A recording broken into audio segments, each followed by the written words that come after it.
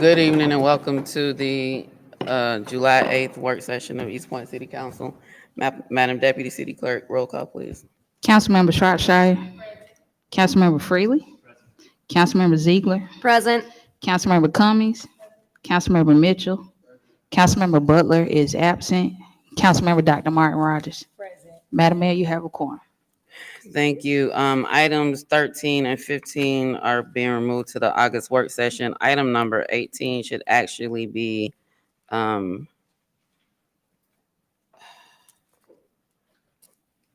can move that to August 8th work session, but that's not the title. I got a different title for that item at the meeting. Yes. Uh-huh. And August number 18, 19, I'll wait till we have a new city manager. You can remove those two. Yes, 18 and 19. Yeah, and the item number 18, that's not the agenda item title for it. So it'll be corrected when it's placed on the agenda again. I gave you all a different title at the last meeting. Last time it was discussed. Next is, so 18 and 19 will wait for our new city manager. And 13 and 15 will go to the August work session. Do we have any items that have outside parties? I see MEAG here. And the items on the agenda are grouped by department. So the first is contracts and procurement. The next three are from water and sewer. As it relates to contracts and procurement, any objection to this going on consent? Item number 22. Okay, we need a discussion on now. Item number 23 from our water sewer department. The next four items are from water and sewer. Do we have any objection to item number 23 going to consent? 24 consent. 25 consent. 26 consent. Turning to information technology department for the next two items. Do we have any objection to 27 going to consent? 28. Next three items are from East Point Power. Do we have any objection to item number 29 going to consent? 30. 31 is where we have a presenter. I'll call you first, Stuart. Item number 18 is a special use permit. Public hearing is required. It's on Carriageway. I'm sorry, 32. I might have said 18. 31 we'll discuss first. 32. Special habitable accessory structure at 3542 Carriageway. I believe that's Ward C. You all want to have discussion tonight or at?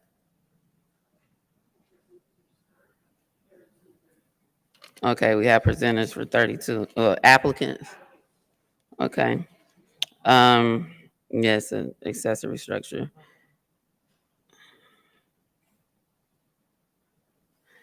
34. Any objection to consent on 34? This is from Parks and Rec. Police Department are the next three. Do we have any objection to that item going to consent? 36. Any objection to consent on 36? 37. Any objection to consent? 35 is consent. I didn't hear any objection to consent. So items 31, 32, and 33. What happened with 20? Did I skip 22? Anyone have any objection to consent on 22? Oh, you said you had a question. That's right. That's why. Okay. No worries.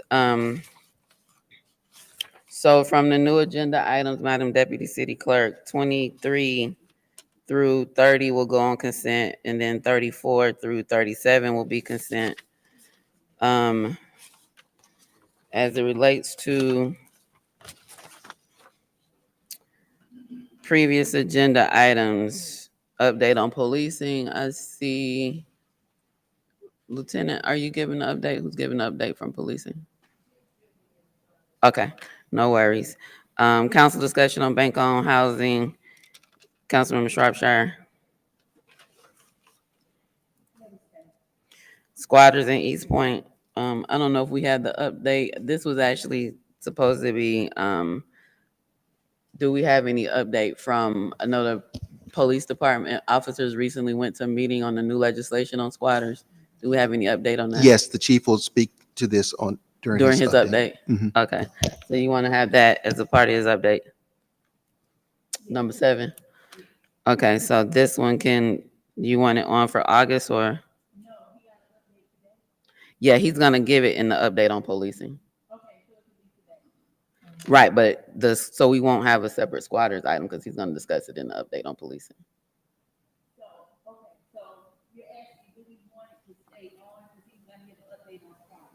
Right, but he's gonna do it in item number 5 on the update on policing.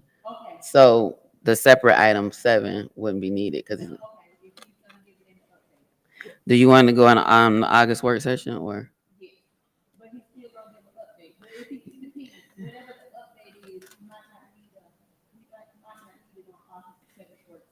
Okay. So we'll remove it and then we place it on when needed again. Okay. Item number 8, discussion on code enforcement. Update on short-term rentals.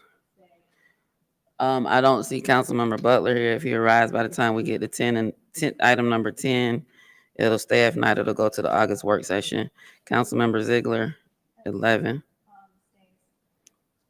12. Do we have an update, interim city manager? Not at this time. You want August work session? Yes, please. 12. 13 is August work session. 14 tonight, 15 August work session. 16 tonight, 17 tonight. So 15 off until we get a new city manager. 16 and 17 tonight.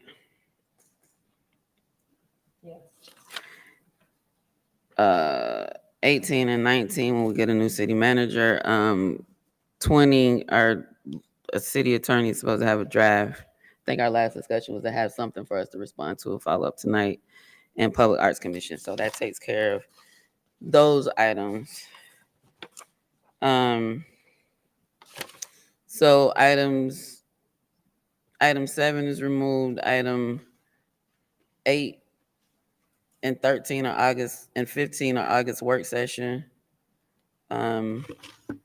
Items 18 and 19 removed to new city manager.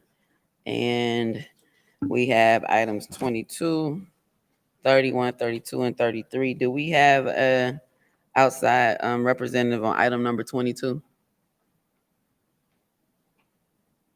No outside, okay.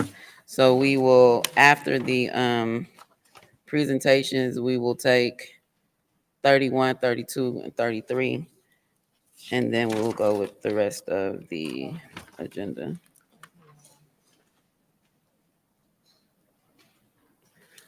First presentation is Parks and Recreation and Cultural Affairs Fiscal Year 24 Accomplishments and Achievements.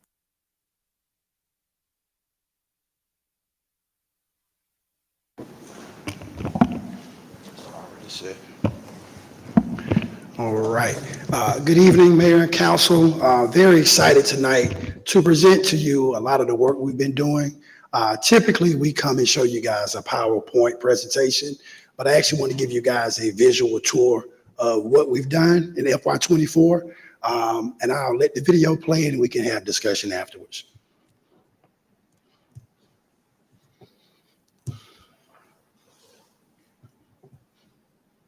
Pause it. In the volume, the sound.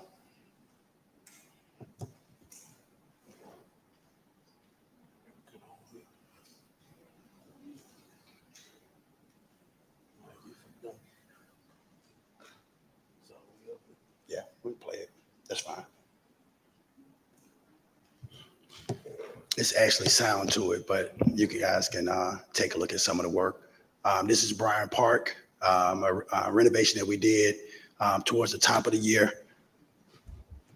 Tennis courts being resurfaced at Brookdale Park. We're renovating, we're finished now with this particular project, updating the basketball courts at Brookdale.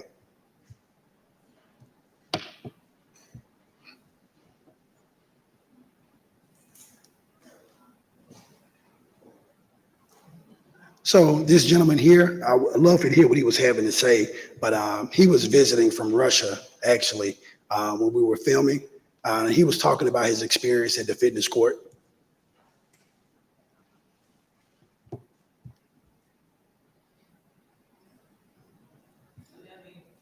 Mr. Brown, do we have anybody from IT Yeah, here? I really need them. Is anybody can check on it? Is anybody? He's right here.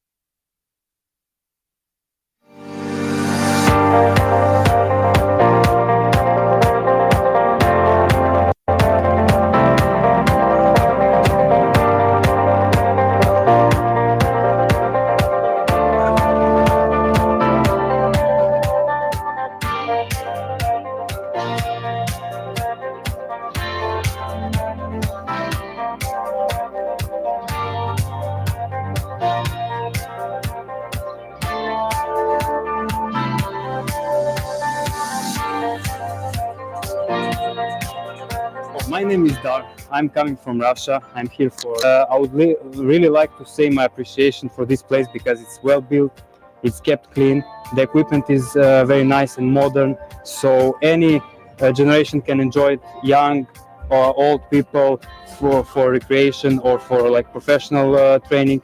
So I think it's for this neighborhood, it's a big improvement to have this.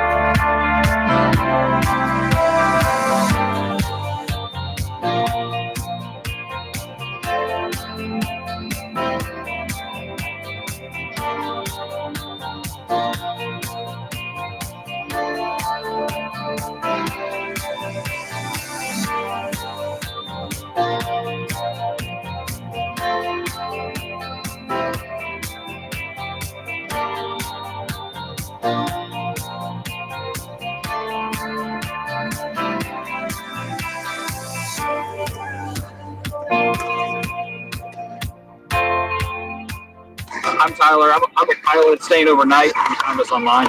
Ended up working out great. This is a really nice facility. They got more courts than I've seen pretty much. My name is Audrey Davis. I actually live in the Meadowlark community. So the availability of Sykes Park is right on for me. I can actually walk up to the park and play.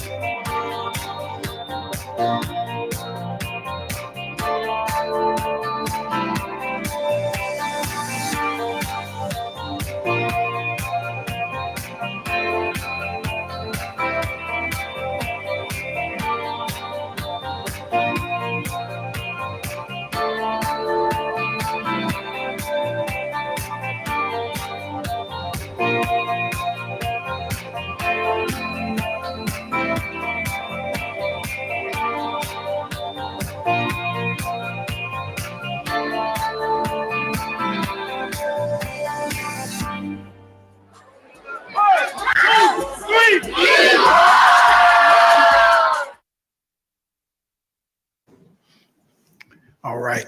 So I know many of you are very familiar with what we do as far as programs go with our kids and a lot of the STEM activities. We had an amazing year. My left hand man at this point, DeJuan, does a great job with creative programming. We operate a STEM program. We have about 160 kids that participated in our after-school programs and about another 70 kids or so in our STEM summer camp. We run some of the largest youth rec programs here in the city out of our space. But I also wanted to give you guys a visual of a lot of the capital improvements that we have made. I'm committed to give you all visual quarterly updates about the improvements that we're making. I'll be more consistent in my efforts. Also, us getting involved in the community and doing big events. As I was sharing with a few of you earlier, we connected with a local vendor, a gentleman who's actually from East Point. Just on last Tuesday, we had roughly about 300 kids out at the park. He fed everybody. He had various vendors who are joining forces with him to get involved with the community at free charge. And we fed a ton of people last week. We'll be doing more events like that, along with several capital improvements in FY25. I'm here to answer any questions that you all may have regarding the presentation. Thank you so much for your update and your leadership of the Parks and Recreation Department. Does anyone have any questions? I literally was on social media and I saw a recent post, and I think it was from Brunswick, from the mayor of Brunswick, with the outdoor sports equipment that the gentleman from Russia was using. And so, of course, when we wrote about it today, I thought about it as well, but to have somebody come into the city, have an international visitor who was able to actually participate and provide feedback, I think that was very fortuitous on that day. So I don't know how y'all planned that, but you were at the right place at the right time. That was unpaid advertisement. He was randomly out there. But we do a lot of our programming and fitness. We do have a lot of connections with the fitness community. But that was truly an organic presentation. He was happy to talk to us. I think he said he would be here for a couple years, but he goes out there consistently. We also have a lot of employees that are heavily into fitness. As you can see, our weight room is, I think it's state of the art, but I think it's one of the best kept secrets here in the city. We made a tremendous investment, thanks to you all, but our weight room is amazing. So we have a lot of employees who take advantage of that and people that are finding out about us through our social media efforts. And we're doing a good job of trying to give these quality visuals for people to actually see what the city has to offer.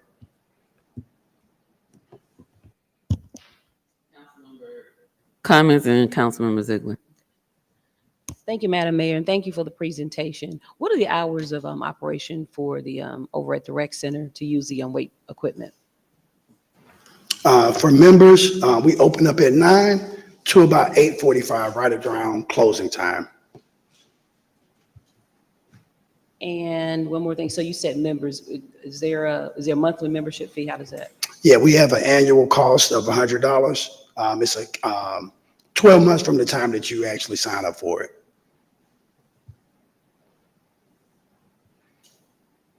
Councilmember Ziegler.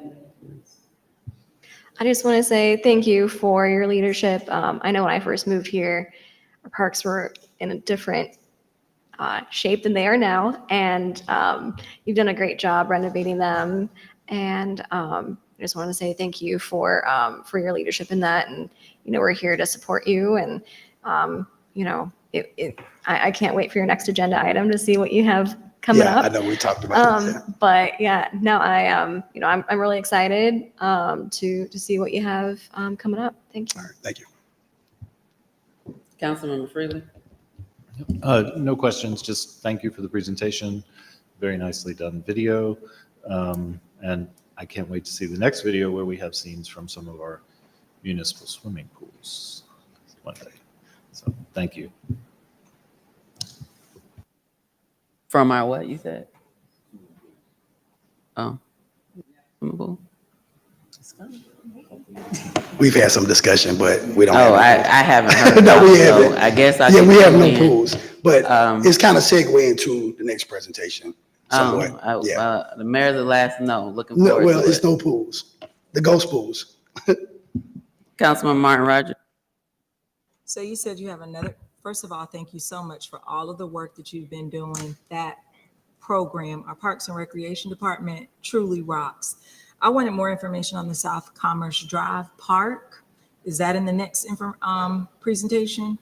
Or can you tell us a little bit about that? Well, I don't want to steal the Foresight Group's thunder, but we're going to kind of speak to that from a high-level view, and then we'll get into some more details on where we are with that. Thank you. Yes. This is Foresight Group. They're on tonight. They're coming to the next, they're doing the Yeah, next this is the next presentation. presentation. Okay, that's right. You have two starting on. Mhm. All right, let's segue into Councilmember Cummings. Yes, one more thing. Director Pickett, if you could tell them about the Junior Vibe. to let them Oh, know. yeah. So we have our first professional female volleyball association or organization that's here in Georgia now. Had a great meeting with her. Actually, they're coming to our recreation center on the 11th to work with our kids in the space of volleyball. Back in probably like 2015, we had a thriving volleyball program, but we needed more professional expertise to really teach the sport beyond a recreation level. So the young lady at Vibe is going to come out on the 11th to work with our STEM summer camp kids. And we're looking to do more free clinics for girls specifically is their target to teach the game of volleyball. So we just struck up a partnership with Atlanta Vibe probably 2 weeks ago now, but they'll be out in a couple of days.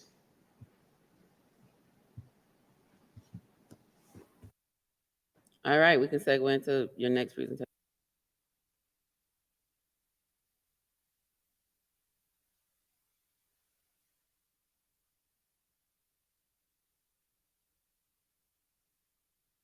All right, so the next gentleman I'm introducing you is Anthony Pappas. Anthony and I, he began my charge as the Parks and Recreation Director when I was working in the interim basis. Their company has over a 10-year history working with Parks and Recreation as well as Buildings and Grounds on various projects. We went through a solicitation process towards the last quarter of last year, and his firm was selected. They've been spending the last several months inventorying what we currently have. And now we're at an exciting phase that I'm happy to see to talk about you all's input on what you all want to see at the next level of our park development. In my previous 4 years, we had a lot of functional things that were wrong with some of the parks that we've been trying to work through strategically. But now we are at a point where it's time for some new, fresh ideas. Now that we have things kind of functioning to a proper standard, now it's time to evolve for the next phase. If my memory serves me correct, the last time we had a master plan in the city was 2009. When I took on the job, I was working through projects that had not taken off, but now we're at a point where we have more development in various wards that we've discussed. So Anthony's going to talk to you all about the process, where we are, and more importantly, what's next. Thank you for that, Shore. It's a tough act to follow. Good evening, council members, mayor. Thank you for providing me some time to speak with you this evening. Again, my name is Anthony Pappas.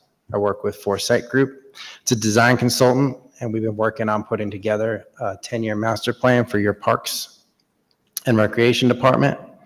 We understand that the recent 2022 City of East Point comp plan determined a strong need for this Parks and Rec master plan, and we're excited to be assisting with it.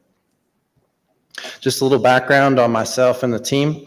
I'm a landscape architect of almost 20 years working with city and county parks departments across the Southeast. This is not my first master plan for a city. Our planner, Mike Warden, he couldn't make it here this evening, but he has extensive experience with over 35 years working in parks and outdoor recreation management, operations, natural resource management, and Parks and Recreation comp master planning.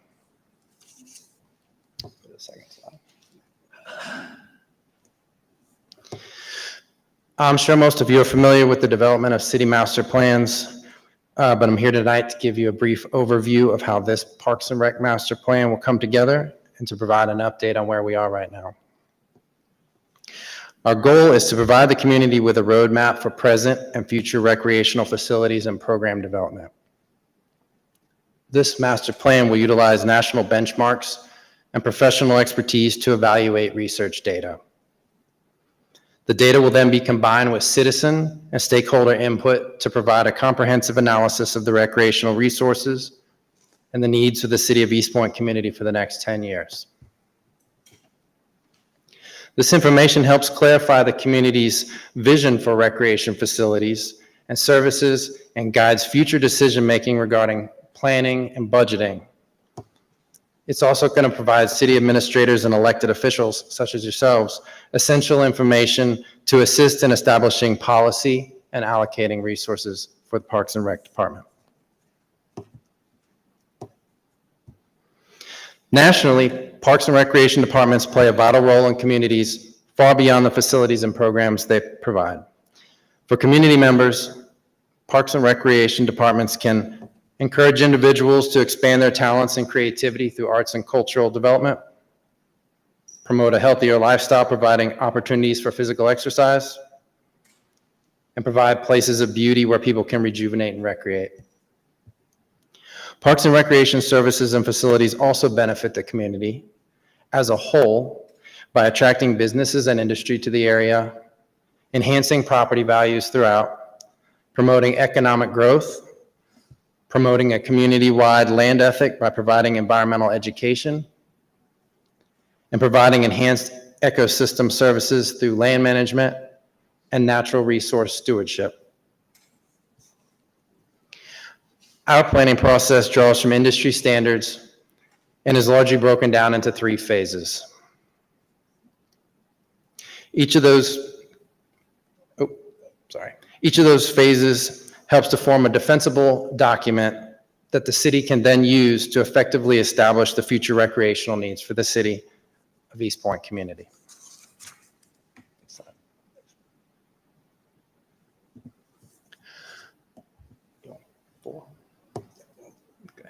Phase 1 asks the questions, what does the community have and what does the community want? These are important steps because they help to distill down a consensus on growth and provide insight into the city of East Point as a community with regard to its vision for the future of the Parks and Recreation Department. To identify what the community has, an investigation will be conducted and an inventory developed of existing city of East Point park facilities, programs, funding, and services offered.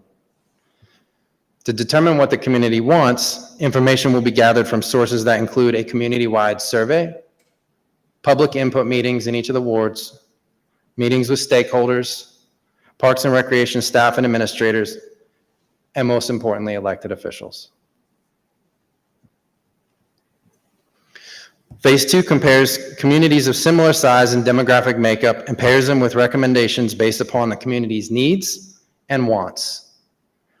Phase 3 outlines the recommendations along with budgetary information, and it provides a list of priorities for stakeholders such as council members and the mayor to make final decisions upon for implementation. This master plan will include specific recommendations and opinions of costs with regard to facilities and programs to help the city of East Point elected officials establish priorities and plan future allocation of local resources. In order to make sure that we as the consultants are getting the best possible input from the community, we will be conducting public open house meetings, gathering input through interviews with stakeholders and council members, and release of a public survey that citizens can respond to anonymously.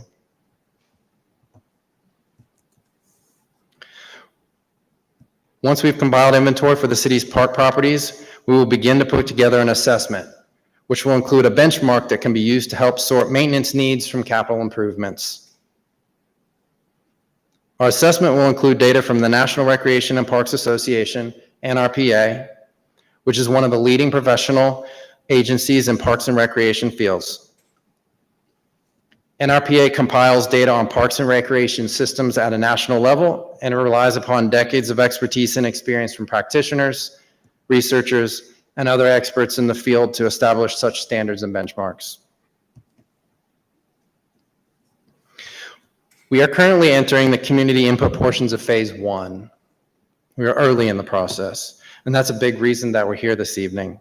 We put together a questionnaire that we will be distributing to all of you in the coming weeks, and we would like to work together with each of you to meet individually and to talk through your important responses. All your feedback will be used to help to put together the final recommendations, but your actual written responses will not be included specifically in the report. The gap analysis portion of this report will help to identify the difference between existing resources and the resources needed to meet the community's needs, both current and in the future for the next 10 years. Thus, the gap analysis of the City of East Point programs and facilities will evaluate existing resources, data trends, community needs and desires, and projected needs as the community grows in order to assist with decision-making priorities and resource allocation. The gap analysis portion of the report will help to identify the difference between existing resources and the resources needed to meet the community's needs, both current and in the future. Thus, this gap analysis of the City of East Point programs and facilities will evaluate existing resources, community needs and desires, and projected needs as the community grows in order to assist with decision-making process priorities. During the master planning process, facilities, programs, and services will be listed in the inventories assessment section and will be evaluated under national or state trends, benchmarks, and/or standards. To obtain the most relevant and accurate benchmark, City of East Point resources will also be compared to those of other departments of similar size and demographics. We know that the recent 2022 City of East Point Comp Plan update documented a desire for more passive and active parks, as well as other green spaces, and that bike and pedestrian infrastructure was very high on the list.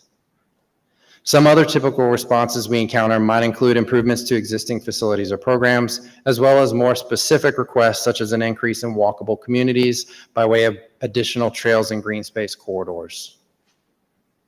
Ultimately, the city will have the opportunity to review the recommendations put forth and determine what is included.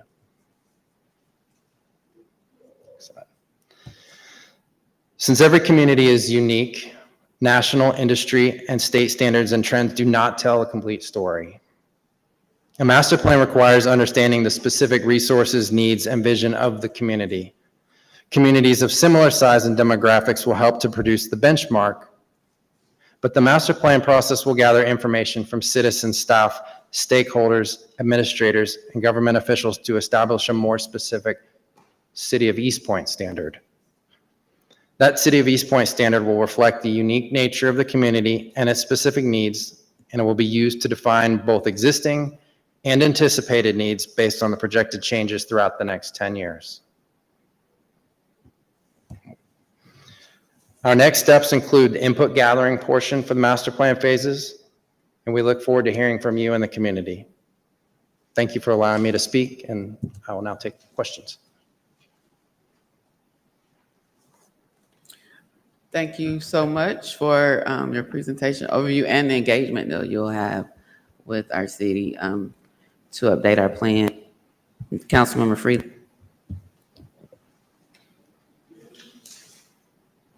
Thank you. Could you go back to the slide that had the phases? Mm-hmm.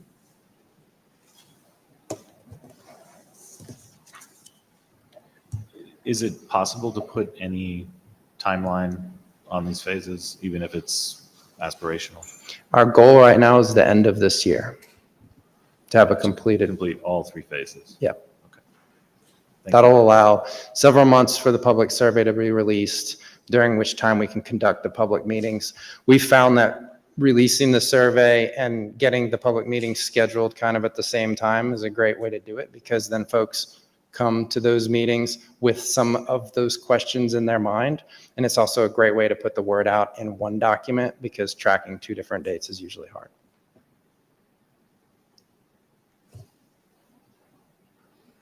Any other?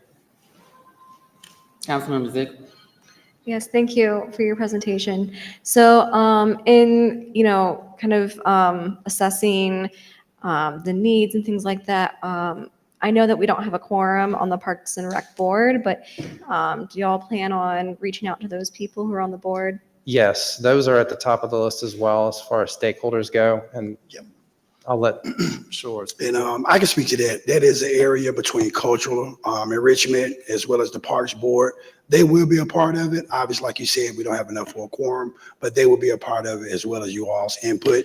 So we'll be reaching out to you all within the next week or two to fill out surveys and basically interview the Foresight Group. What I like most about them, I know that public opinion is very big for us here in the city, but they spend a lot of time on that, and we're going to be flexible in our approach. We're working with you all, whether we need to do phone calls, Zoom calls, or whatever. We're going to try to make it very convenient for you all to give your input on what you would like to see.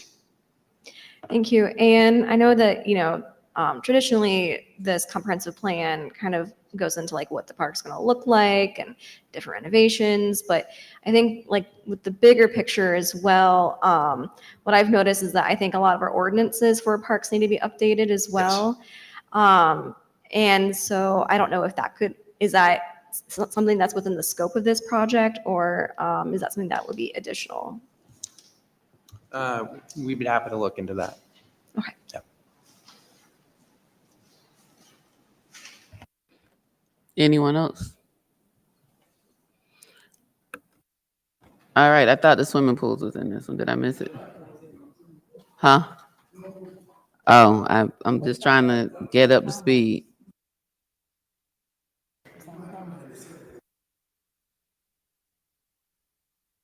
I said that part of the survey will get input from residents, what they would desire. So it'll probably come from public opinion, but we haven't gotten there yet. Go ahead, Councilman Martin. Thank you, and thank you so much for your presentation. Update on South Commerce?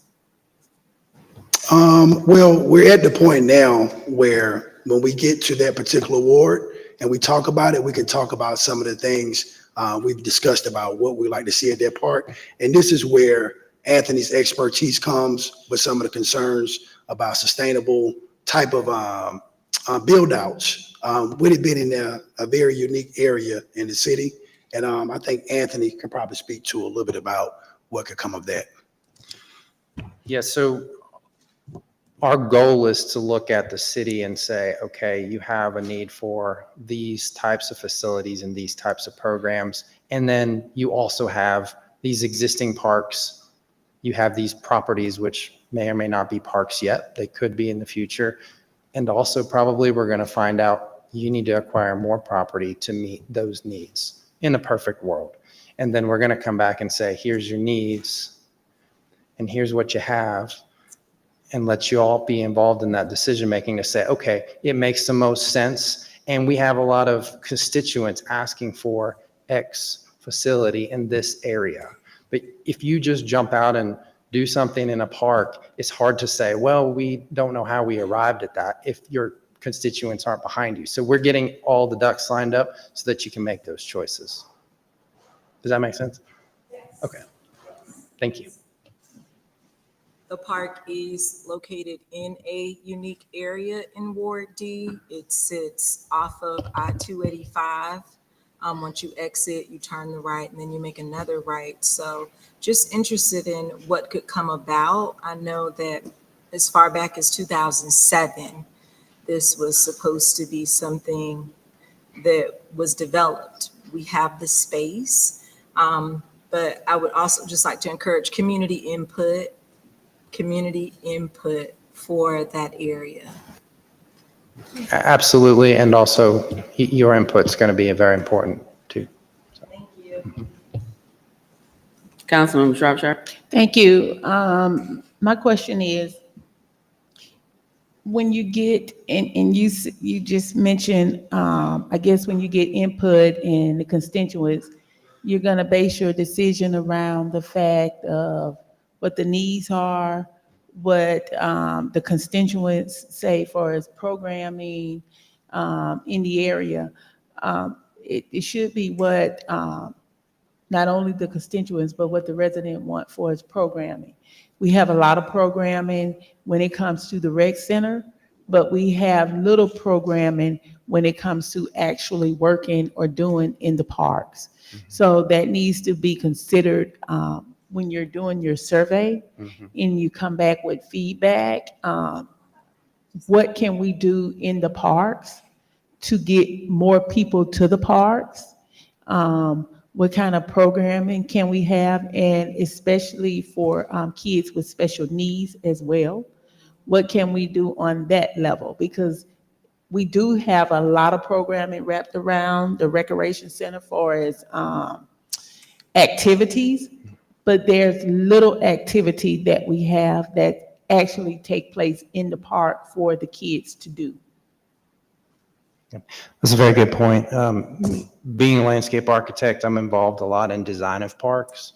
So, we're always taking into account how can we get folks to these parks? What are the things that they want to see and what do they want to do? And absolutely, kids with special needs is high on the list there too, so. Thank you. And also, is that for me? Oh. I've been cut. Also, we do center around our parks, what we can do to get more families to come to do family reunions. How can we build that out to make sure we have the space, the equipment, and the things that will attract people here to do that? I think looking at location of your park property is going to be really important for that too, because certain areas, we might say in this location, there's a lot of neighborhoods here and there's a lot of families living here, and we see the demographics support development of more community-oriented activities, where in this part of the city, that doesn't make as much sense. So, connecting those dots, that's sort of what this master plan is all about. Councilman Martin. Thank you. And I just wanted to say thank you, Councilmember Shire, for bringing up that point. As we are looking into our future and developing recreational facilities and parks, we should look at developing a space for sensory, motor, and sensory rooms for that population that just has that need. So I would like to see something like that implemented as we move forward, even with the South Commerce piece. What can be put out there that is sensory related, that if a child with autism, what would they like to play with in a park? And then my last point is connectivity throughout neighborhoods. In most neighborhoods that you go to, older neighborhoods, the neighborhood that I grew up in, we could walk to the park down the street. So how do we look at connectivity in these neighborhoods so that if you want to go and have a walk, a mile or two, connecting our neighborhoods and being able to jump on a path and walk to the park and then come back. But that's all I have. Thank you. I'll yield. I was just going to make a comment on connectivity. So a lot of times we look at what you already have. You might have utility corridors already in place without spending a lot of capital money. And all you need is really just to regrade or add a paved trail for connections. We also look at, what are properties that might be along easement lines. Is it something that could be Parks and Rec could piggyback off of DWR for an easement line, and they could, add a greenway along where they've got a sanitary main going. We see that a lot. But utility corridors are key for connection points, and obviously working with sidewalks that you already have to improve upon them. Headland and Delow, for example.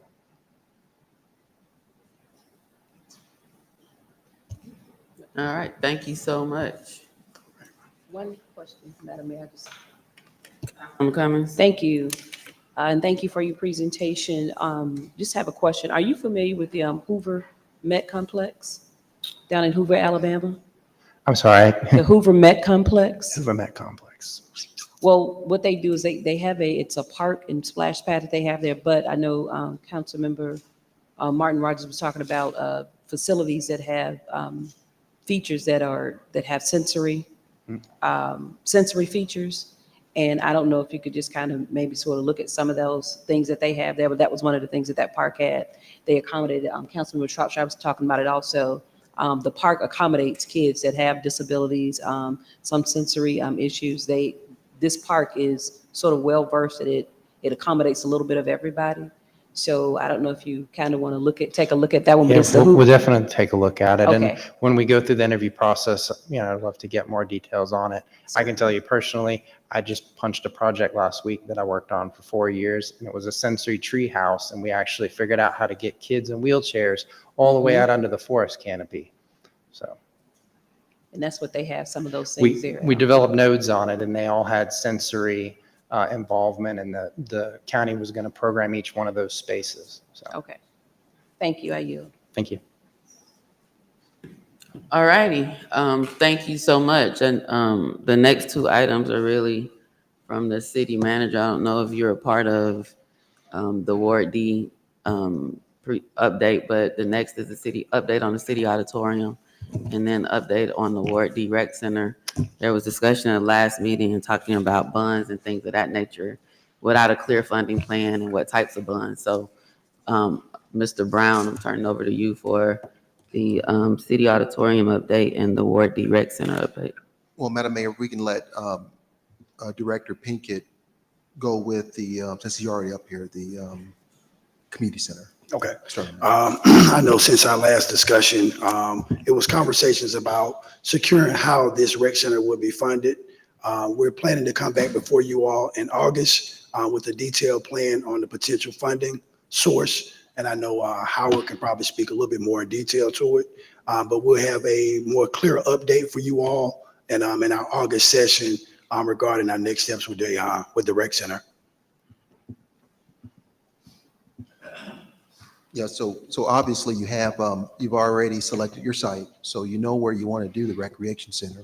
And there's been a number of conversations surrounding, the use of the recreation center with a possibility of an aquatic center element and those kinds of things. Say again? That's what I was talking about. Oh, yeah. I'm sorry, Mayor. Go ahead. Okay, so then, and so now we're in the budgeting and planning stage. Budgeting obviously is what the director just talked about. We need to really come up with a price tag. We kind of know from some discussions that the directors had how much we think it'll cost, but obviously, when you start looking at programming and planning, that's when the real costs come in. And so in the planning part, we'll work with the community to kind of gauge what would be there, would it have an aquatic feature or not, what would be the programming of the building and those kinds of things. Hopefully, and I'm not hopefully, in August, the evaluation committee is met. Hopefully we'll be able to recommend a financial advisor, a bond underwriter, and a bond counsel to you guys at the August 8th work session. Once the council selects the team, the municipal bond team, then we can go out to the market and see exactly how much to actually do the recreation center and the City Hall Phase 2, which is the auditorium improvements. So.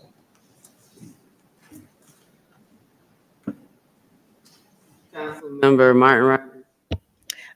Yes, and let me just give a little background information, Mr. City Manager. I think that we're putting Mr. Interim City Manager, I think that we're putting the cart before the horse. Number one, I was on council when we developed the first private-public partnership with the Georgia Soccer Park, in which there was a memorandum of understanding developed that we should develop that land that we're talking about the Ward D recreational facility on within 10 years. That time has now run out. So what I am doing, since that was one of my initiatives as a previous council member, along with, she was then the council member for Ward D, Mayor Holiday Ingram, is I've reignited that partnership.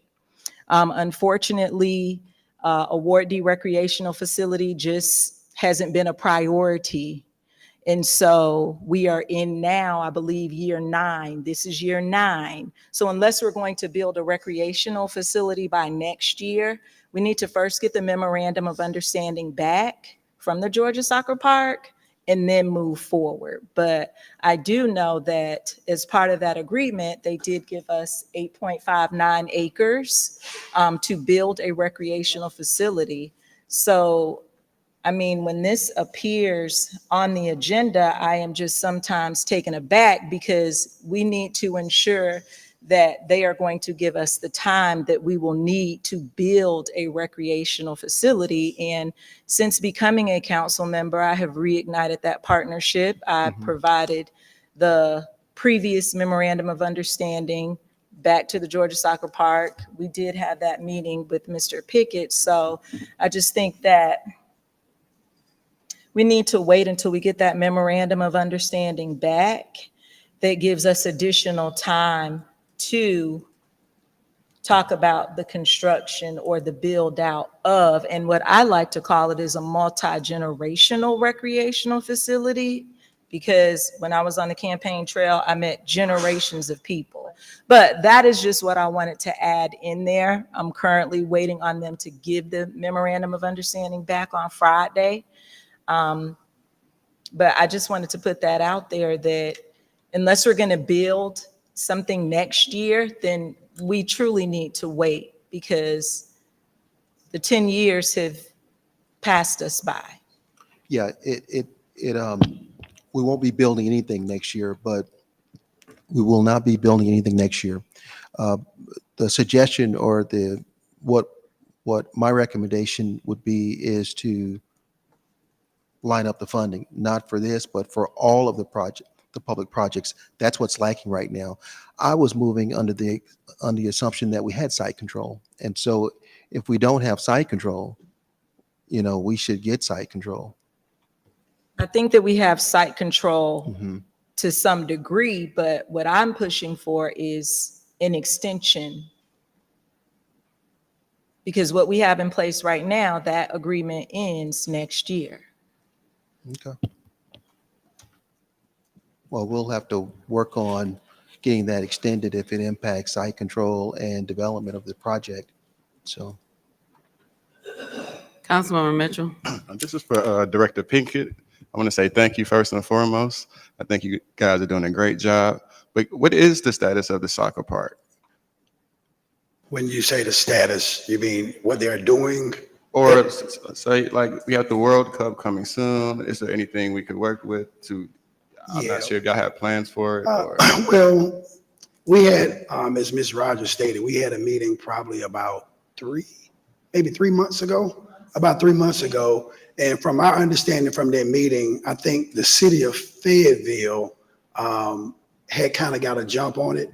Obviously, we're not a part of the Georgia Soccer Park owners per se on how they attack having some type of World Cup presence. That's what I kind of deducted from the meeting that we had, that Fayetteville had a jump on it. I know with our Soccer in the Street connection, we have secured some opportunities to take part in the World Cup right next to Ozpisa. But as far as the use of Georgia Soccer Park for the 2026 World Cup, my understanding, they did not get involved in that play. Okay. And so I know they said the MOU is up next year, or our agreement with them, or how does that Yeah, I work? believe it's 25 or 26 it is up. So what happens after that ends? Well, that's what we're trying to Okay. get that extension for that, to develop the land. Okay. Well, thank you, sir. What types of bonds are we issuing? And are they government bonds? Oh, absolutely. So do we need a referendum for GO bonds? Well, a GO bond would require a referendum, but we are using alternative financing to do these bonds. It's through the DDA.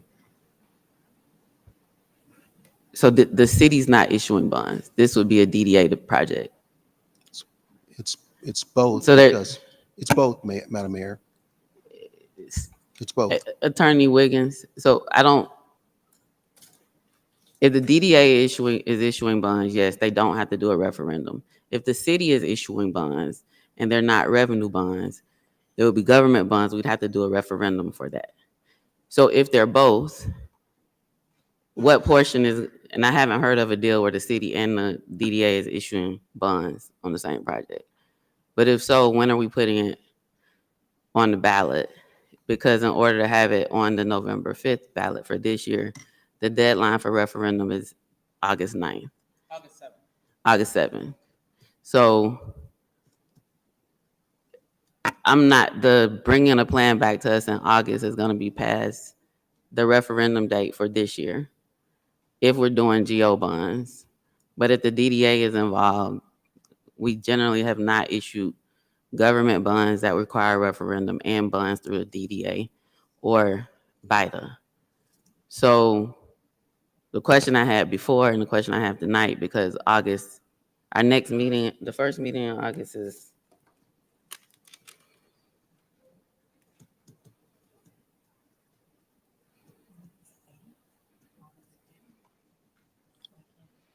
so next meeting in August is August 5th. And if we were trying to do a GO bond as a part of whatever financing package that you're bringing, but you're probably thinking about coming to the August work session, which would be August 12th, which would be after the referendum date. So who's financing this project? Is this going to be a DDA project, Downtown Development Authority project, or is it going to be a city project? So the answer to that question, Mayor, is once we retain the service of an FA, financial advisor, bond underwriter, and a bond counsel, there'll be a recommendation made to this board. This board would select what vehicle you take, if it's the DDA route, if it's general obligation route, and all those things, those dates would be adjusted. But right now you need someone that understands those markets to give us the best deal moving forward. You don't have that yet. Correct. And that's not what you said earlier. Earlier you said it was going to be the DDA and the city, and that we weren't waiting on them to tell us that. So at any rate, clearly it doesn't appear that it's going to be on the November 5th ballot if a referendum is needed. Timing is important. And so if we were really trying to move forward with the project and needed that in place, we need to make that decision and have that referendum on the ballot by August 7th. We're not going to have that for November. And so I think then we probably be in the general election cycle. Like every time we get an update, we hear discussion about bond financing and statements like, oh, everybody's trying to act like we don't know what type of bonds they are. I'm clearly aware of the different types of bonds, and I haven't received information as to what we're doing. And the reason why I've asked for it to be on tonight, because timing is important. If it's going to be on the November ballot and it's government bonds, we'd have to make the decision this month or about August 7th. And so we haven't gotten any further than the last discussion we had about it and the snide remarks about my understanding about bonds. I clearly understand them. We just don't know what we're doing yet. And so when is the bond finance people going to be engaged? Because now that's what we need and not we're going through the DDA. So I'm just trying to stay on the same page and figure out what path we're traveling for Ward D Rec Center. So when are they going to be engaged? Well, are we going to extend the MOU and work on that simultaneously? Because you get bond finance, it doesn't matter if we don't have a agreement to build on the space. So what are we going to do, and when should we reasonably expect a real update on this Ward D Rec Center and the current concept design? I don't think this council has approved anything. Have we approved the concept design? Is that, you want me to respond? Maybe? Yes. Yeah. So nothing has been done yet. Okay, I'll just reiterate some of the things, just take us back here for a minute. What we need to do is engage a financial advisor, a bond underwriter, and a bond counsel. That bond team will come, if the council selects that team, they will give us a recommendation on the various avenues in which to take. Just like the mayor said, it could be a government bond, it could be GO that requires vote of the people. There are other ways to do this, and we need the assistance of that team to deliver that recommendation to this board. That's what we need to do first. We've already done some preliminary work about where. We know the where. So we know where the site is. We know those things. So we're at the point where we need to kind of round out our funding for the project. And in order to do that, we need to retain the services of that team. So if we don't get an extension on this MOU, we have nowhere because the site goes away. So when are we gonna be working on that? Because if you just said we're not building next year. We're not If building the next year. agreement expires next year, we're not gonna have a site if we don't do that. I'll make that a priority. I know I've been working with Ms. Rogers, and their group over at Georgia Soccer Park. So we'll jump right on that piece to try to get that extension. Councilmember Shropshire. Thank you. So what I'm hearing is there are no plans to do any upgrade or remodel the city auditorium this We year haven't done that one yet. He skipped that and went to the rec center. because they was tied together. So then my question is, where are we with the city auditorium? The same thing, where we need to retain the services of that bond team so we can get the funding sources together so we can pay for that improvement. It was never funded. Phase 2 of your city hall renovation project was never funded. I feel like we had did some design, or there was a plan and all of that was put in place. So now it's like we're starting from scratch all over again with the city auditorium. What I understand is there was a disagreement about the architectural services that was done. I think you've completed that. Do you know, Ms. Jessie, that's been completed? Interim City Manager Brown, I believe that whole process was put on hold until the money part was worked Right, out. that's right. So everything has been done. The architectural, it's the funding of phase 2 of City Hall. So basically, it's not going to happen this year or next year. I'll have to look at the schedule. I can provide you with an email with a date.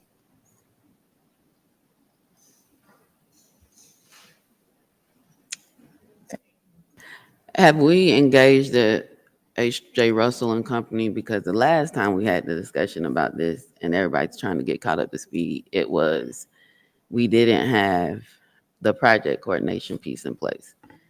And because of that, we made sure we extended, there was a renewal option or extension option. In the H.J. Russell contract, council approved it, we extended it. Has anyone engaged them as it relates to either of these projects?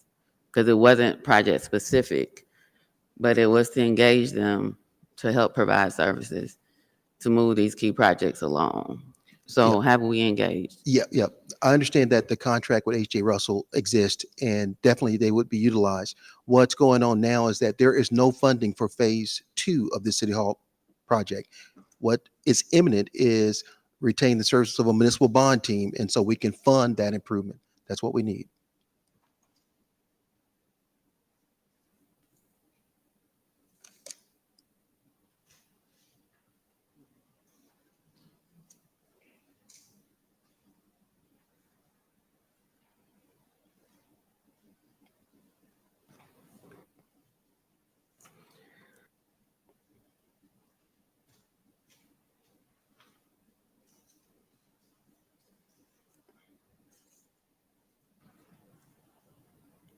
Am I the only one that recalls the meeting about the City Hall auditorium and that we needed to make sure that was in place so that we could get some movement on it? My question is, what did we vote on? Because we voted on that, and my understanding was that was the reason why we voted on the H.J. Russell to move the project to come back with some kind of design. That's what I remember. It was to come back with a design.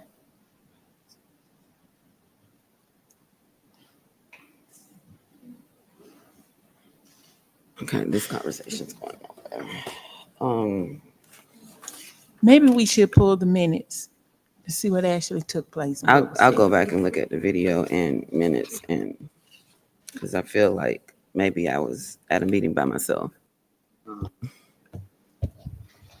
Councilman Martin Rogers. Yes, and to,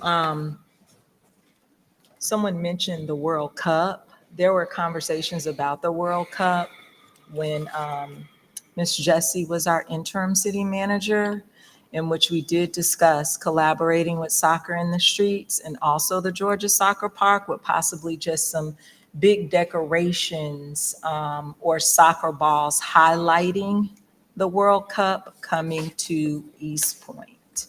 So just wanted to put that information out there. Correct, Mrs. Jessie? Yes, ma'am. And as was said earlier, I do know Soccer in the Street is planning activity as a part of World Cup 2026, and we already have a current field they want to expand, and so we'll be a part of it in some way as it relates to that, and being I guess an event space or a venue that will be promoted through the Soccer in the Street work. Also, Mr. Pickett, you mentioned we do have our own little soccer club that could possibly do some activities once we reignite this partnership with the Georgia. Yeah, we have a fairly strong soccer rec program. Yes. Yeah. So I'm sure they'll Get our kids involved. be amenable to us using the fields during that time to highlight Okay, the energy that is going to be surrounded around the World Cup. Thank that's right. you. Mhm. Let's just move on and try to be more productive. Item number 31.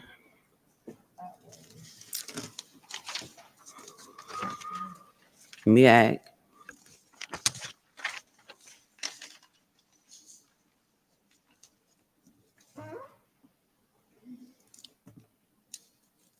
Go right ahead. Good evening, Mayor and Council. Tonight, we're going to discuss, requesting council discussion and possible action on a resolution for the City of East Point voting delegates at the 2024 MEAG annual meeting.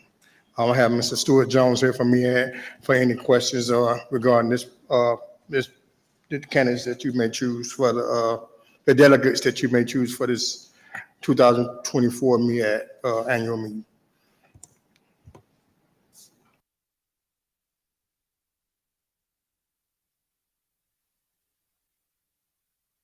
I thought you said you were gonna have Mr. Jones come up. Is he coming up or he's here?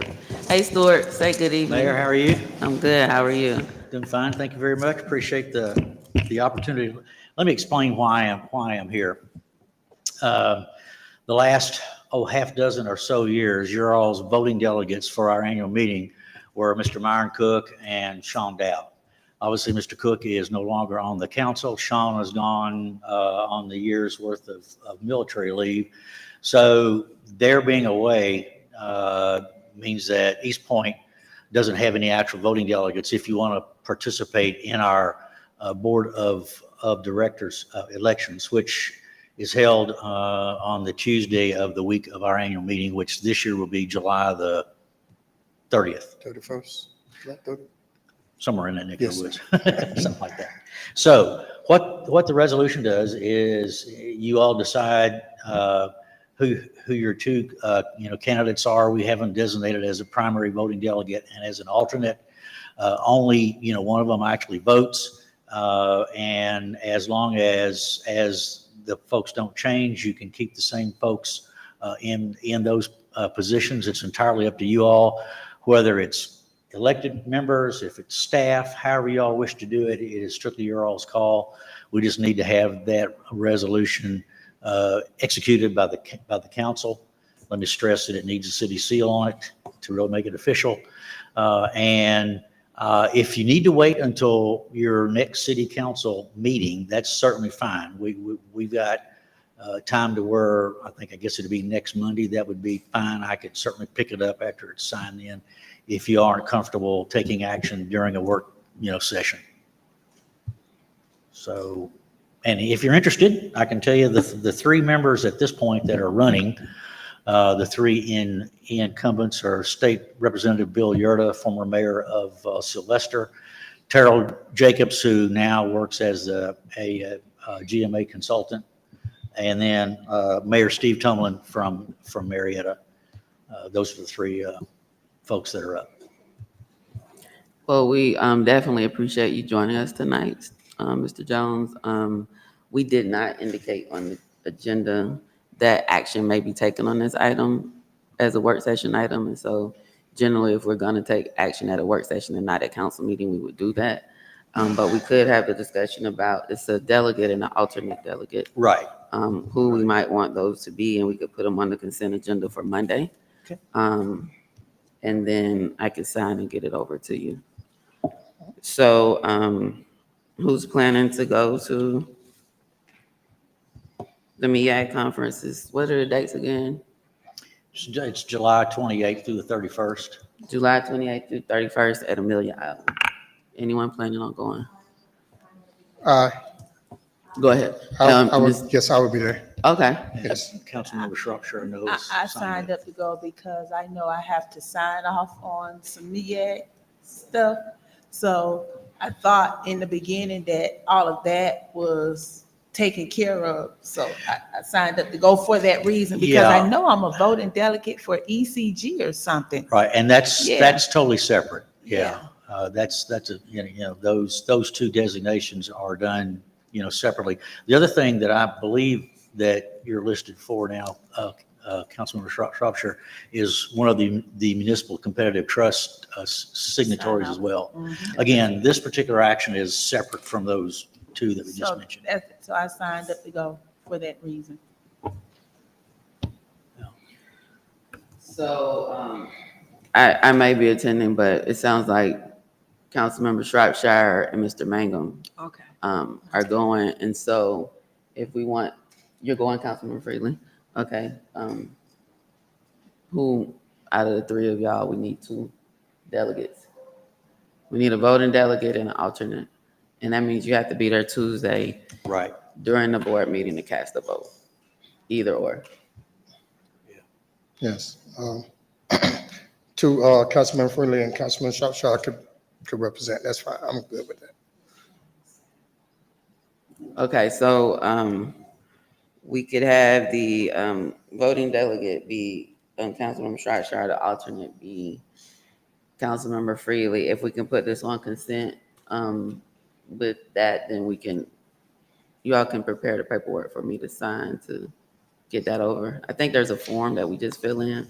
The resolution is attached within the body of the email that I sent Thomas. Yes, it's attached, and the clerk also has, assistant clerk also So has we'll a copy. just fill those names in, and then after we vote on Monday, I can sign off and we'll get it to you.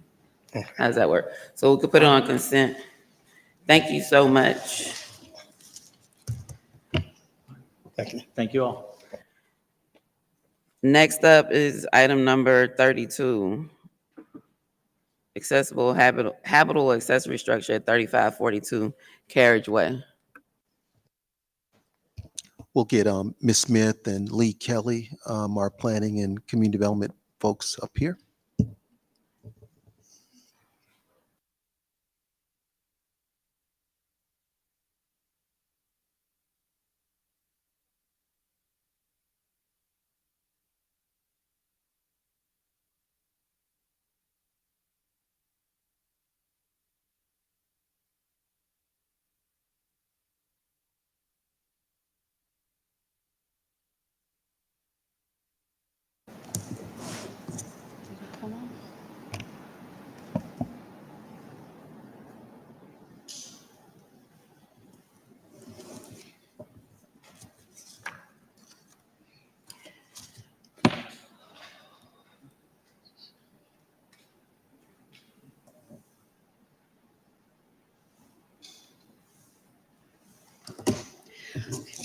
Good evening, Madam Mayor, fellow council. In reference to item number 32, it's an ordinance granting a special use permit for a habitable accessory structure for a property located at 3542 Carriageway. The current zoning of the property is R1, which is our single-family residential use. And the request is to construct a habitable accessory structure at the property. Case is known as 2024U-001-04. As stated, the property is our single-family residential zoning district. This is our future land use map designation, which is suburban neighborhood. This is a site plan of the proposal. You see the existing footprint of the building. Can you go back?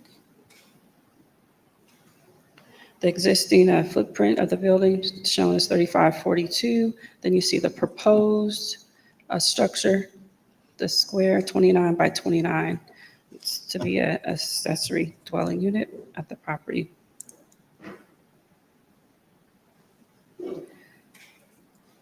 The Planning Commission and the staff have recommended approval. And the applicant is present if you have any questions.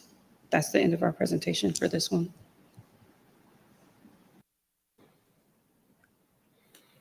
Where's the applicant? So you can come forward. We appreciate your patience and being here this evening.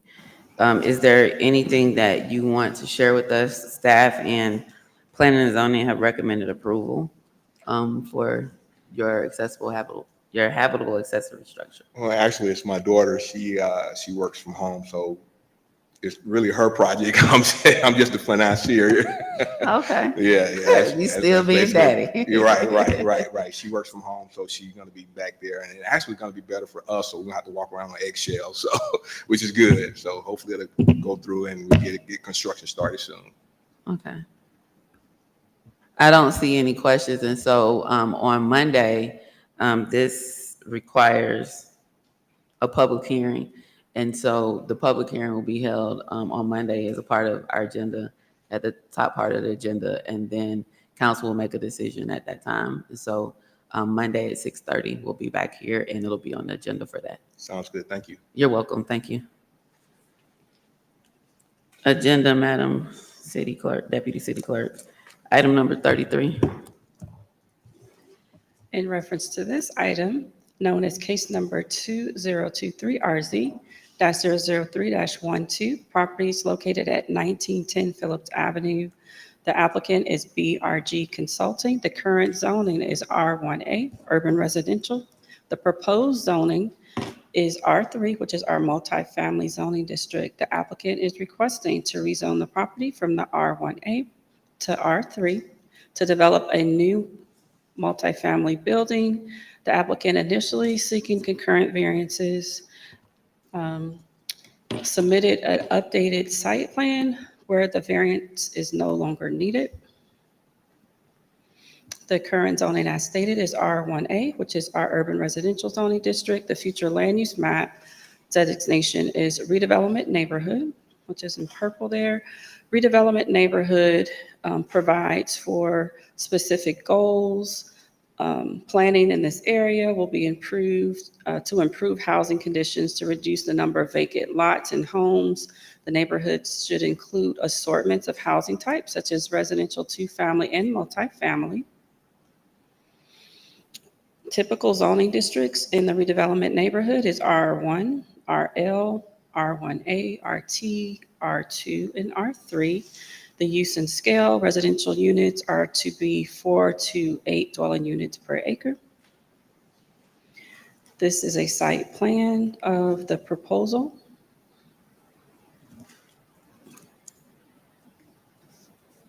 And staff and the Planning Commission recommended approval. That's the end of our presentation, and the applicant is here with us today if you have any questions.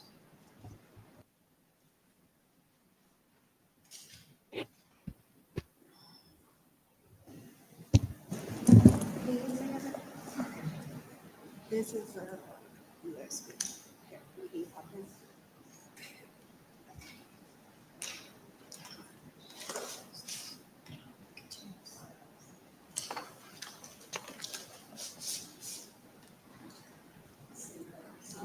You have to give the, excuse me.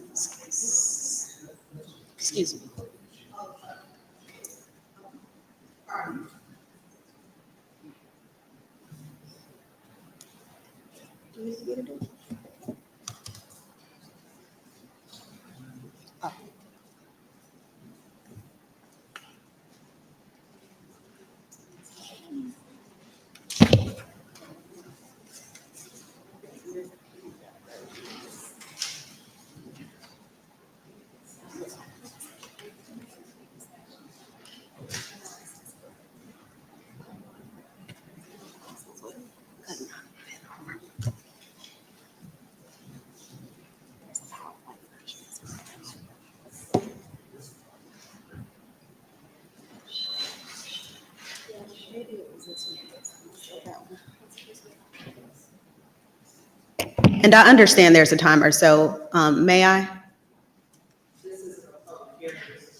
It's a work session. Okay, very good. Yeah. My name is Whitney Fuller. I am the applicant, principal and owner of BRG Consulting Brunswick Redevelopment Group. I heard Brunswick mentioned earlier this evening. And we are a full-service planning and community development firm. We're representing the owner, D&M Associates, this evening. So at this point, you have a handout before you. I thought it would be easier for us to go through the presentation. It's a presentation of, on the next slide, a presentation of the rezoning request, like it was stated and corrected before by our director, that we initially requested a rezoning from R1A to R3 with a concurrent variance. We no longer need the variance. We were working with staff to develop our site plans within the rights of the R3 zone. I will show you in the presentation existing characteristics of the neighborhood. We'll look at the proposed site plan and the developer's history in neighborhoods surrounding East Point.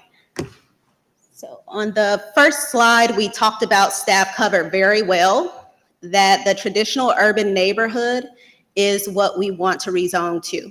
And in the comprehensive development plan, the characteristics of that neighborhood is that it's single family with some small, and what I like to say, missing middle multifamily. And that's what we are looking to develop in. The design guidelines are sensitive to infill, and so there are a number of vacant lots on this street, and we are looking to fill in one of those vacant lots where there are existing neighbors living in the houses adjacent. The use and scale, the maximum for residential is up to 8 units per acre, and we're requesting 4. And again, this is multifamily. So you see the 4 different boxes, images before you are existing duplexes on this street. Adjacent to the property, the site under request are 2 duplexes at 1905 Phillips. So there's a brick house on one side, and right across the street, another gray painted house, and it's brick. Both of those are duplexes on up the street to the corner of Phillips. And on the next slide, you'll see the intersecting street, Center Avenue, has a multifamily development at the corner. So for the most part, on this street where we're looking to develop this low-density multifamily, there already exists low-density multifamily on the street. The lot in question is 1912 Phillips Avenue, and you're looking at images on the screen or on your handout. It is vacant. The property previously had a small multifamily development on it. On the, I think, agenda page of your slide, you will see there was a house there. It was demolished in about 2008. So this property is set vacant. The property owner acquired it, and they are looking to redevelop something similar in character. But we'll actually go on to talk about the developer history so you can see what the style might look like. So previously I mentioned there was a 2-story garden style apartment. I wasn't able to confirm how many units existed in that apartment before it was demolished, but it has been sitting vacant since 2008. And as we spoke about the desires and intention of the comprehensive plan, it is to provide some infill development at properties such as this one. The existing site plan is not too easy to decipher from all of these dots, but primarily on the right-hand side, there's this square. That is the previous foundation of the house that I just showed you. It's been demolished, however, the foundation still exists, as well as the concrete envelope driveway that you see right at the top of this site plan coming from Phillips Avenue. So those still remain. What we're proposing is to fully demolish that concrete slab, landscape over that, and develop 4 new single-family residential units right side by side. So it may look like something like a townhouse if you're used to that development pattern, where there is a driveway that comes into a garage. You walk upstairs and then you're on your first floor or your second floor. So that's the style of this if you were looking at it vertically, but just on this site plan, know that it will be a home with a driveway in front of it, 4 of them continuously in a row. The drives are intended to come directly off of Phillips Avenue. That's our only access. There will be 4 access points for these residential dwellings, 2 cars each. There are a number of amenities proposed for the site: landscaping, a sidewalk or walkway, a gazebo and sitting area, and others, as you can see listed on the site plan.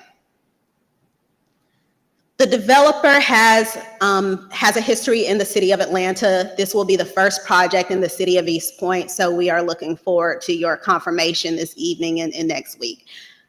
Just maybe less than 2, probably 3 to 4 miles actually, in the Oakland City neighborhood, adjacent to the Oakland City MARTA station. The developer is working on 1332 Brewster Street. And that building up in the right-hand corner, if you're facing the presentation, is closer to the style that the developer is looking at. When we talked to staff, we thought this was more fitting and more fitting with the code. On the left-hand and bottom of the screen, 1367 Jonesboro is a multifamily project that is under construction today. Again, I'll reintroduce myself, Whitney Fuller. I'm open for any questions if there are. If not, thank you so much for your time. Councilwoman Trump. Thank you. Here's my question. Ms. Smith, this butts up to College Park, right? It's something has to do with College Park, because I remember the College Park council person called me about this development, unless there's another development. There's another one coming up next month. So there's another one coming up. Yes. Besides, okay.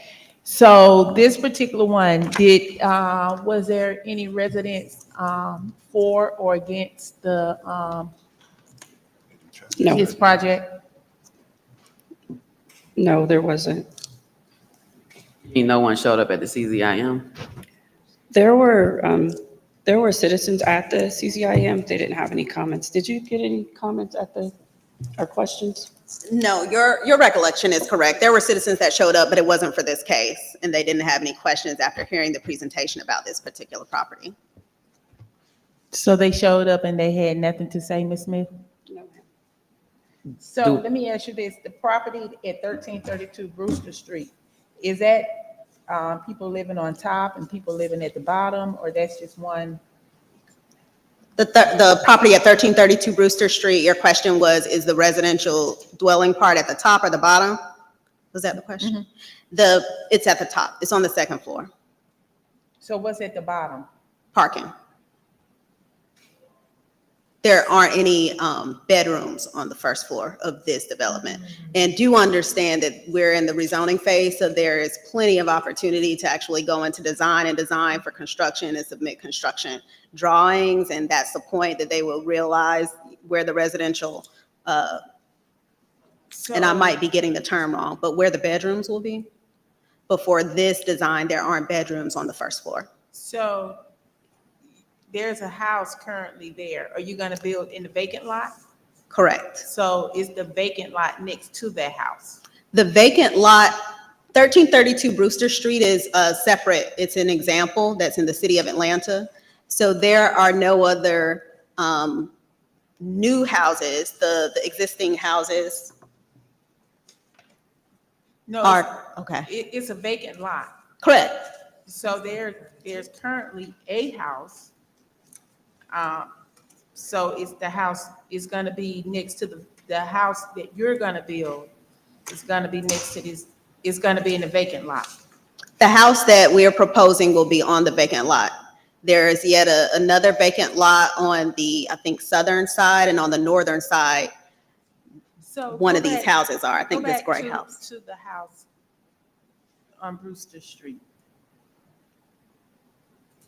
That's out of line with what's already here, but I can't speak on that. What style of home are you going to build in East Point? A single-family home. So it's not a multifamily home. The rezoning is multifamily, and we are proposing to build multiple single families on this lot. However, and maybe give me some more, paint me a better picture of what you're looking at. So this technically is two single-family homes, even though they're next to each other. Am I correct? Am I using my language correctly? So this is basically what you're gonna build over there. It's an example. We haven't gotten to the phase of final design, but it's an example. I'm a little confused. I am. This a too. rezoning application and we don't know what they're gonna be doing on a rezoning request? We don't have construction documents. No, which no, is- I get that, Okay. but in our rezonings, we don't just generally grant them with it without any idea of what's coming. Our understanding of what their proposal is to rezone the urban residential zoning district to R3. And so what they plan to do is build something within the R3 development guidelines, which would be a multifamily dwelling unit. And it's my understanding that they're proposing 4 units. It's a half acre.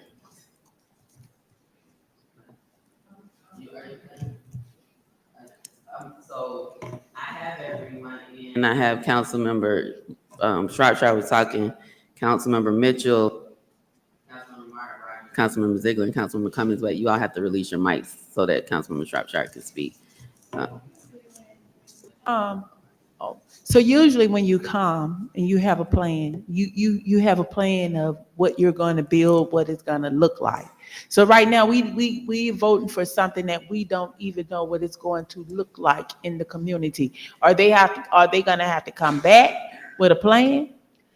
Right now, what we're doing, what the applicant is, the petition is for, is to rezone the property.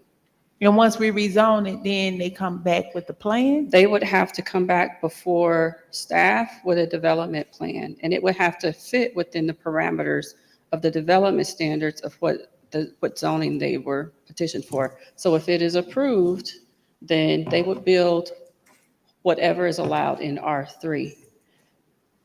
Without.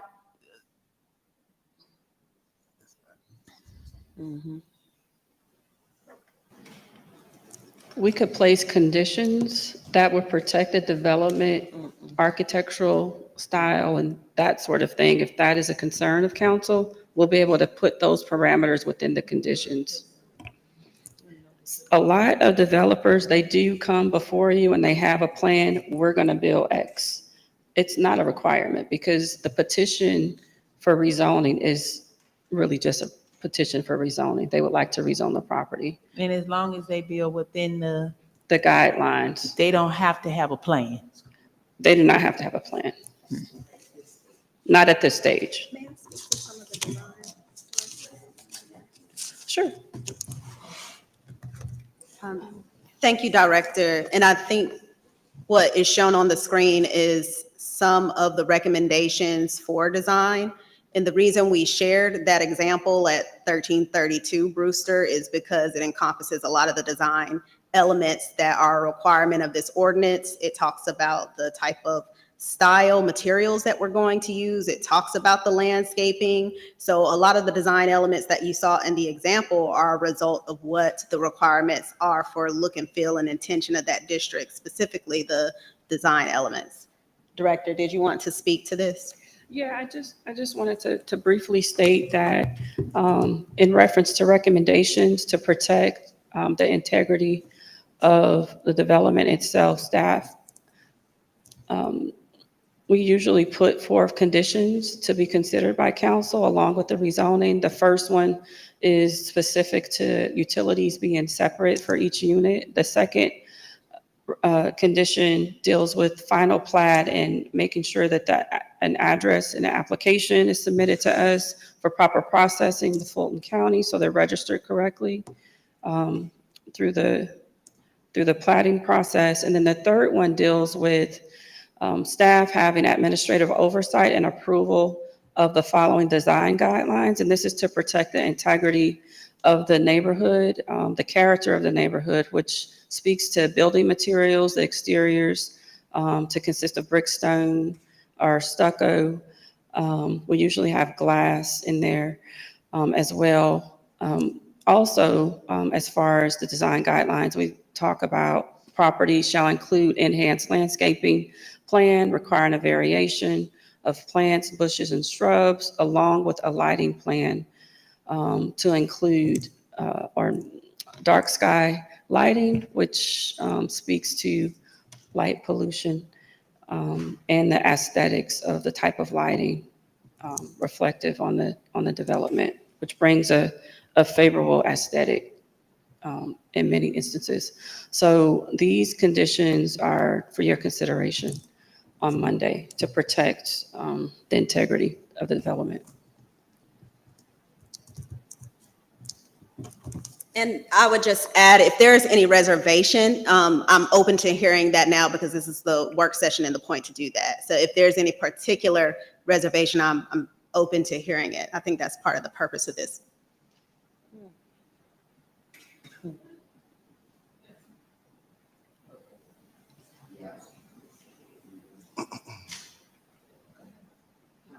Councilman Mitchell. Thank you, and thank you for your presentation. I do have some reservations because it's kind of like you have any designs you can show us? I know you gave us some examples, but we have applicants that have come before us with complete designs and traffic studies. Were you able to do any type of traffic study? You're able to give us, and even with using certain materials, it would still be helpful to see your idea, how you plan on using these materials, because right now, we don't know.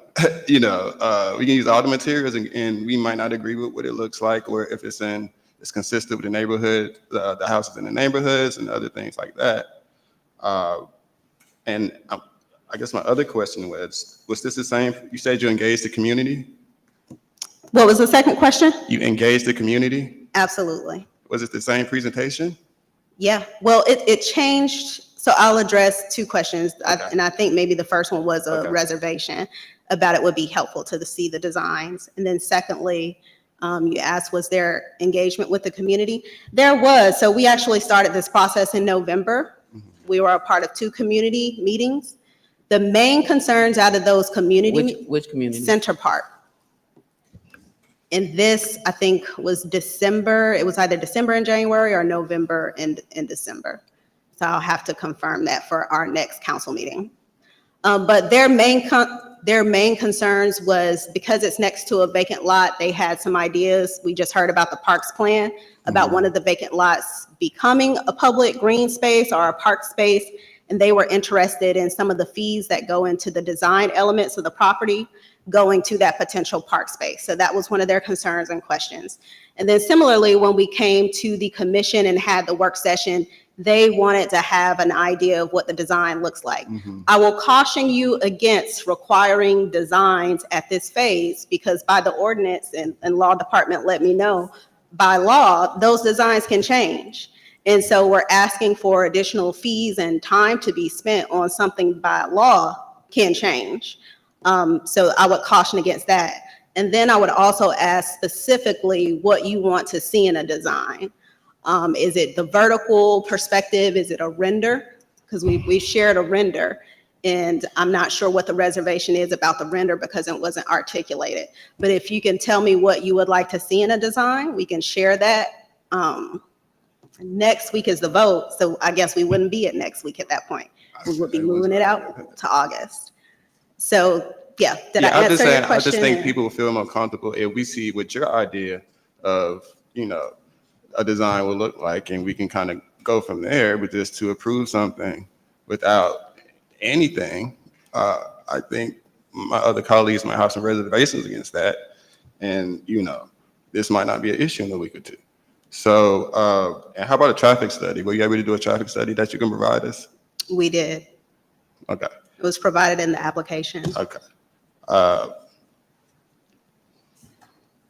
I'm just waiting on my turn. Okay. Is there any way you can come up with any type of designs to show us by next week, or? Do you like the design that you saw as the example of 1332 Brewster? I mean, I see a couple of them. I just kind of know what's the idea for you have for our neighborhood. Is this your first rezoning? Is it mine? Is this the first project or something? You're asking us for ideas on things that if people have Well, gone we through. presented a design example. And so that's the example that we're working off of. If we receive feedback, and this is a part of the community engagement process, is we're taking in feedback. So we have an example, we have a design. If there's feedback on that example provided, that helps us redevelop our design. If not, I'll be bringing a design to you that you may have already, had some reservations about that you can articulate and we can address at this point. We'll be having this same conversation again in August if I don't get any feedback on what you prefer or don't prefer in the example that was provided. I yield. Thank you.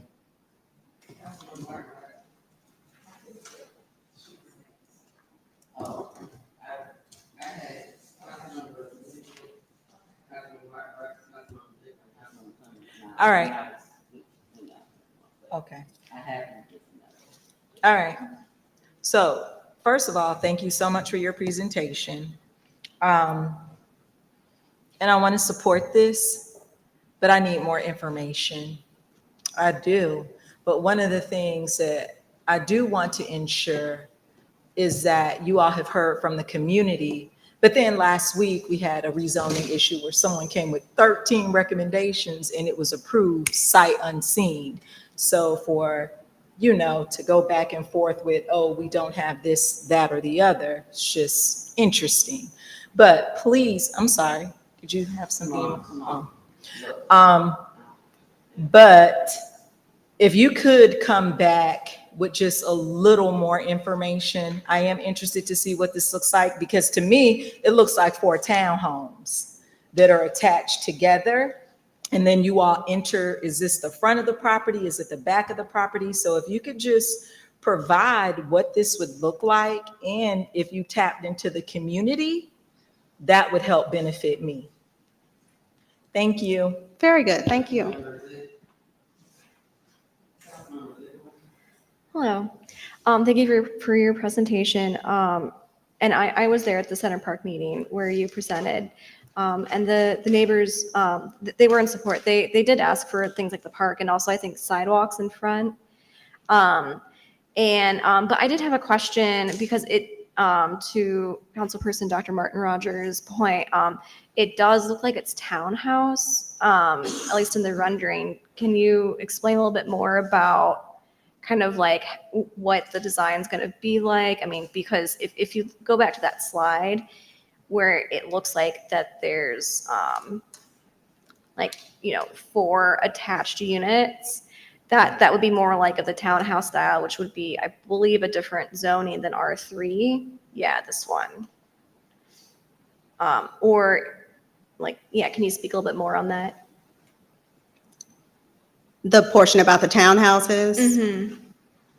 Mm-hmm. So again, I think you said at the end there that townhouses are allowed in a different district. So the example that we had on the last slide, Okay, I'm sorry, I started moving things. But it does have that look and feel. As far as the example at 1332 Brewster. Again, if there is another desired look and feel that's not already expressed in the guidance of the ordinance, we're happy to consider that. I think ultimately we can bring back designs that we have in similar projects. And we're happy to share that via email so you all can have a look at it before the next work session in August. I can't speak to the design because we don't have full design documents on this project. We have examples of our previous projects to see if they align with this particular site. Thank you.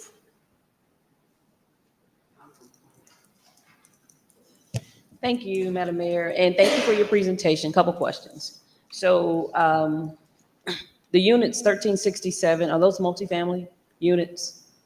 The more modern, the more contemporary style, are those? Correct, thank you. So those are so how many units are in those? Are those duplexes or? I'll have to confirm and report after this one. I don't have the number on Okay, hand. so I'm looking at your proposed site layout, and I see for what was there before, you have four, it looks like 4 lots, or where you'll do four buildings. I know you say you're gonna do 1332 Brewster, that's kind of something what you guys are possibly leaning towards. So those are duplexes. Correct. Well, it depends on how you're describing them, but yeah. You got 2 separate duplexes. families that are in there, right? Yes, correct. Okay, so those are, so could you put 4 of those on these 4 lots here? That is allowed under the I mean, proposed zoning. Yeah, correct. I'm just asking, is this what you guys could potentially put there? I mean, we're just trying to figure out what is it that you're gonna do there. So, I mean, if you put 4 there, then you'll have 8 units. There'll be 8 units. I mean, I don't have an issue. No, so if only 4 units are allowed, so we're only proposing 4 units. What it would look like if we were using the Brewster example is 2 of these units side by side. Okay, so it'll just be 2 of those on. So instead of 4, you'll do 2. Correct. Okay, so, all right, that's fine. Me personally, you asking what people like. I like the contemporary style. That's just me. I don't know what, what type of feedback you'll get back, what other people like or whatever, but you ask, I'm telling you. So I think, like I said, the heartburn that we kind of have is we see what you're doing, and I understand you want the permission to have it rezoned so that you can put something there. We're visual people, that's all. We just want to see what it is, what it's going to look like. We don't want pink triangle houses over there. So that's the whole reason behind, asking the questions. So I just wanted to be clear because I know you were saying you were looking at something that would possibly be similar to 1332 Brewster. I'm looking at where you have your site plan. I see 4 areas that are blocked off. So I'm thinking 4 of those, which would give you those 8 units. But you're saying you'd actually, if you did something like that, you'd have 2 of those Brewster type deals. Correct. If you did the other contemporary style, would that be the same? It'll be 2 of those as well? Probably. Because I know it looks like it's more slender, so I just didn't know. Yeah, I would have to look at the dimensions. So what I was trying to zoom in on is at least you have an idea of what the approximate dimensions of all 4 units are. To get to a design of, what the floor plans and things like that, we won't quite be there yet. From the neighborhood, what we were hearing is sort of what exists to keep similar patterns. More like Brewster than. More like Brewster than the modern looking project. But what we can do is look at the dimensions of the modern looking project and see if it makes sense. And then that makes parking different as well. So that's, a little bit longer of an exercise. Whereas we know at least the Brewster project does have a similar characteristic in terms of the visual outside look of the project. And that was mentioned at at least one of the neighborhood meetings, is that meeting the existing character and not exceeding it to a point where it looks and feel and attracts a totally different type of person to the community is not as desirable. And echoing the sentiments of my colleagues, I'm in support of the project. I mean, I just think, just for us, it was come in and let's change the zone, but then we don't know what you're gonna put there. So, I mean, yeah, Brewster is fine. And if it were, we want it rezoned, we want to put 2 of these Brewster buildings here, then I think that made it even probably came over a little bit better, but it was just a couple of designs on there and just changed the zoning, but we still don't know what we're gonna put there. So that's kind of the Absolutely. thing. So, I think, I don't know how it's gonna go today, but I guess if you come back, just sort of, if we're leaning towards Bruce, just to kind of see, what that would actually entail. That's it. Absolutely well heard. Thank you. I yield. City Attorney, Interim City Attorney Wiggins. Sorry, I was having. I just wanted to bring to the council's attention, section 10-2065, which is your R3 multi-family development district, which is one of the applications. Could you speak up? So hold on,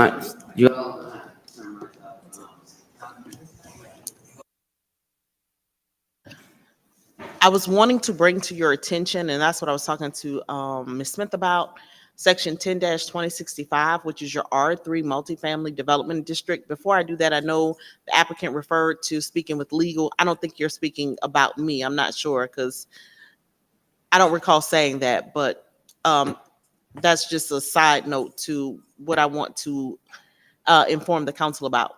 So in your R3 multifamily development district, you are allowed a single family detached dwelling, two-family dwelling, which would be attached, multifamily dwelling, also attached. Permitted use also includes a family daycare home, homestay lodging, whole house lodging. Those have some additional conditions thereof. There are accessory uses that are permitted in the R3. If you go any further in the code, as I think it was referenced by the applicant, there are development standards that she would have to abide by in whatever design was submitted for LDP.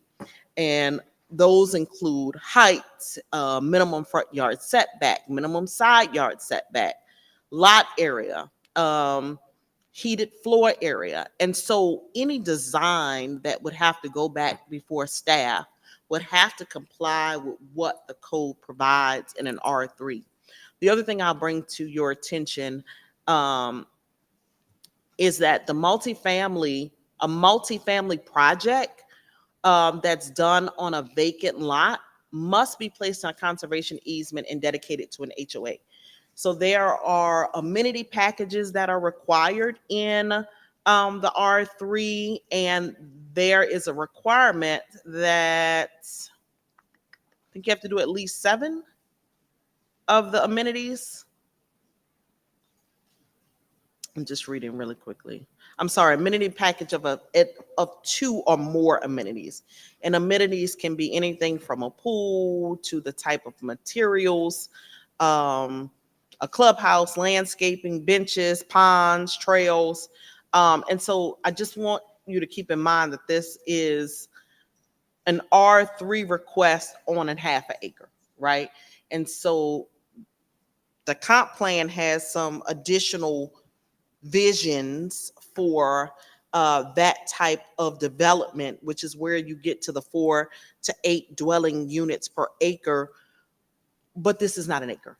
And so just so you can have a full picture of what your code requires, which is what she would be, I'm sorry to call you she, I can't remember your name, what the applicant would be, her application should be judged against, but then there are the criteria in the comp plan, which is just what the council has approved as a future vision for this neighborhood.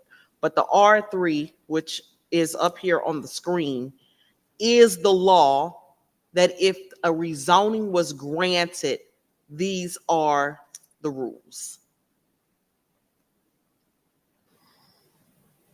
Mm-hmm. Who was talking before?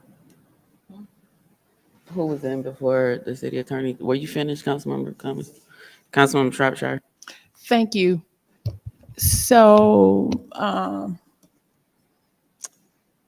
my question is, can you provide a copy of the comprehensive comp plan? And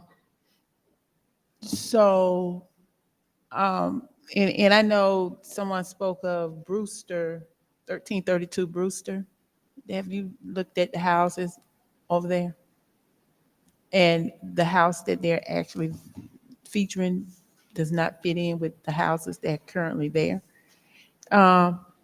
Also, my question is this, it's not what we want to see, it's what the residents want to see. They have to live over there. And at the end of the day, if it doesn't fit with what's there, they're gonna complain, but it'll already be there. So what I want to see is for the applicant to come back or go to the neighborhood with a plan of what's gonna be built, so they will actually see what it's going to look like. If because at the end of the day, we can vote to rezone it, but it's the plan of what it's gonna look like, what's gonna drive the residents. If it's not what is in keeping, because you can say all day, this is what it's gonna look like to us, but if there's nothing written down and the neighborhood has not agreed to it, it means nothing. So that is what I want to see. I mean, you presented a plan to the neighborhood, but we haven't saw what it is actually going to look like, the building materials. We haven't seen any of that. And from what I'm hearing, there are residents who had some concerns because they talked about a pocket park as next to it. Maybe they can come up with some amenities of what they want, because at the end of the day, it's in their neighborhood and they have to live with what you are going to build there. So I would like to see a plan that's taken back to the community to show what this will actually look like, so the neighborhood can be okay with that, opposed to we voting and then you just build whatever because you are within the guidelines and it's a done deal. Okay. Councilman Martin. Thank you. And again, thank you so much for your presentation, but I have to agree with my colleagues' sentiments. Please bring us back what this will look like. But one thing you didn't discuss is the cost of these homes. So what is a price range of the cost of these homes? So we'll need to know that. The other thing too was you said that you had 2 community meetings. My suggestion is that you have 2 more, just for more community input.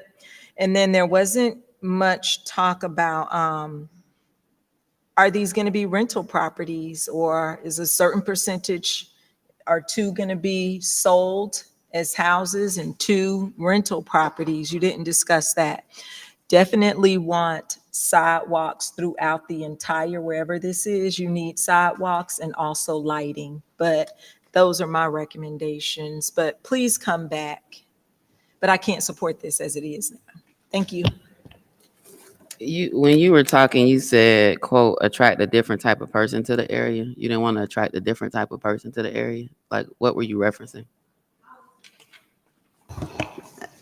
Thank you. I was referencing conversations with the community earlier in the application process.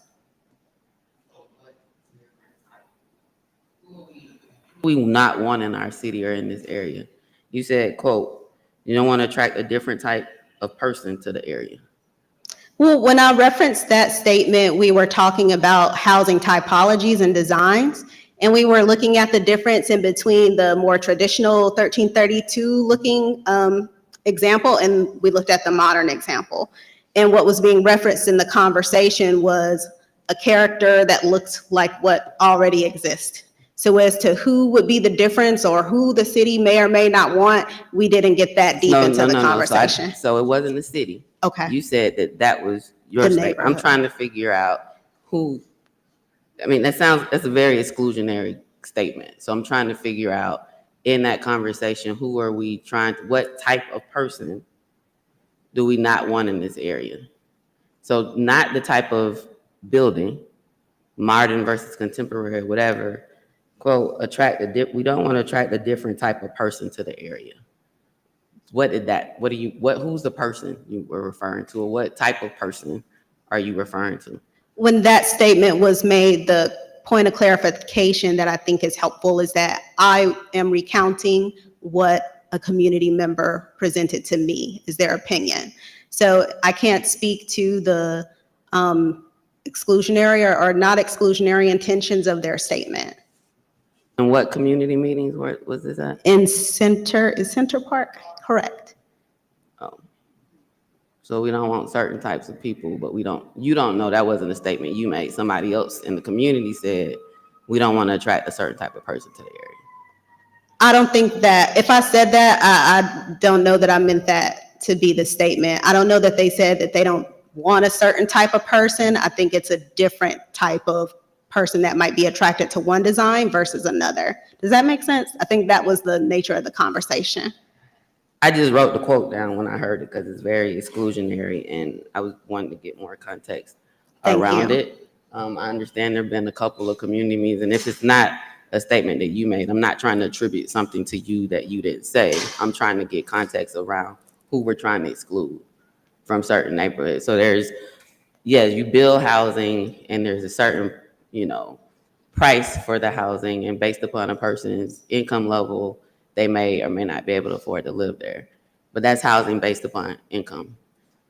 There's certain houses that I can't afford at my income level. There's certain houses that I can, right? So that's a different conversation versus a type of person, not housing based on income. And so if that wasn't your statement, again, I'm not trying to attribute something to you that you didn't say, but I wrote it down in quotes when it was stated. And if that came from someone else in the community, then that's not your statement. But I had to figure out how to get more information around the type of people we want in our city. Councilmember Ziegler. Yes, thank you. And from what I remember in that meeting was a conversation around trying to attract people who are in the missing middle and trying to attract people who would not be able to afford something otherwise, and someone who would be someone who would be middle class and would want to live here in East Point, and that's the conversation that I had heard at the meeting, was just trying to attract people who are in the missing middle group. Thank you for the clarification. Any other questions? This requires a public hearing. I get what you're attempting to do.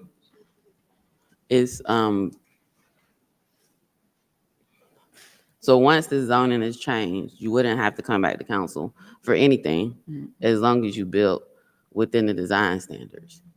And so you could say whatever you want to say. You could share whatever you want to share. If we were granted rezoning without any designs, there's nothing that requires them to come back as long as it's within whatever our code allows. So we don't know if it's going to be the single family multi-unit unattached, or the multi-unit unattached, a multi-unit attached. Like, we don't know what would be there. And there's a lot of conversation that can happen, but we can't hold them to any of it. And so it's on Monday for a public hearing. Councilmember Shropshire. And we don't know, is it gonna be rental property or ownership property, or what's the price, the selling price? Yeah. If none of that is required at this stage, and granting that would mean this would not come back to us for anything, as long as it's within what is being built. It could be all rental, it could be all home ownership, it could be whatever. There will be absolutely no commitments as it relates to what is before us for Monday. So a public hearing is required. It will go on it doesn't say that here, but a public hearing is required for this, right? So it will go on the public hearing portion of the agenda. What's your role with the development? What's your role with this project? The applicant. Oh, you're actually the applicant. Okay. Thank you so much. Next up.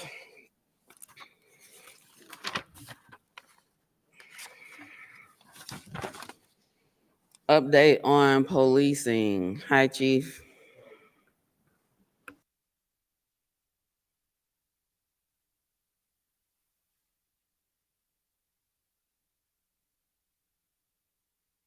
Good evening, Mayor, City Council, City Attorney.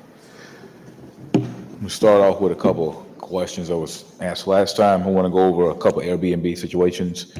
So we have a couple Airbnbs in Egan Park. 1362 Eubanks is an Airbnb. They're meeting with us tomorrow to get cited.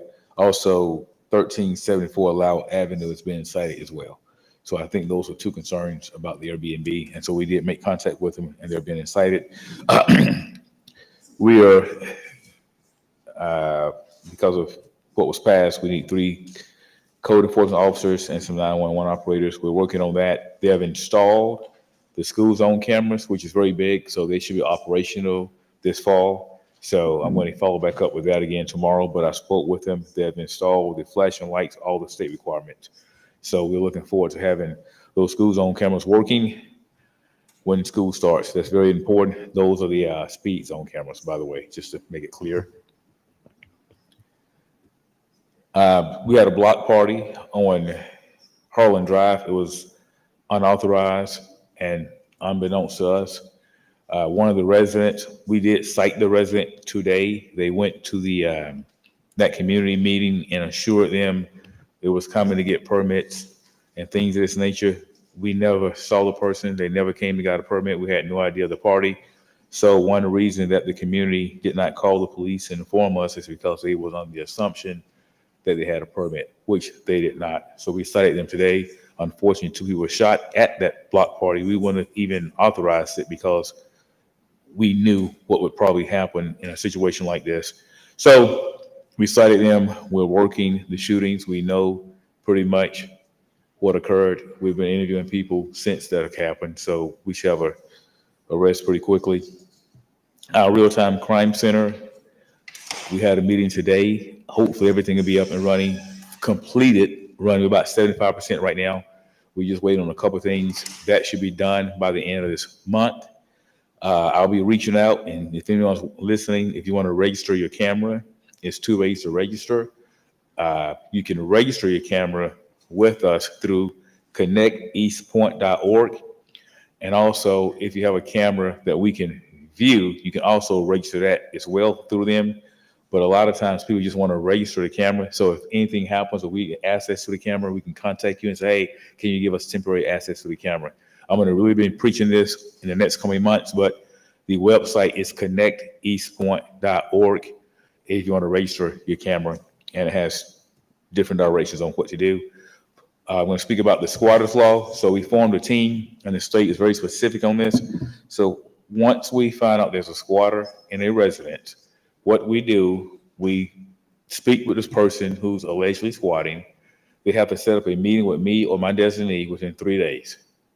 Once they set up a meeting, they have to show us if they have a legitimate lease or illegitimate lease. Either way, from there, we have to go to magistrate court and give them a court date. Once a court date is set, the magistrate court will decide whether or not, magistrate court will decide whether or not it's a valid lease. If it's not a valid lease, they'll be notified and have to move out. Now, it's the marshals can put them out or we can put them out. But the person who actually owns the property must make arrangements to have the property cleaned, the movers come, all those things have to be done by the person who owns the property.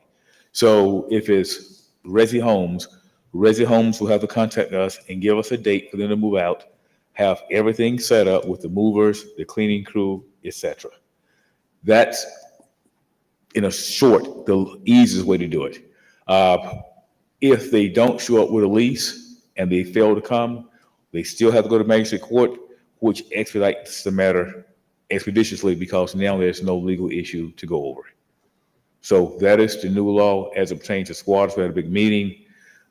Interim city attorney was on the meeting as well and provided some advice on how to best get that done. And so what we're doing right now, we're meeting with the clerk for magistrate court just to make sure we have a contact person.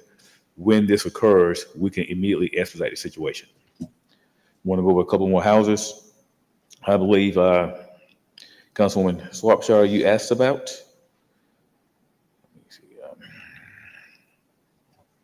So you asked about 2257 DeLow Drive.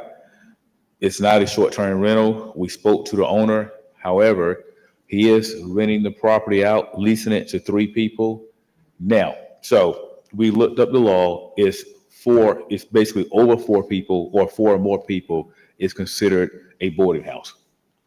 But 3 people is not. So that's the issue we're having. So he's kind of stating that. But we spoke with him about that. The next house was 2267 DeLow. That's not a short-term rental. We spoke to the owner. He just purchased it last month, 2 months ago on May 16th. So he's new. He just purchased it. He plans on leasing the property to a tenant. I think a tenant is in there already, but he is not. Okay, well, he said he's leasing it to a tenant from Vinings, I believe. That's what I have in notes here. We also spoke to 2293 DeLow, had an inspection on the property, revealed some bricks that was, I guess, a border between the houses. That what you asked about, the bricks? Okay, we're dealing with that though. We did speak and we're taking care of those issues. Question. 2257 does not have 3 people. They have more than 3. They're about usually 6 cars. Okay. They have 5 bedrooms, 5 bathrooms.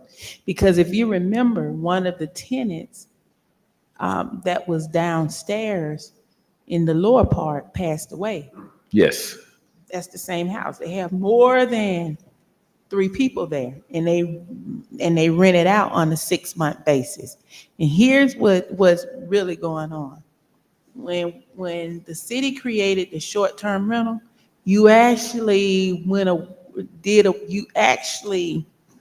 created a rooming house without actually saying it's a rooming house. Because the only legal rooming house that was in the city was on Cheney. Correct. So when it burnt down, that kind of went away. But with the short-term rental, you actually did that because now people are in a place renting out rooms, because they're literally renting out rooms for 6 months at a time. That's basically another rooming house that you've created. Okay, so I'm glad you said that, and I'll have an inspection done tomorrow. Okay. And I also want to make a quick comment I made about the block parties, because I want to make sure people understand it's not all block parties that have issues, but based on the flyer that we found, we know that's going to be a problematic block party. So I want to make it clear. I don't want anyone to think that we don't allow block parties, but based on the flyer that we found afterwards, that would have been denied.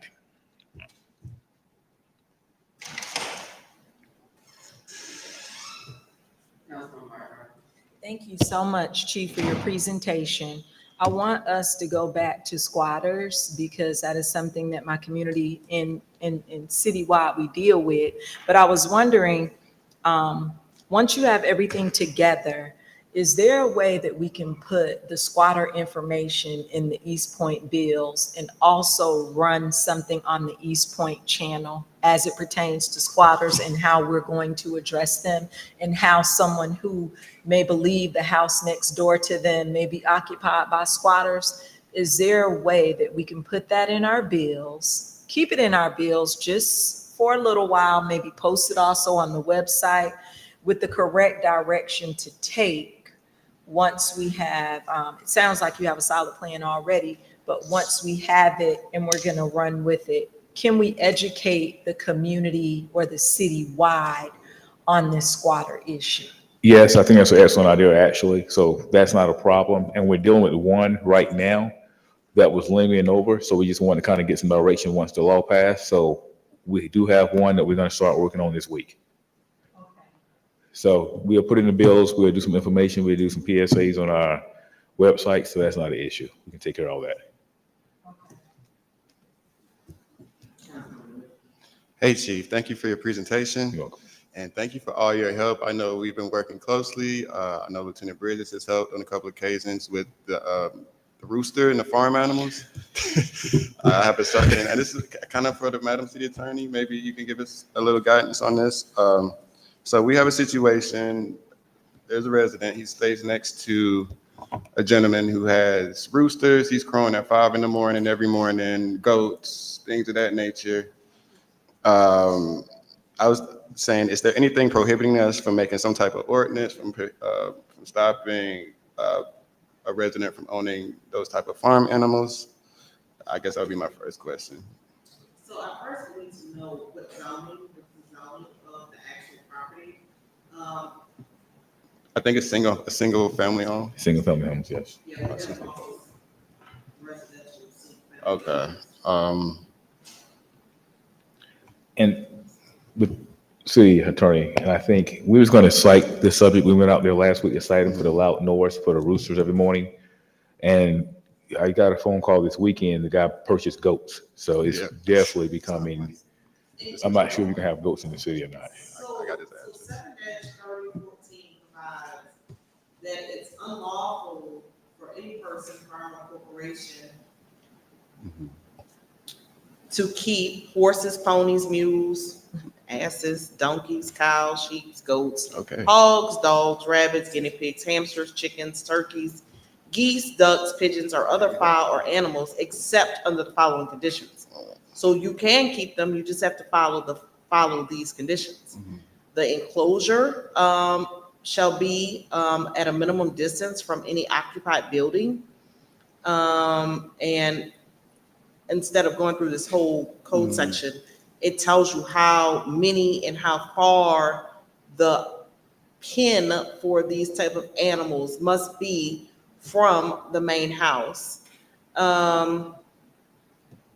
It talks about the area of such pen or enclosure for the different type of animals. So they are allowed. It's just some requirements that the property owner would have to follow with respect to keeping them.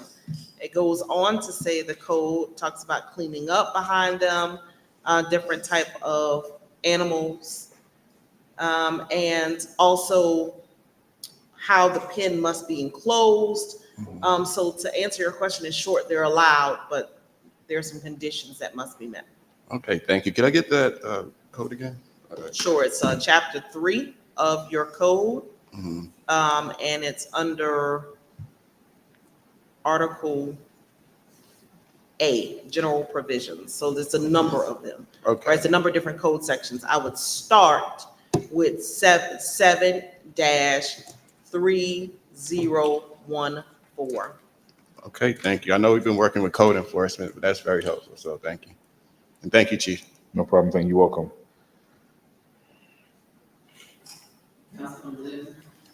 Thank you so much for coming tonight, and thank you for your leadership.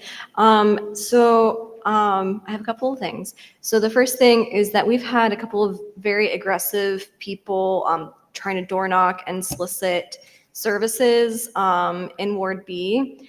And I think that the thought is that they need some kind of permit in order to do that. But I checked with the permitting department. There's not a permit that they issue. Is that something that's within your department, or? So we do not issue peddlers permits, and we don't allow it either. So if you let us know, I think you had an issue with the same male who was in Jefferson Park. We got a picture of him. So we've been looking for him. We went looking for him. Councilman Minshew called me about him. So we don't allow and we don't give peddlers permits out. Thank you. And is there a way for residents to get lodge complaints against this particular company? I don't know if there's a way that, people can call in, maybe not necessarily to the non-emergency police, but if this particular company is an issue, versus like other companies? Is there a way for us to really just kind of like, get a tally of people who are getting these complaints and where they are? So, and I would definitely tell you to let your residents know to call us. It doesn't matter if they call the non-emergency or emergency, the same people are going to answer the phone. I just want to make that clear. But we are looking for this person because we got multiple complaints about how aggressive he is and with the company. So I know Yeah. exactly the company you're speaking of. Got it. Yeah. Yes, thank you. And then also, there is a MARTA bus stop. I don't know if that's really your jurisdiction, but on Stanton Road, on the corner of Stanton Road and Allison Court, there's a lot of people who congregate there and hang out. And I think there's a barbecue grill, and they just kind of like hang out at this MARTA bus stop. And people who use the bus and things are not that comfortable with that. I don't know if that's in your jurisdiction. So Allison is actually Atlanta, but we'll take care of that because we meet with Atlanta all the time, so we can help them out and we can work together on that. Okay, thank you. No problem. Madam Mayor, may I say something?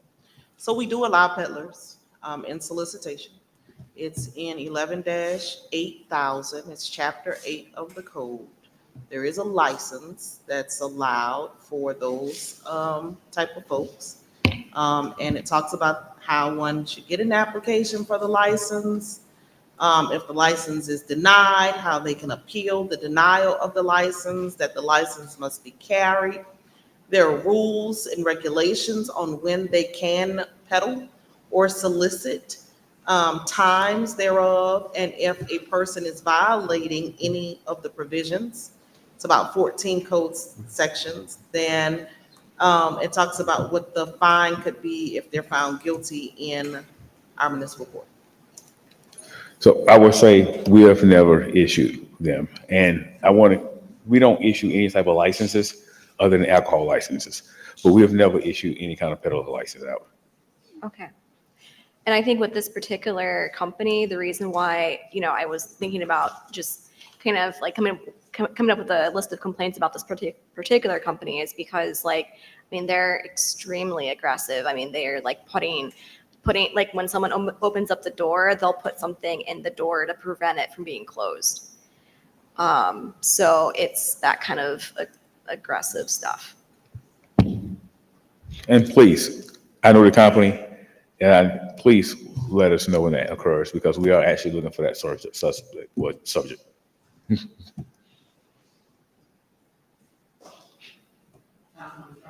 Thank you, Madam City Attorney.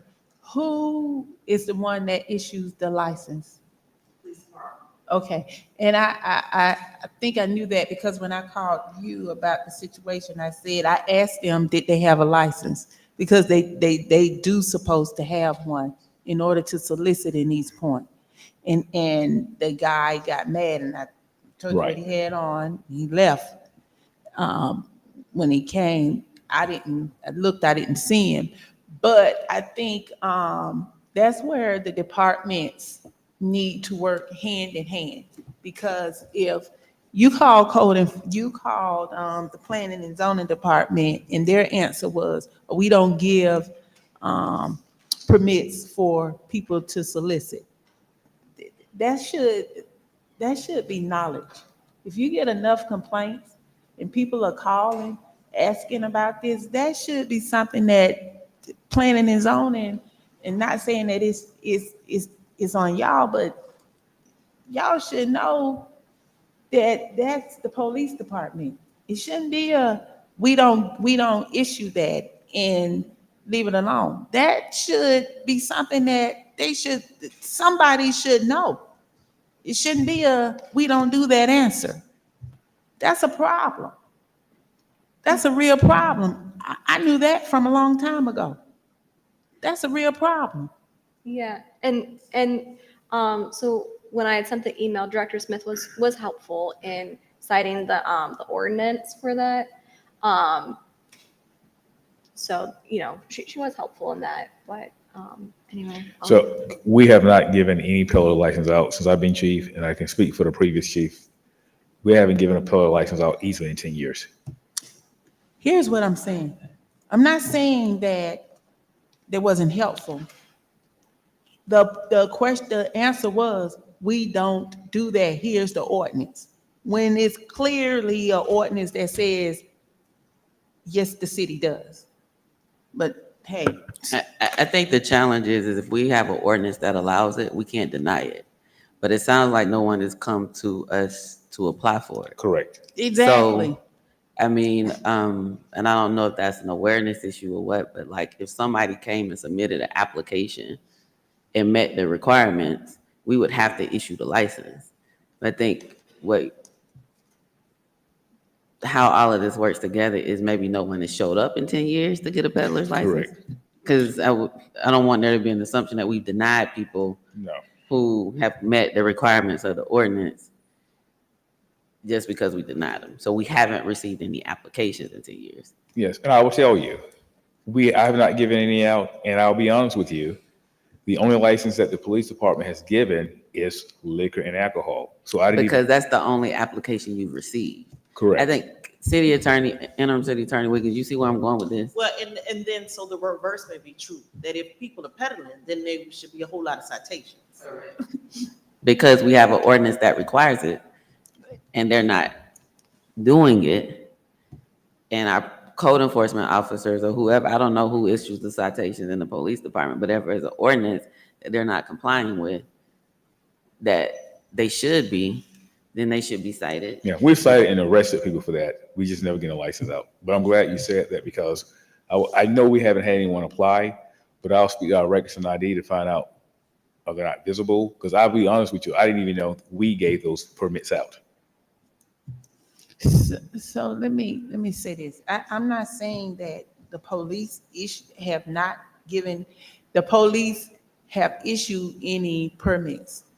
They have not. So you have people out here who are doing it illegal.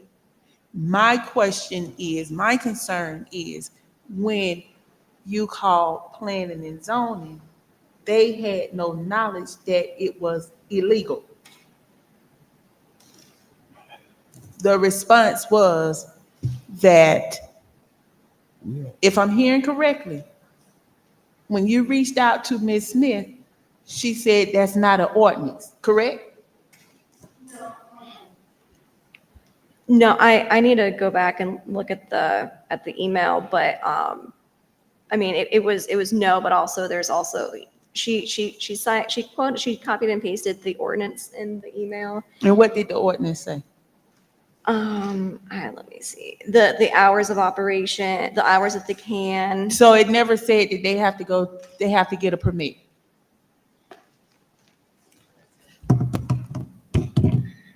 It doesn't say that part. So then the question is, what ordinance were you citing? You want me to read the email response? Because it's a different ordinance what the city attorney just cited.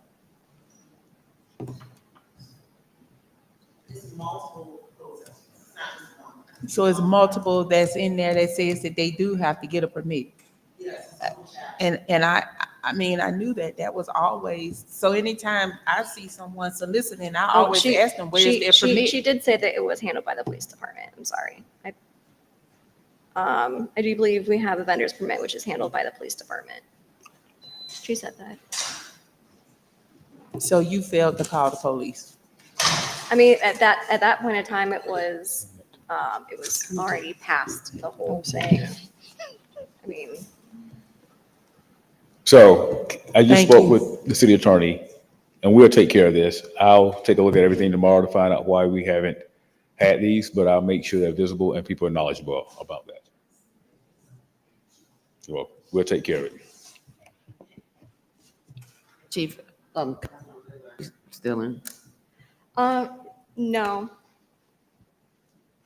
Chief, I think it's very challenging when issues arise and we reach out to staff. This is a citywide situation. And people don't know the information, right? And so if code enforcement is enforcing our code, like code enforcement officers should be trained on how to search Municode to find information before they say it doesn't exist or just make an assumption. because we're paying them at a level to be able to do that, right? I think the challenges and the concerns that we continue to hear about code enforcement not enforcing code and not being aware of codes that exist is a problem, because there are issues throughout the, come on y'all, there are issues throughout the city that come up time and time again. And if we are allocating resources to pay code enforcement officers, we've increased the number of code enforcement officers, we expect them to enforce the code, right?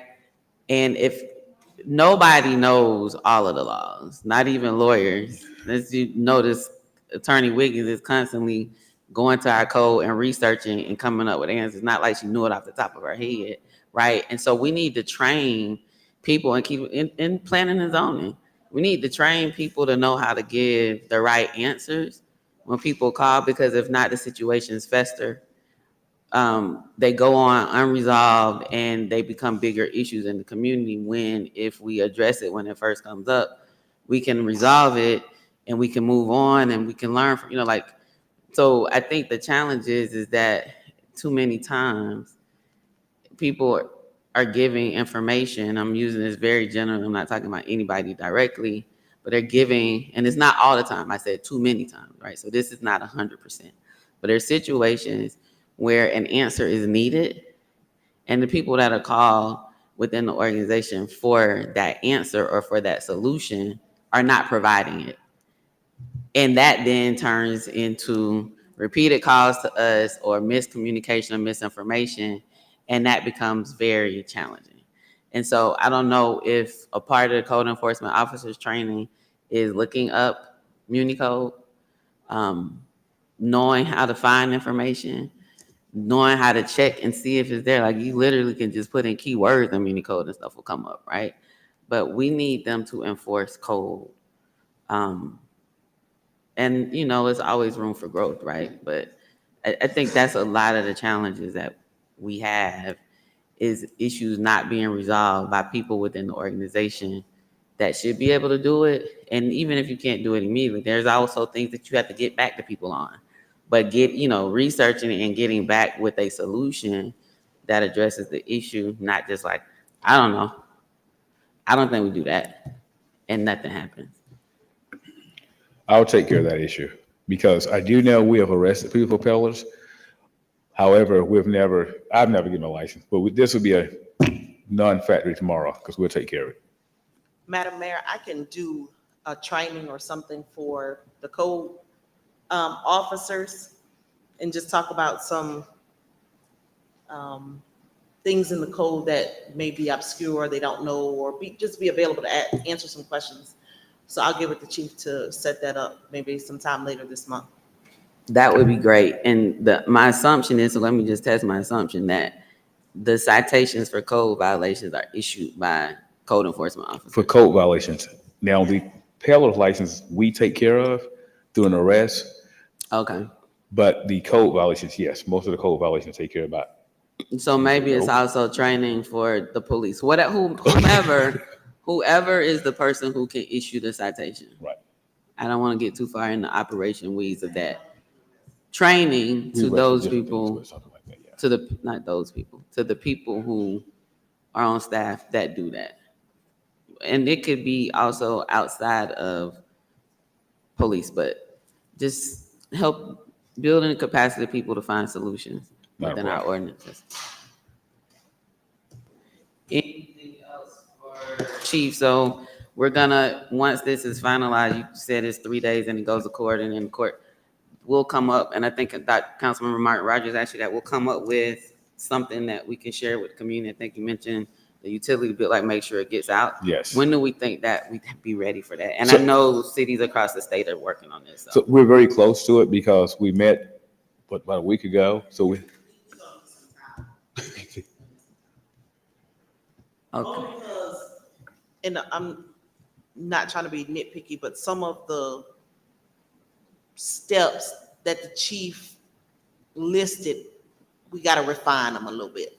So give us some time to put a draft together and test it against the law, because you understand that there are two processes that this new state law is following: criminal and civil, right? And we don't do civil in our court. That's a dispossessory that happens in magistrate court. And it's so new, and a lot of people haven't had one yet. And even property owners are realizing that they've got to activate this, right? It is not police driven. It's not even so much you or the neighbor next to the house where there might be a squatter driven, because we got to get affidavits from the property owner. So I'm saying we need some time to put it together, because it needs to be tested a little bit by some jurisdictions, because the law is not that greatly written. It's got some holes. You got to make some assumptions as to how it goes, and it includes a different jurisdiction. We have to rely heavily on Fulton County Magistrates Court to give us some direction on how they want the civil dispossessory part to happen. It's the criminal trespass, which is a Title 16, which I'm trying to think if our municipal court even has jurisdiction over in the municipal court, right? I know we have some Title 16, but it's not a Title 40, it's not a traffic violation, right? We It's not a can code do violation. things. It's a title, We can do trespass. we can do criminal trespass we can under do- the 16 code. Yes. So we have an agreement because of overcrowding in the jail, so we can do criminal trespass. The judge can. Yes. Okay. When I say we, that's, yeah. I'm not trying to rush it. This has been an issue. We now have state legislation because it was a statewide issue. And just from a perspective of if it comes up, if residents ask, like, when do we think we will have that? So are we talking August? Are we talking September? Like, I'm not trying to rush it, but I do think it would be helpful as soon as we're able to be able to do that. I would say 30 to 45. Okay. Late August, early September. Right. We're doing the first case now. Like, as we speak, we got our first case. So we're Okay. going to go step by step, so we'll know a Okay, lot more. and then figure out the process through that. Got you. Okay. Councilwoman Shropshire. Thank you. And since we're on the update on policing, can we go ahead on and discuss code enforcement? Okay, so I haven't seen code enforcement in quite a while. So what is the plan? Are they? So I can assure you, though, they're writing a lot of citations. They work 7 days a week now. And if you notice, you have no more areas of these pop-up shops where we discussed before. Mhm. So they're working. I mean, they are definitely working. They're writing citations. And they're out here working. Matter of fact, we have a meeting tomorrow with a company on Camp Creek at 9 o'clock in the morning. They'll be out there as well. So they are really been working hard. Okay. So do you know when they'll be in certain areas? So- Like, how often are they? Because I haven't seen them in a while. So as a matter of fact, because I sent them when you told me about those houses. So there was we have a person assigned to each ward. So they've been in your ward for the last couple of days just because of that situation. So they've been dealing with that situation that we talked about, those addresses. So they've been out there. I can assure you that. They know. I've been talking to them. Oh, you're welcome.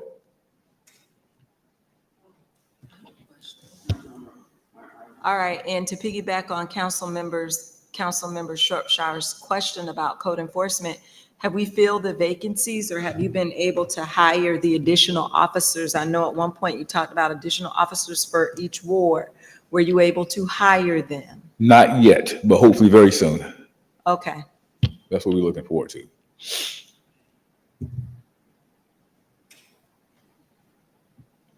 All right, I don't see any more lights. Thank you, Chief, for Welcome. a thorough update.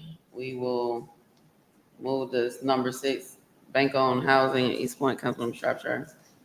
Thank you. For some reason, I can't remember if staff was supposed to give us an update or the policy Well, I don't remember, council member. I apologize for that. I do know that we had spoken with Councilmember Friedley, and he was going to get us the name of the individual from the college or something like that, or the university. And There's a but I researcher don't remember where we left it with you, though. And I think that's what it was. A researcher was supposed to have been brought back. I didn't know anything about it. I was not part of that conversation, even though I had this on the agenda for quite some time, asking questions. Right. So I guess next month we'll have some information on it. Yes, ma'am. Let's talk specifically about, because I think it was some confusion when we discussed it early on, and then it's been tabled. So what we're trying to find out is the number of bank-owned properties. These are, because I'm confused with, I thought you were talking about this company that's buying real estate nationally. And I don't think that you're talking about that. So here's what it is. It's almost the same. You have investors that's buying up property, and then you have banks that are buying up property, and they're just holding the property, and they're not doing anything with it. So when people complain like code enforcement, you want to be able to know who to send the citation to. Two, if the city could partner with maybe Habitat for Humanity. I think. Yeah. To purchase the homes, to work out some type of agreement for homes to be first responders' home, nurses, police officers, firefighters, something like that with those properties, opposed to them just sitting vacant in people's neighborhoods. How then can we utilize them that way? All right. So how do we get to the because that sounds like there's a couple of things going here. One, notifying folks about issues, but the bank owned, I guess that's where I'm kind of. We have a vacant property registry. That's right. And I think you brought that up. That's right.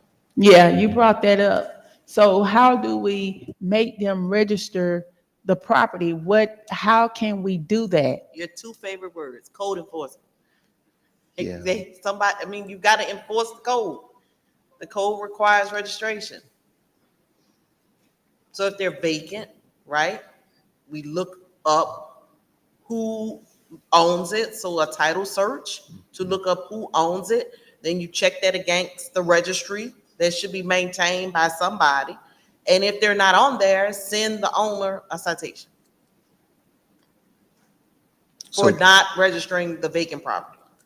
Okay. So let me do this. Let me check, see which department is actually managing that effort, because I know we said code enforcement, but code enforcement is kind of broad at City of East Point. We have code enforcement officers that work in sanitation. We have them working in building department, different places, but I think I understand. Let's find out, run the vacant registration program to ground, and Okay. I'll update you. Madam Deputy City Clerk, are you taking notes on these agenda items? Can you make sure they're shared with staff? Because we have these items on the agenda each month, and then we come back and we're trying to figure out where we were at last month, which means nothing was done in 30 days. And they keep rolling over. Like we've talked about the vacant housing registry time and time again. So if you can make sure that your notes get to the city manager and the respective department that is indicated for the issue or over the issue, that may be helpful, because we're coming back month after month and we have the same agenda items on the agenda and nothing has happened in 30 days. Councilmember Shropshire, do you have anything else on this? Next up, that was code enforcement and bank on housing. Do you want them to go to August? I'm sorry. I'm going to ask you, do you want both of them to go to August work session, or where do you want them to go, Councilmember Martin Rogers? Yes, and then I know that I have asked about this too, but Councilmember Shropshire, that's what I was waiting on this item to come back. Is it possible is it a way that we can marry the bank-owned housing and also the other housing? What else did you have related to housing? Short update on short-term rentals. It's all separate. But what I'm asking is this, is there a way that we can find housing for police officers in the midst of, because someone else has something about housing, and then it's the bank-owned housing for Councilmember Shropshire. How can we marry or put all of this together in a package so that we have some housing for police officers? Is that doable? Well, I recall the chief, he discussed a proposal. I thought he was working with your office to try to develop some sort of officer next door program, I guess, or some sort of incentive program whereby police officers would move into houses that we own and/or they would receive a subsidy for living in properties that are in our city. So I'm sure he's probably back in the peanut gallery. He could probably speak more to that, but yeah, welcome.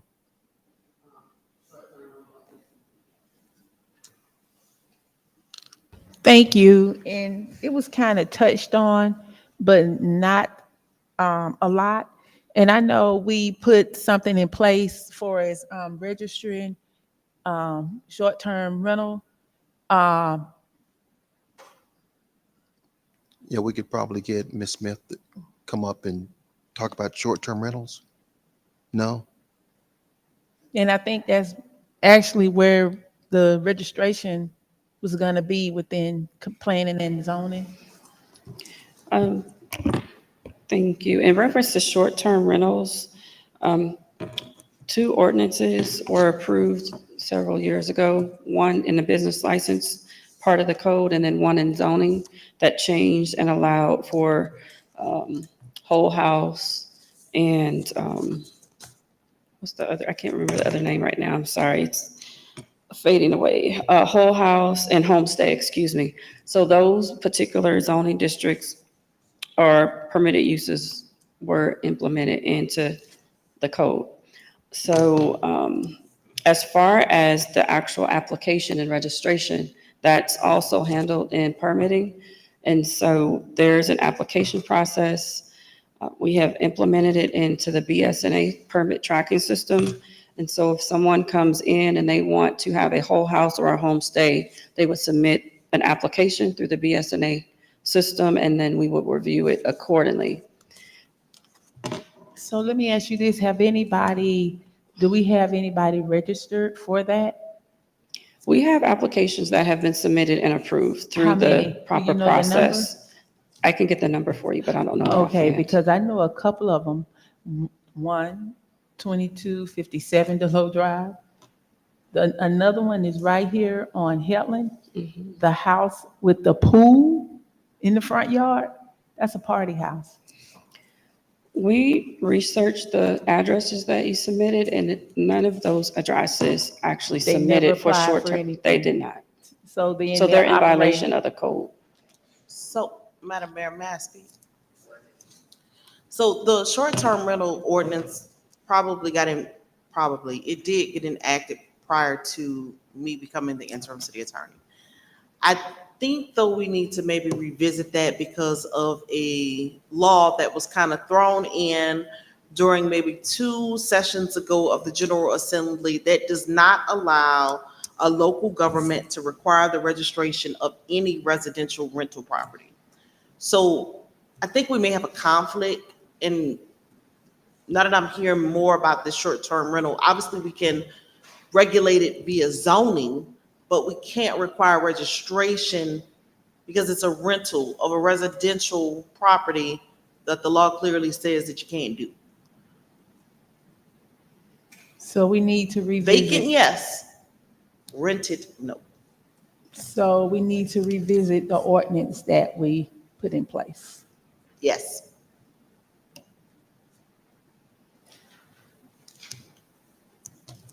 Okay.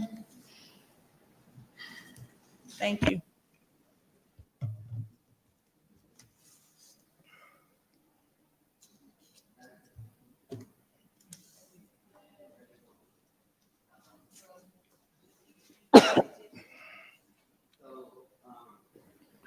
Interim city attorney, you're gonna put it back on the agenda with, like, how do we get to looking at a ordinance that we put in place that might not have been proper at the It time? might have been okay when y'all put it, but when this law passed, it might have invalidated.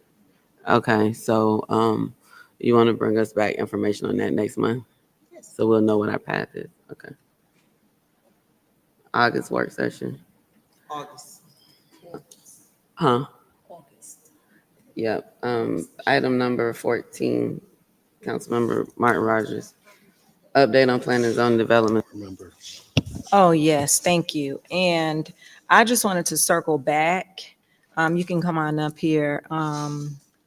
Director of the Planning and Zoning Department, correct?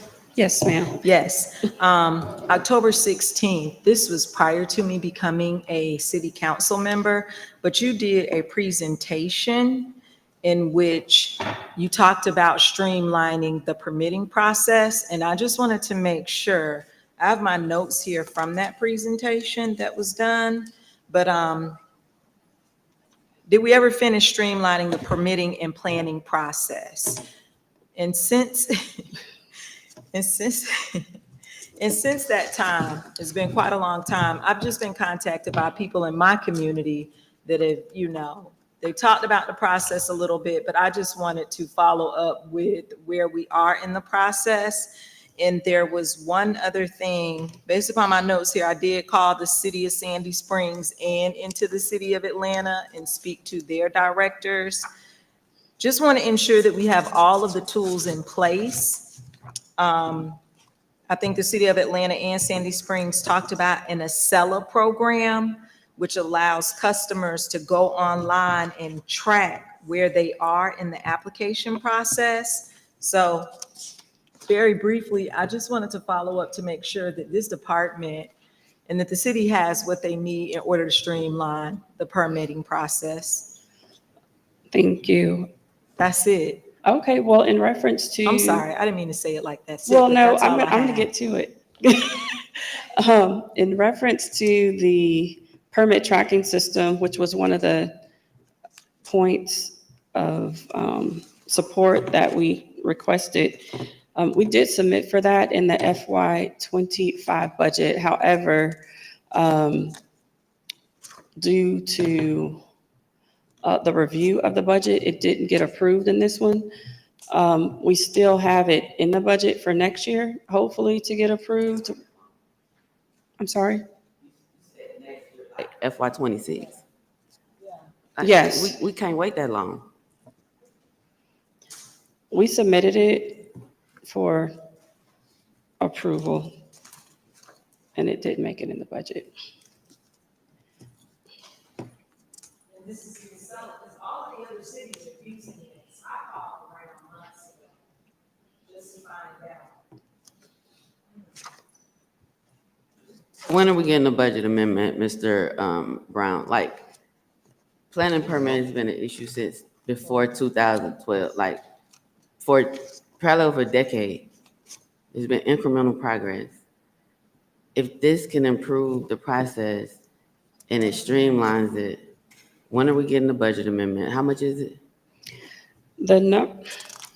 Based on the research that we did, we looked into Acela, we looked into OpenGov, we also looked into Sage's, we looked into multiple EPR systems with let me find the figures.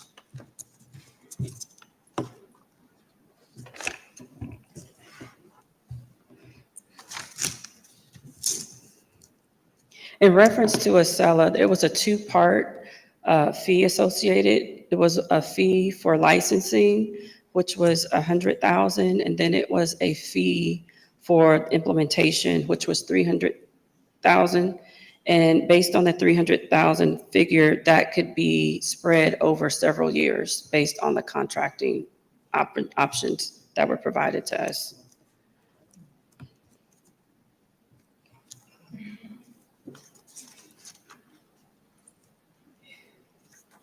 They just approved a $209 million plus budget. And 100, and I guess if you could spread it out over 10 years, it's $130,000 in the first year. And then 30,000 each of the, whatever it is, out of $209 million plus dollars, we couldn't figure out how to get funding for something that can improve planning and permitting. Like, this is something we get constant complaints about. Like, constant. If other cities are using it and we're being benchmarked to other cities that are using it, $209 million plus dollars, and we couldn't find or allocate, not find, we don't have to find $209 million, we don't have to find money. We couldn't allocate money. So when is the budget amendment coming? Mr. Howard, Mr. Brown, I don't see anybody from finance, like. I'd love to respond to it, Mayor. A couple of things. Yes, there is a budget amendment that will be scheduled. As you know, we closed the books on July 1. It's normally done about 90 days after that. In terms of the ERP that we're talking about, you currently have an ERP called BSNA. That's what it's something that you married to years ago. It's used all over the city. And there are things in it that, you know, some staff, they don't like, some things they do like. And so we've been without an IT director for, you know, permanent person for quite some time, who would be the. Somebody, I think about $20,000 a month as an IT consultant. We have an IT consultant temporarily filling that position, correct? Right. Okay, so that's not the issue. Well, I'm just trying to explain it, Mayor. If you allow me to continue, I'll do that. But if you want me to just sit here and not say anything, I can do that too. I want action. Like, I want solutions. And if we're paying somebody, so there's not a vacancy in IT. The consultant has been here, I think, at least 2 or 3 months prior to approval of the budget. If this can improve the process, BSNA has been a problem since before 10 you years got here, ago. Mr. Brown. This isn't something, an issue you brought to the city, but it is a solution that we need to get to. And if we're paying an IT consultant that amount of money, I would assume that we would be able to implement software that could help. It's not the panacea. It's not going to be the silver bullet, but if it can help improve our processes in some way. If we still had a vacancy in the IT director, I would say, okay, but if we're paying a consultant an exceptional amount of money, how could we not get this done? And why do we have to wait 90 days is my question. Now, I don't know if there's a solicitation. If other cities are using it, we might be able to use their solicitation, or sometimes like we use the state contracts or stuff like that. But like, this is an issue that pre-exists you, yes, but we need to get a solution to. So it's not, I'm not saying you created the issue, Mr. Brown, but we have to get to a solution. And if this could be a part of what would be a multifaceted solution, why do we have to wait 90 days? So, oh, go ahead. So that was a question to Mr. Brown. And Councilmember Martin Rogers is in. Are you? I'm going to try to respond. Okay. You know, we do have Jason Brookins. He's doing a good job for us. He is covered up, and I'm sure he's hearing the tone and tenor of this particular item, and we'll discuss it tomorrow. That's what I can do. And the only reason why I brought this forth was because I was in this work session when this item was presented in 2023. And there hasn't been any more discussion or follow-up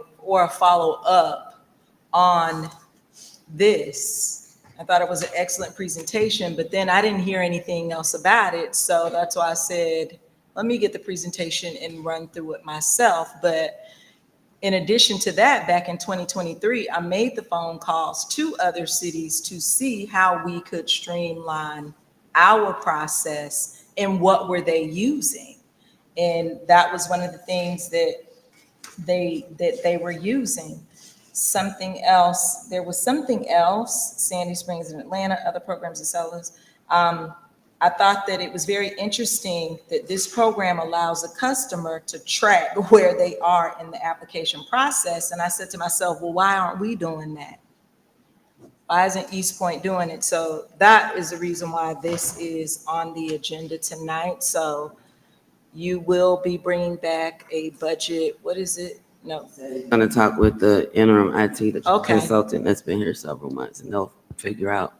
I Interim just city wanted attorney to- week. That we probably should go through the procurement process to make sure that the prices that we get back from either Sage's Go or Acela or whoever, if we are gonna go that route, to ensure that we get some competitive pricing for the, So my last question is, are there any highlights in your department that you would like to share with us? I do realize that this is 2023 and we are in 2024, but are there any particular highlights? Have all of the people been hired? Like, I remember this presentation, just didn't circle back to it. Yeah, since then, we were approved to hire, to actually double our staff. And so we're very excited about that. And we had the opportunity to fill most of those positions. I think there are 2 or 3 positions that we have yet to fill. We also had the opportunity to work with Safe Bill, who we got on at the end of November, and there was a backlog of about 2 to 3 months to get an inspection at that time. And based on them coming on within 6 days, they were able to cut down on all of the backlog inspections. Now we're at a pace, which we've been at since January, to where it's what the standard is, which is 24 to 48 hours. So if someone calls in an inspection, they would get one within 24 to 48 hours, which is the industry standard. So we were excited to get Safe Bill on to support us in that manner. They're providing chief building official services as well as building inspector services. Since then, we have hired a project manager. They're working on our webpage. They're also working on internal and external standard operating procedures for the department through the EPR system that we currently have now. We finalized and hired administrative staff, which prior to this time were temps. So we were able to hire them on full time to man our phones. We have a new phone system as well, which was implemented by the IT department. So we're excited about the things that we have been able to do in the last couple of months, specifically in reference to a bond requirement that was it was removed from the ordinance back in April of last year. And with that new policy being in place, when individual plumbers or trade inspectors and consultants come to the department for permits, they're able to get their permits in 1 to 2 business days, where it was taking a week prior to. So we were happy to change that policy. We're happy for this body to approve for that policy to be changed in order to streamline the process where they can get their permits straight away. So we're excited about that.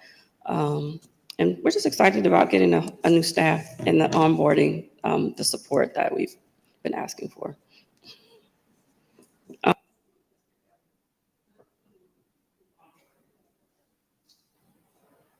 So I need I need the record to be clear. I expressed my sentiment about the software, and before we get out of here, people start putting stuff on social media about me giving a directive.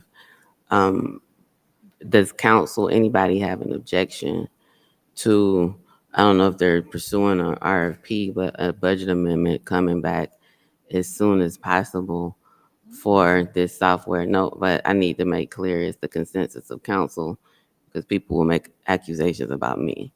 And I'm pretty over them. And right now I'm functioning on about 3 hours of sleep, from coming in this morning on the flight and being up since 6:30. So I want to make sure that the record is clear. If anybody has a problem with that or doesn't feel that that's needed, please say something now. If not, the consensus will be assumed. If anybody objects to that, of course, we'll need 5 people to be in agreement and moving in that direction, but just need to make sure that that's clear. Because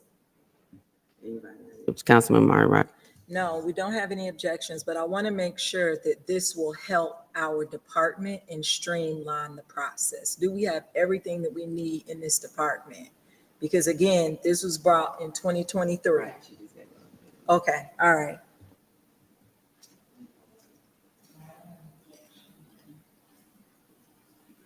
Right.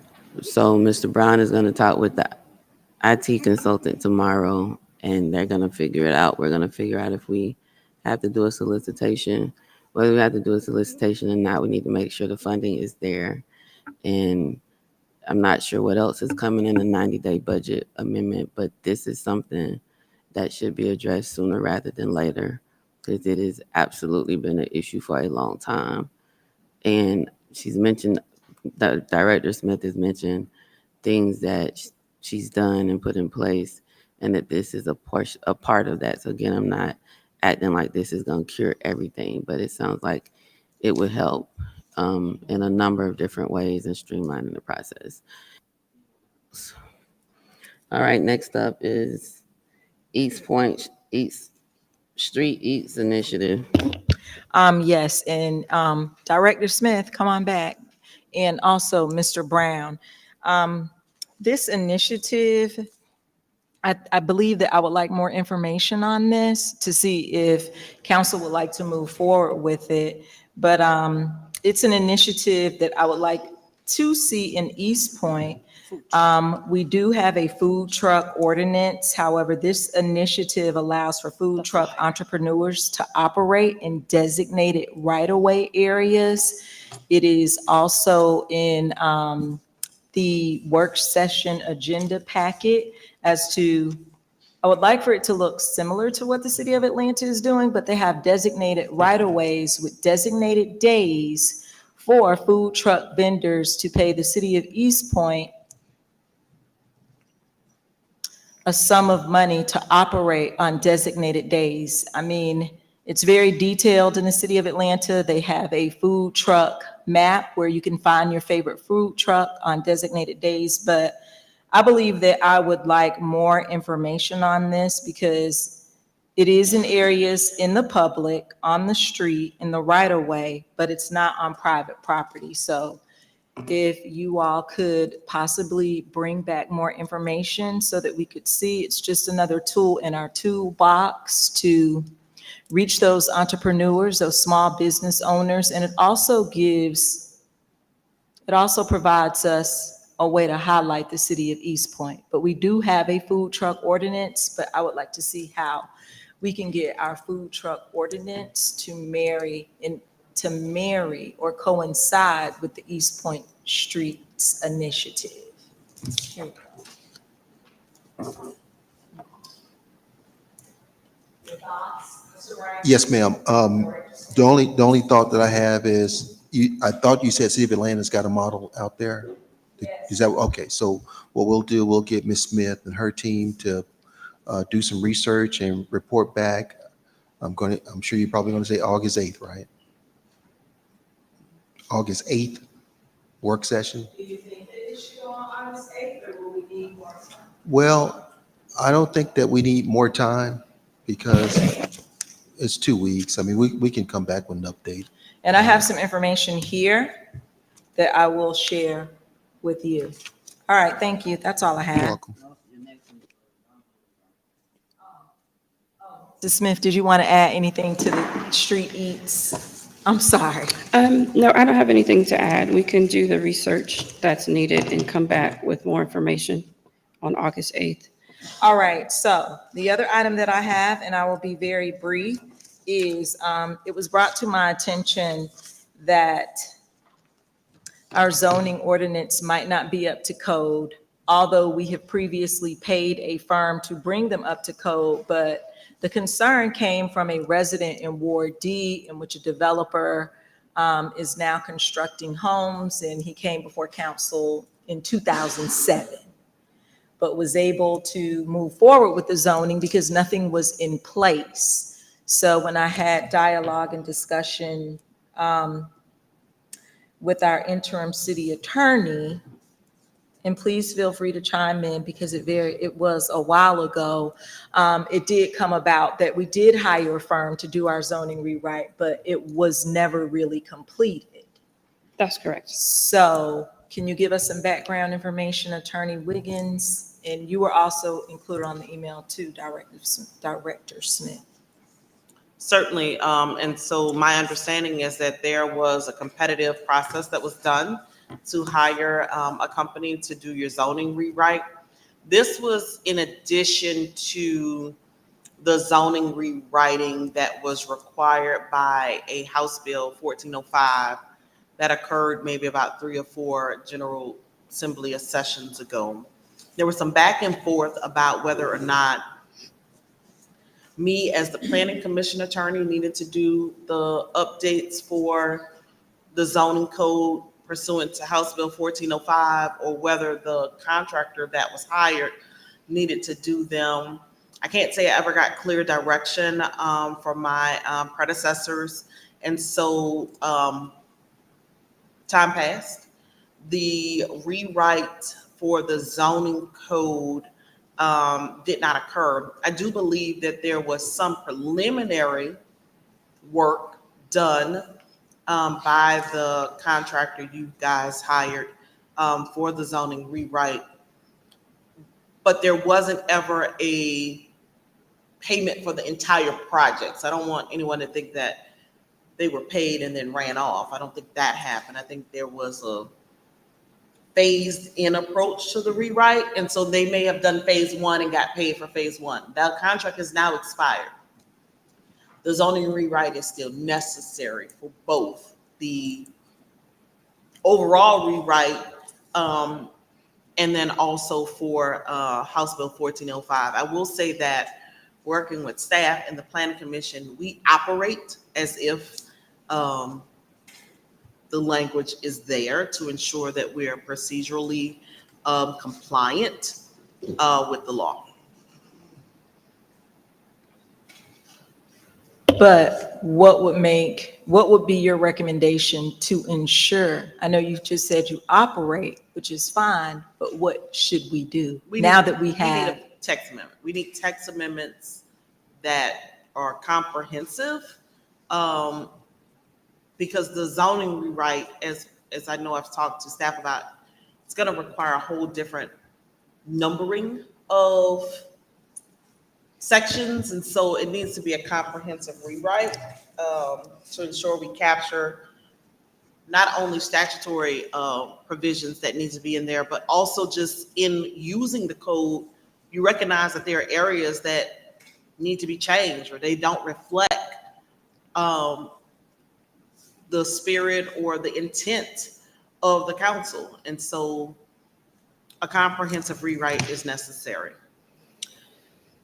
And it's certainly something that I can do, but that would be a special project that we would need to discuss some other arrangement for. Because it would be a lift. Okay, but it has to be done. We need to make some other arrangement to get it done. So you'll talk to us about that offline or at a later date? Don't think I can talk to you offline, but not all of you, right? Certainly not in a meeting setting, couldn't be offline, but I just wanted to give you the background that you requested is how we are here and what my recommendation is to get us to where we need to be, which is a comprehensive zoning rewrite for multiple reasons. And I know we keep a running list every time we get applications in of different things that we see, oh, that needs to come out, or we need to put this in. So we do have a running list. But there hadn't been any movement because there was a contract with a vendor, which we understand now recently expired. Okay, go ahead. This could be handled by legal and not necessarily a consultant on the zoning code rewrite. And you will talk to us about the legal work to get that done. Correct. Right. And cost for that through legal versus a consulting service where we did a phase but didn't get it done. It's been a minute. When do we want to have that discussion? Can you put me on for, does it need to be a work session? You want to do it as a work session? I mean, it can be either. I can get a memo to you with like kind of an overview of what the project would look like. And then I can provide that in a week. And then we can decide if we want to take action at a meeting. Any questions? Okay. So interim city attorney will share information with us and then we'll decide which agenda to place it on since it's already been in the work session. Okay, next up is credit card policy. Yes. Councilmember Freely. Did we skip item 11 by accident?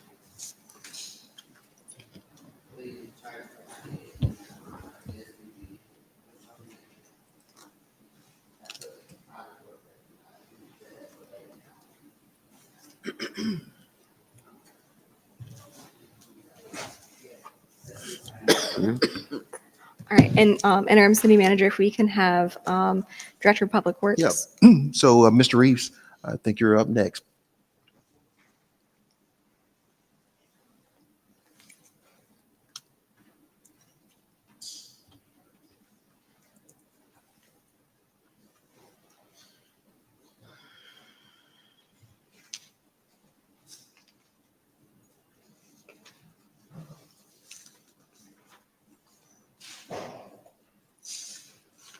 Good evening, Mayor and Council. Well, today we're going to come try to bring some, I guess, wrap this up or bring it to a point where we're going to start moving forward with this 30, 60, 90-day program. I know I have to apologize to Mayor and Council because I know it was probably intended to be done in May, but just with a lot of different things, a lot of moving parts, it's been extended on. But however, I think it's been a good thing because we were able to do some trial runs on some things to kind of get a better understanding where we might be. Yeah.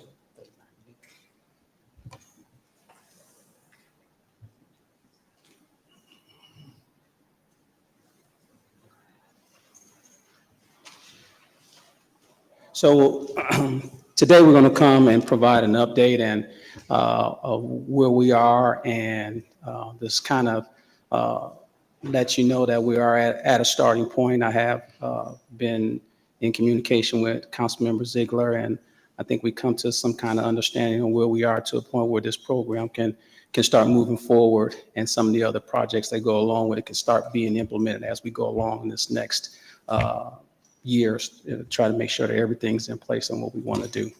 So update, we're going to have an update on our project manager, staffing, scheduling, education, marketing and prevention, governmental partnerships, manifests from cars and tire repair shops, eye in the sky, cameras, street sweeping, storm water, and mapping of the dumping sites. One of the things that we're going to do, and I've talked to our finance department in reference to personnel, is adding a project manager. to this program. It's this not as well as the leaf vacuum program. This, when we started looking into it, discussion was with some of our staff was there and Councilman Ziegler is that this is a project. This is not more for just one of our staffs to do.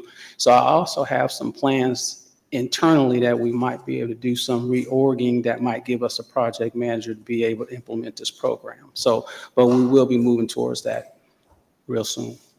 Scheduling, we have, we tried to do a schedule here that we've been using just as a trial run along with one of the other supporters of the litter program. And we've been working in the Ward D area and in our Washington Road areas. And it's working for us, but we know that it's still got some shortcomings and the additional staff is something we're going to be needed. We plan on adding, when we add more staff, we'll have some schedules where we will increase our litter patrols and offer awards on a day-to-day basis or a weekly basis to make sure that we're meeting all our required needs from the residents, Marion Council residents. Education. I've contacted and I've gotten with one of the schools, Park Lane, which we always do some projects with them. And I've talked to one of the counselors there, and we're going to set up something in the fall where we're going to start an educational process in our elementary schools and going into the schools and try to catch our children when they're younger to get them motivated, as well as doing some type of, she's going to go through the process, the legal process, make sure that some type of program where we can kind of add the kids showing the signs about no littering or something, or doing some type of meeting over there. We'd be able to video them so we can put that on our website as well. Marketing and prevention. So one of the things that we talked with our staff that's handling the citywide signage to get with them to get some slogan signage. And I know Councilman Ziegler, we're going to reach out to the high school kids and see if they can come up with something, design something over at Tri-City High School to try to implement them into this program as well. We also looked at adding to monthly utility bills, city websites, social medias, to make sure that we can get this information out to our residents. And then once we get all the stuff in order and have our website, we would have a link to our Public Works Department where someone can go in there and see this presentation or see the videos, and also have contact numbers to report dumping, littering, and things that's going along like that. Governmental partnerships, we're still working with our GDOT and our East Point CID office, Camp Creek, the MAR folks over there, to try to make sure that we can kind of schedule around and together our areas so we can make sure that we're hitting everything simultaneously or day to day as much as we possibly can. Another thing that I've talked about when you might see a manifest from car and tire repair shops is something that we discussed quite a while back when we were having some serious tire dumping problems. We had a meeting with some of the municipality members, and we're going to move towards that. I talked to Chief Buchanan about his code enforcement staffs, if they go out and check business license, or at the same time, some of the businesses that have tires, to make sure that they're providing some type of manifest that they're dumping those tires, getting rid of those tires properly at the places that they should be, and they're not getting dumped somewhere in the backyard. The Iron Sky, we'll be working with code enforcement and Chief and his guys once they get all their cameras up and running. We're not going to have the cameras put on the map, but our locations that we know that we're having dumping issues at, we're going to be marking, getting with code enforcement and the Chief and his team to see those areas where we found some dumping at, to see if we can possibly track vehicles who have dumped in those areas or the people who have dumped in them from the license tag readers. Working with our street sweeping team, you know how that goes, basically getting with them and following their course of plans so they can keep the streets clean. Our leaf vacuum program is just coming up. We want to make sure we be more efficient with that, because that does create litter on the streets as well. Get with the stormwater staff and our projects with our department to have litter migration and remove litter migration from creeks and buffers, headwalls, and streams and crossings. Mapping the locations for illegal dumping so we'll know where some of these areas are, so we can routinely go through and effectively patrol those areas. Working with IT to create a good mapping area of the concerns. This is not the Iron Sky, but this is just how we would kind of looked at how it was similar to some type of mapping we might have. You may not be able to see it that well, but somewhere in the green, those are areas that we know we've had dumping issues at, and that we've been monitoring it. And some of those, most of those areas, we have installed some signage, but we will want to correlate with Chief and Buchanan and see where their cameras are to make sure that if we do get some dumping, we can also go to that real quickly. Next please.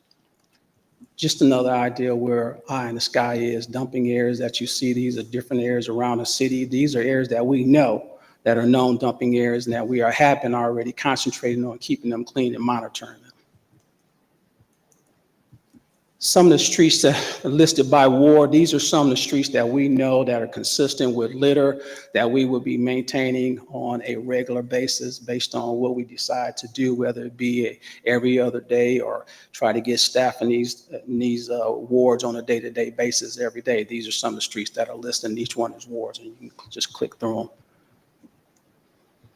And these, if you go back, these are streets that we know based on what we've been doing our trial runs that are heavily littered. Just like we've been going over this past weekend when our guys went out to Camp Creek on Camp Creek Point, they called me and say, Jeff, man, we got a lot of litter out here. And that's, maybe because it was the holiday weekend, I don't know what it was, but we had a large increase of litter in that area today. Just another ward, just another eye and sky locations. Now you go back to that, if you go back to that Lyle, that's what we're gonna have to do with that area right there. It's heavily overgrowth with foliage. This is an old picture where you can see there were houses down through there. Hopefully, once we go down there and get it cleaned up, we might be able to start marketing and try to get some investors to go in there and start rebuilding. Because when I looked at the pictures, some of the old pictures, it was a nice little street, it was a nice neighborhood, nice homes and so forth. But where you see that on that picture right now, it is not there. You don't see hardly no homes. When you start getting there's about 1 or 2 homes when you first come up through there, but the overgrowth has just grown into the road. So we're going to go in there and get that cleaned out with our tree division. Just a matter of time that we're going to get all that cleaned up. It has been a dumping area for sanitation. That's been reduced because I believe we've been monitored by our police department and code enforcement. So I think we have reduced that. Another eye in the sky. Go ahead.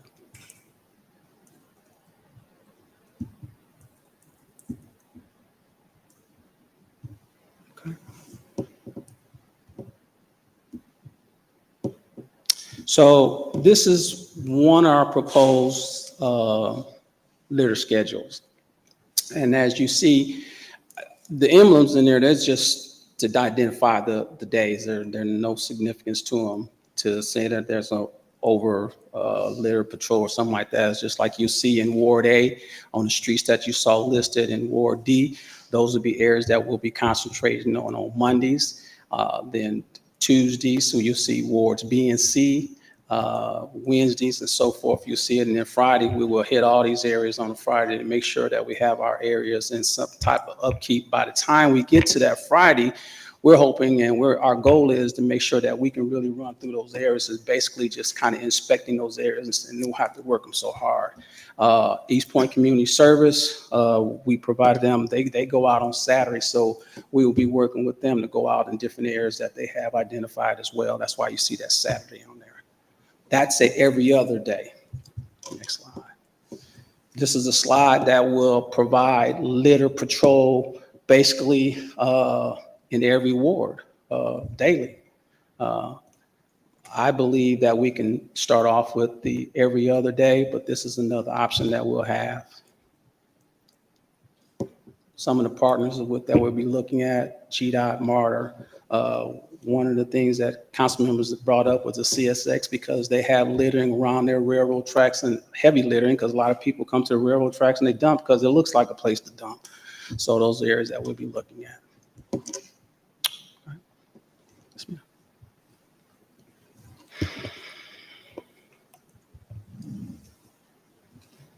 We're open.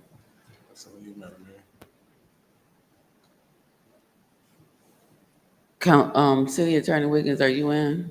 Am I? You're in. Oh, didn't mean to be. Okay. Mitchell. First, I want to say thank you for the presentation. I think this is a very comprehensive plan. It's pretty impressive. So I want to say thank you and your staff for all the hard work. I know you mentioned a project manager. I think that is a pretty good solution. But just one thing I wanted to know, for me working specifically with tires, I know you mentioned keeping data on some of these tire shops and things like that. But specifically, I remember when I first got out of grad school, I worked with the Zika virus. So there are certain types of mosquitoes, the type that spread. These are the ones that actually spread diseases. Certain breeds of them, they breed specifically in tires. So I'm not sure we have an ordinance about tire stacking or anything like that. But I know when I was working with that, that tended to be a problem. And now we're in the seasons where, mosquitoes are out and about and they're breeding. So if we can keep an eye out for that, I think they call it tip and toss. So even when we out, you see when water, Yes, based on where you set your tires up, that water can accumulate in your Yes. pond and create. And I know that mosquitoes. was a big problem back in the day. Yes, So sir. other than that, I want to say good work, and that's just something to keep an eye out for. And I did want to add that with our landscape team that we brought on board, they will be assisting us in beautification around the city. So we do have some extra funding that we added in to make sure that we can cover some things that may need to have some grooming or some pruning done, not just the cutting grass. So we'll be covering that as well. We do have, I mentioned before, we got a new van, 12-passenger van, which will be able to transport our 8 to 12 members of our litter patrol on a day-to-day basis around. So that's here. We've got it. We purchased it on the Capitol and we have it. And we will be looking at, hold on for that. Thank you, Director Reeves. And, I think that this is a great program. And thank you so much for your leadership in helping construct such a extensive and comprehensive, plan on how to tackle this. It is definitely a multifaceted issue that, needs to be looked at in all different ways. And I think this does a pretty good job at trying to come up with some solutions to our issues.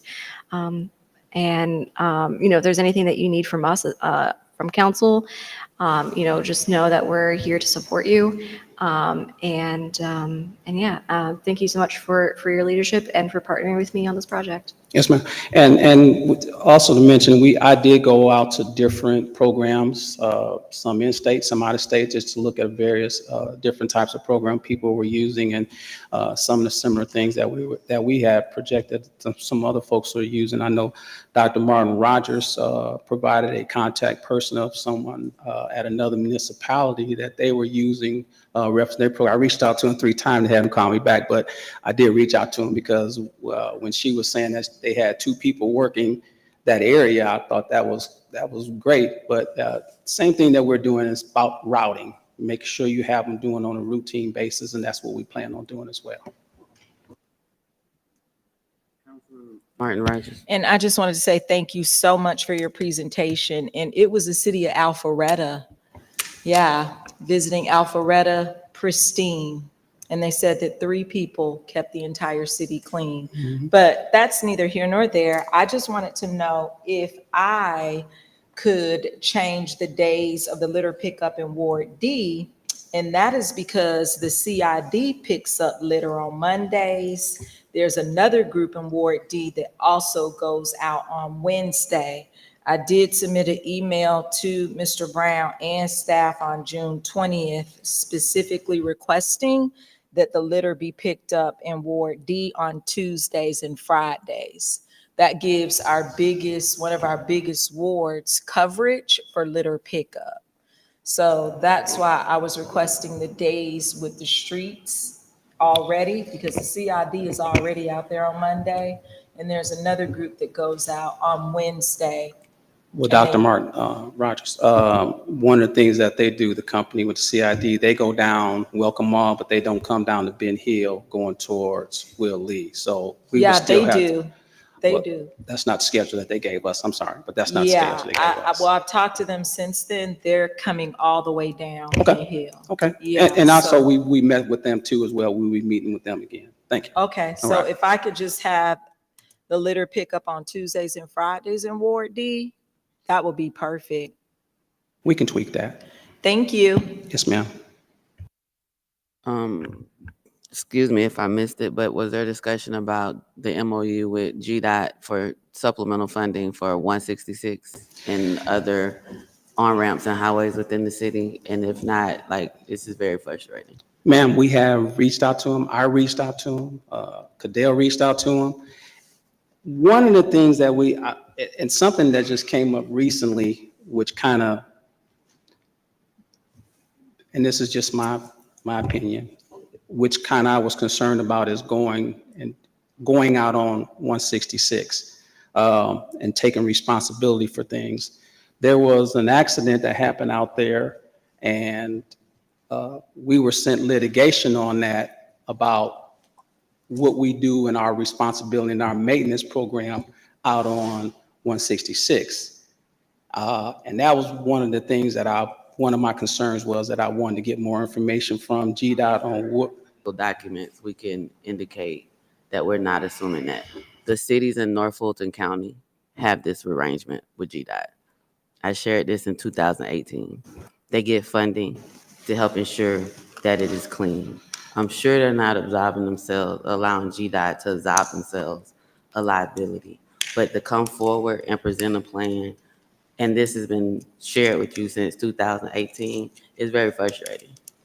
So, interim city attorney, if you could reach out to the GDOT or North Fulton cities, they get this funding. This is how they help keep their cities clean. I learned about this the first year as mayor.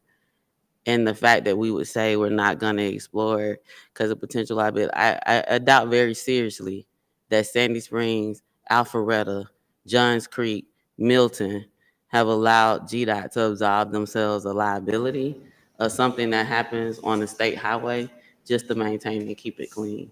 So if you could, maybe if I directed to you, because I shared it with management, like if you could reach out and bring back some information around the GDOT supplemental MOU for supplemental funding for maintaining GDOT highways, or the collaboration around that, that would be helpful.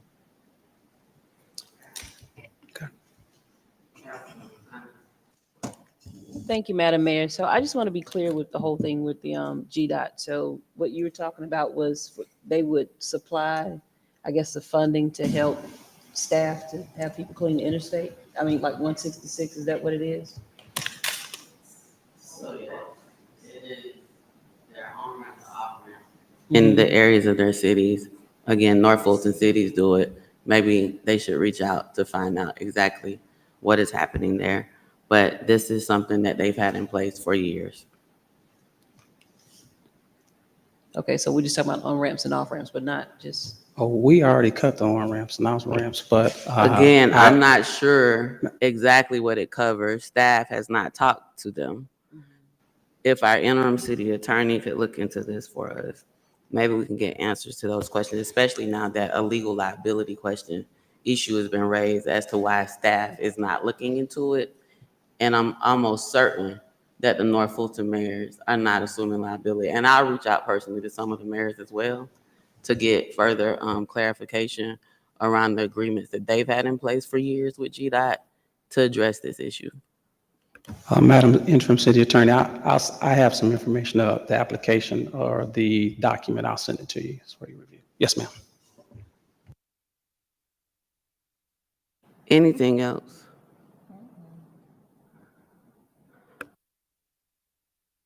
Thank you. Credit card policy.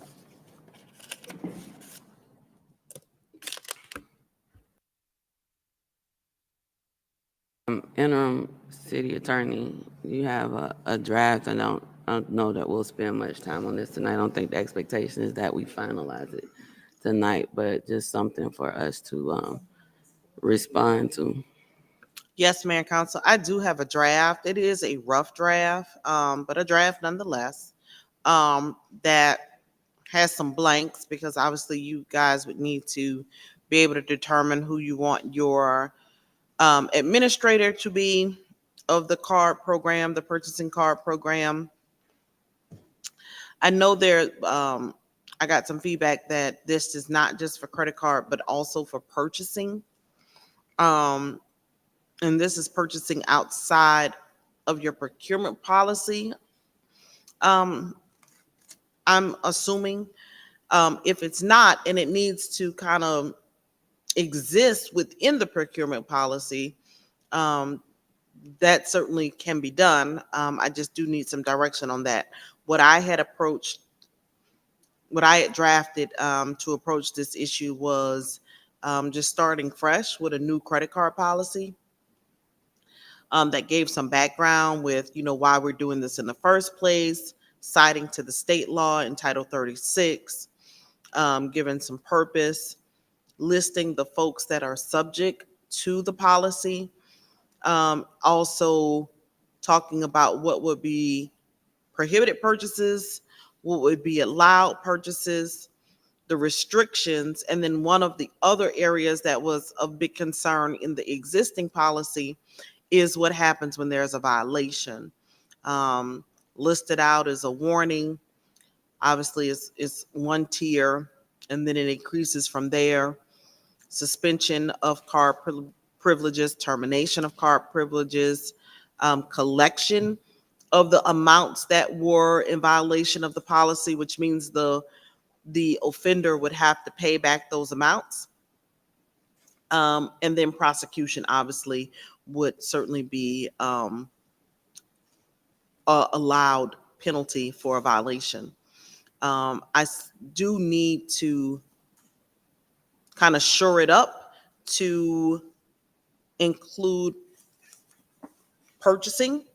Oh, I think that was the discussion has been credit card or purchasing cards, not like purchasing processes, but the purchasing cards. Okay, so P card, credit card. And Like I've credit seen card. some policies that say credit card or credit/purchasing card because they use both in certain cities.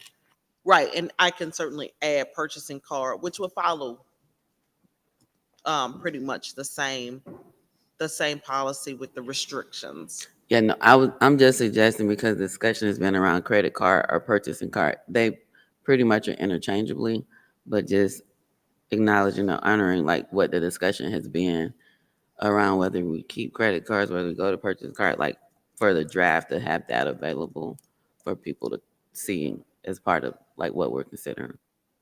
Would the best approach to email it out to the city council members for commentary, or just go through it here, share the screen?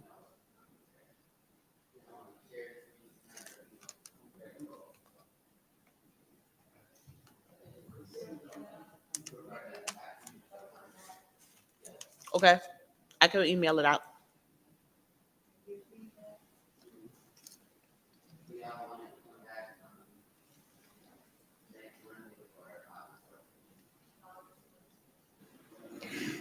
I have a question. Does this also include like a travel policy as well, or is this, no? This Yeah. is not the travel policy. Do you want a separate one? I think they probably should be separate. Okay. Yeah, that'd be great if we can have a more robust travel policy as well. Thank you.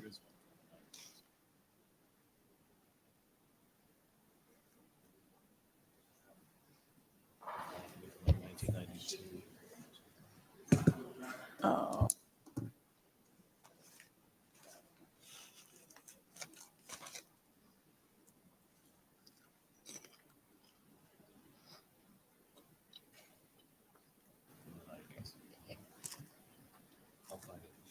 Okay.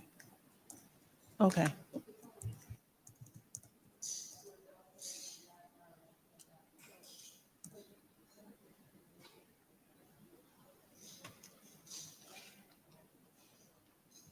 I actually met somebody who is, I think, on the airport board or something in New Orleans, and the conversation of international travel came up, and they indicated that they cannot. There's certain different travel guidelines that they have in place, even for them as board members or chairs of that board, and they can't take international travel without prior council approval or approval of the commission or the board, right? So I think that's what when Councilmember Ziegler is saying travel policy, I think you're talking about like items such as what type of travel is you allowed to, what travel are we allowed to use our card to book for, which means it could go in a credit card or purchasing policy without necessarily a total separate travel policy, unless we're thinking about something more robust. I mean, I think this kind of would deal with like what if you can use it for airfare, if you can use your card for food, or so part of the credit card and purchasing policy could have that in it, and travel could be a part of that if it's, unless you're thinking of something like more robust specifically around travel, because generally it's kind of included.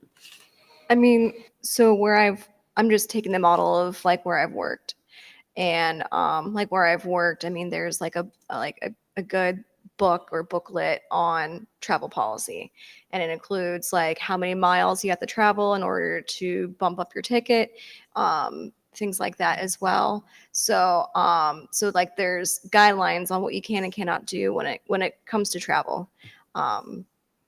So like sometimes there's expectations on like, you know, this many mileage you're expected to drive or something like that too. You know, like there's a lot of guidelines that help that help with just defining certain things.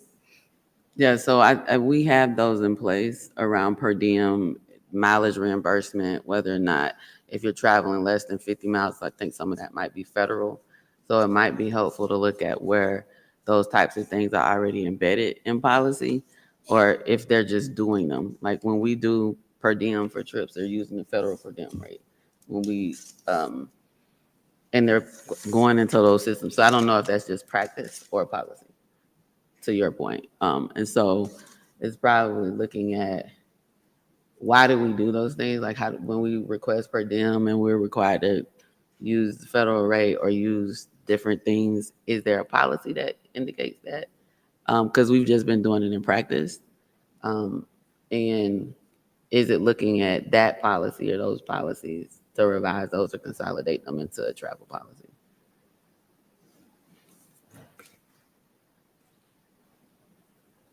Anything else? No, anything else for me? I'm trying to get a better understanding of what you were saying, and I know they do some things. I don't know if we have a policy or if that's what we've been following.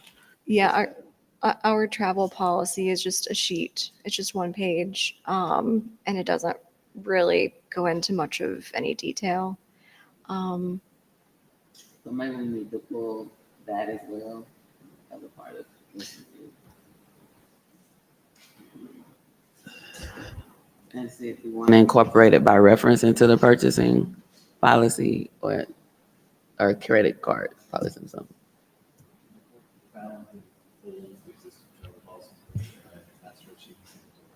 Okay. Who has it? She found it. Oh, Catherine. Okay. The deputy city clerk is gonna send us the travel policy as well to review.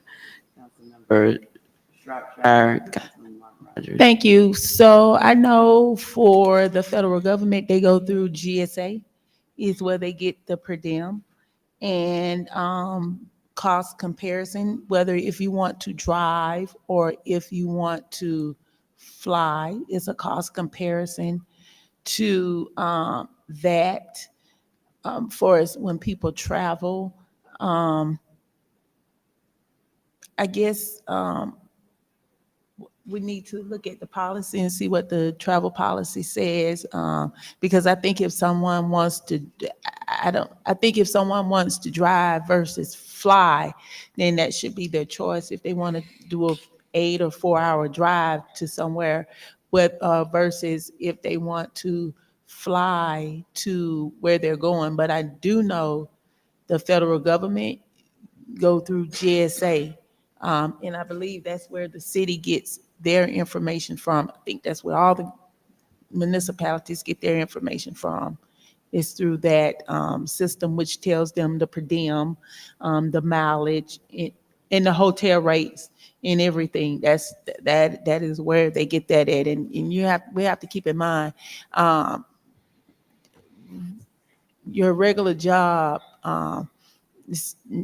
policy is a little bit different than what the government policy is, or what we're actually looking at. And I guess, is it you want to strengthen the policy? You want to make it where you want it where you have to, if you're going, let's say 51 miles, and you want to fly, you're wanting them to drive. I guess, what is it that you're looking to do with the travel policy? I'm looking to make the travel policy robust so that it can cover as many circumstances as possible, so that everybody's on the same page when it comes to anything and everything about travel. I know that the one pager that we have right now is, I mean, it's not great at all. And so, you know, my ask is just for some research on what would be a good travel policy to mimic ours. I think that's a good starting point. See what their travel policy is? I mean, sure, we can. Yeah, I just want, you know, to see, like, you know, especially when people want to upgrade their airfare, things like that. Like, there are specific mileage that you have to have in order to do that. So like, just think things like that, just so that we're all on the same page. And then of course the accountability piece too. So right now, the travel policy that you sent me, it only applies to department heads. And anyone else under the department head level, division heads and staff, they have to be approved by department heads to travel. I don't see one for elected officials, right? Like a travel policy just for elected officials. So if the request is to create one, she's sitting at, it's. Sorry, Catherine, the deputy city clerk did find a travel policy that applied to elected officials. Okay. My phone has died, otherwise I'd forward it now, but it was from the 90s. It was like 1992. Yeah, I see one for department heads from May 24, 2000. No, I this was see even one older. from 1998. It also talks about employees, which you guys are not. So yes, I would be interested to see the one that applies to elected officials. So is the request to look at travel policy for both groups of people, electeds and employees, or just the electeds? I think it's both. I mean, the challenge that we have right now is that we have some on one side, not on the other. I think we need to be looking at it holistically, and it's probably a separate item from the credit card policy. So we probably need to add a travel policy to the work session. When did we say, what did we say when it was coming back? Are we bringing this back at Monday the 15th or August 12th, the work session? Credit card purchasing policy could come back sooner than travel. Haven't started on that one at all. But I think they're connected in that, because the credit card is used for travel. It's how you allowed to purchase be that. used for travel. And so either we want the two to mirror or know what we're putting in another place, right? So we can incorporate it by reference. If that's the case, I will request August. All right, August 12th. Oh, I'm sorry. Councilmember Martin Rogers. Yes, and this is my concern, because I remember when we talked about this before, we talked about council being a self-policing body and not us trying to police each other. So I guess my concern is this: robust for who? We already have a credit card policy that talks about the uses of the credit card that are prohibited: personal purchases, cash advances, alcoholic beverage. And then number 8, if you read number 8, it says the per diem request shall be processed through accounts payable prior to travel and refer to the East Point City Travel and Training Policy. On the same page for who? I think when we get into talking about these policies and trying to point out where someone is going wrong, that particular person should be addressed. Because I know that I'm not illegitimately using my credit card. I've just been hearing just a lot of talk about the credit card policy. I think it was mentioned that some council members have even put their credit card statements online for everyone to see, but robust for who? Like, who are we really policing? Are we policing ourselves, or are we trying to micromanage our colleagues when it comes down to these credit cards? So, Madam City Attorney, what I would like to see is, I think in my notes here, I have Fairburn. So whatever the city of Fairburn is doing or what other cities are doing, I would like to compare that to what is already in place that we have, if that's possible. Thank you so much. Councilmember Mitchell. I'm sorry, but this has been going on for a while. Can we please define self-policing body? Madam City Attorney, yeah, it might be better. It might be better coming from you. Are you able to give a brief definition of a self-policing body?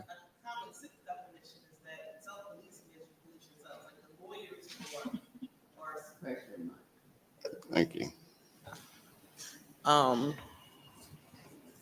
Like lawyers are self-policing. I'll say as a body, I guess that's like a self-policing body.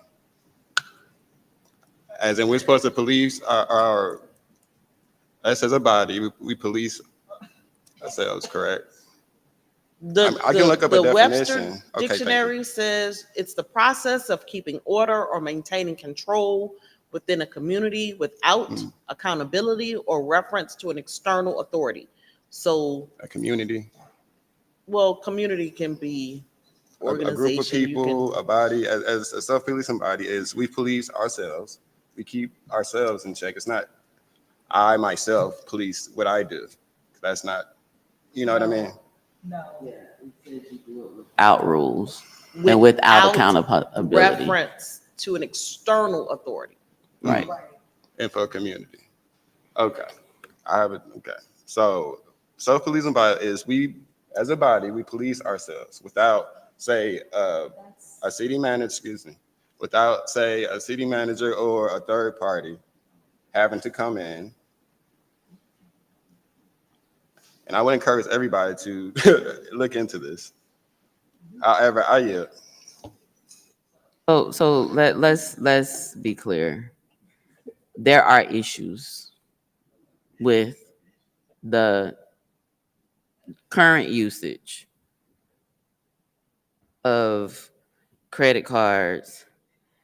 And while some issues might be one person want to be the other, you can't operate a system without having system rules that apply to everybody.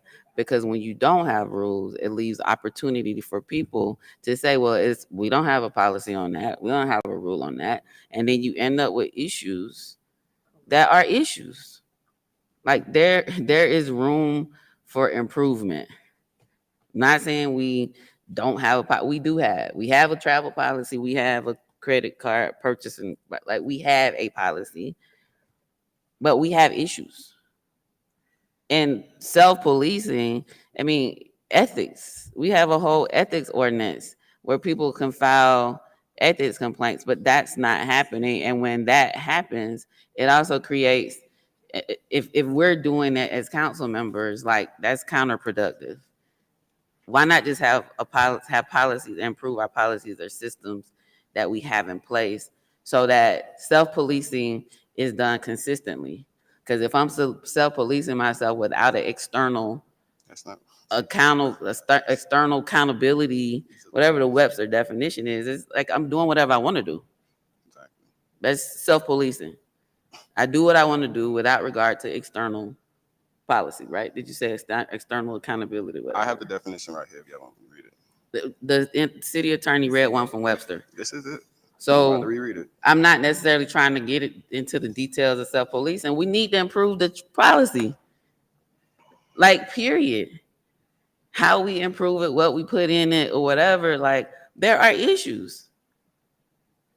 And so we either address them as a system, or we don't have something in place, and then we have the concerns at the individual level that is challenging to deal with because the policy doesn't speak to it.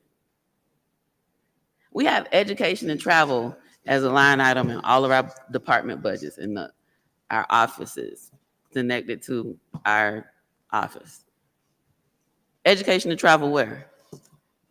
If I don't take my, whatever the amount is, and take one trip, that is that total amount for education and travel. Is that what we're okay with? Right? Like, there is opportunity to improve.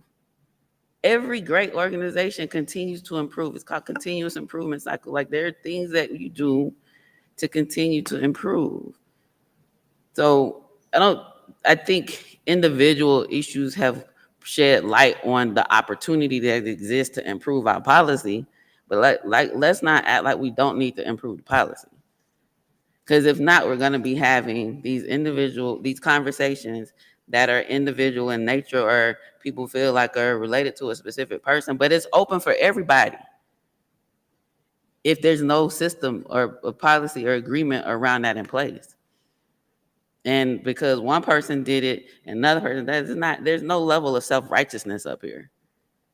I think that's the challenge. It's not about being self-righteous. It's about having systems in place that allow us to function, and everybody knows the rules, and we all have understanding what it is. And when it doesn't happen, the bill doesn't get paid. We got staff paying bills because they report to all 9 of us. What can we point them to that specifically clearly states? Like, so there are issues. And having the conversations outside of here in the community does not address it here, and it needs to be addressed. Because I'm tired of the conversation. I'm tired of, it is not, we have a over $209 million budget, over 600 employees. We sell water, electricity. We have police department, fire department. We are a full service. We operate a very complex business. So we should have systems in place that address the complexity and operate as such. Like, all of this, I don't want to continue to spend years around this issue as if there's not something that needs to be addressed. It is. Let's address it and move on. Because if not, there'll continue to be open records. They're going to continue to be the side conversation. It's going to continue to be like all of that messiness. Just deal with it. We're all elected to serve here and and have to build consensus and work together. Deal with the policy issue at hand instead of not dealing with it. So I think having it on the agenda is an effort to try to do that. Let's do it. Whatever it is, I don't know what the end result is going to be. It's why we have a draft that we can respond to. We look at it and we try to improve it. Let's do it. Because I'm exhausted by what happens when we don't have it. So you said you can get the credit card / purchase card policy improvement or edits, whatever you want to call it. Like, whatever, it's not that we don't have it, that can be improved. Billion-dollar companies have a continuous improvement cycle. This is not fault. This is not self-righteous. This is about improving what we do.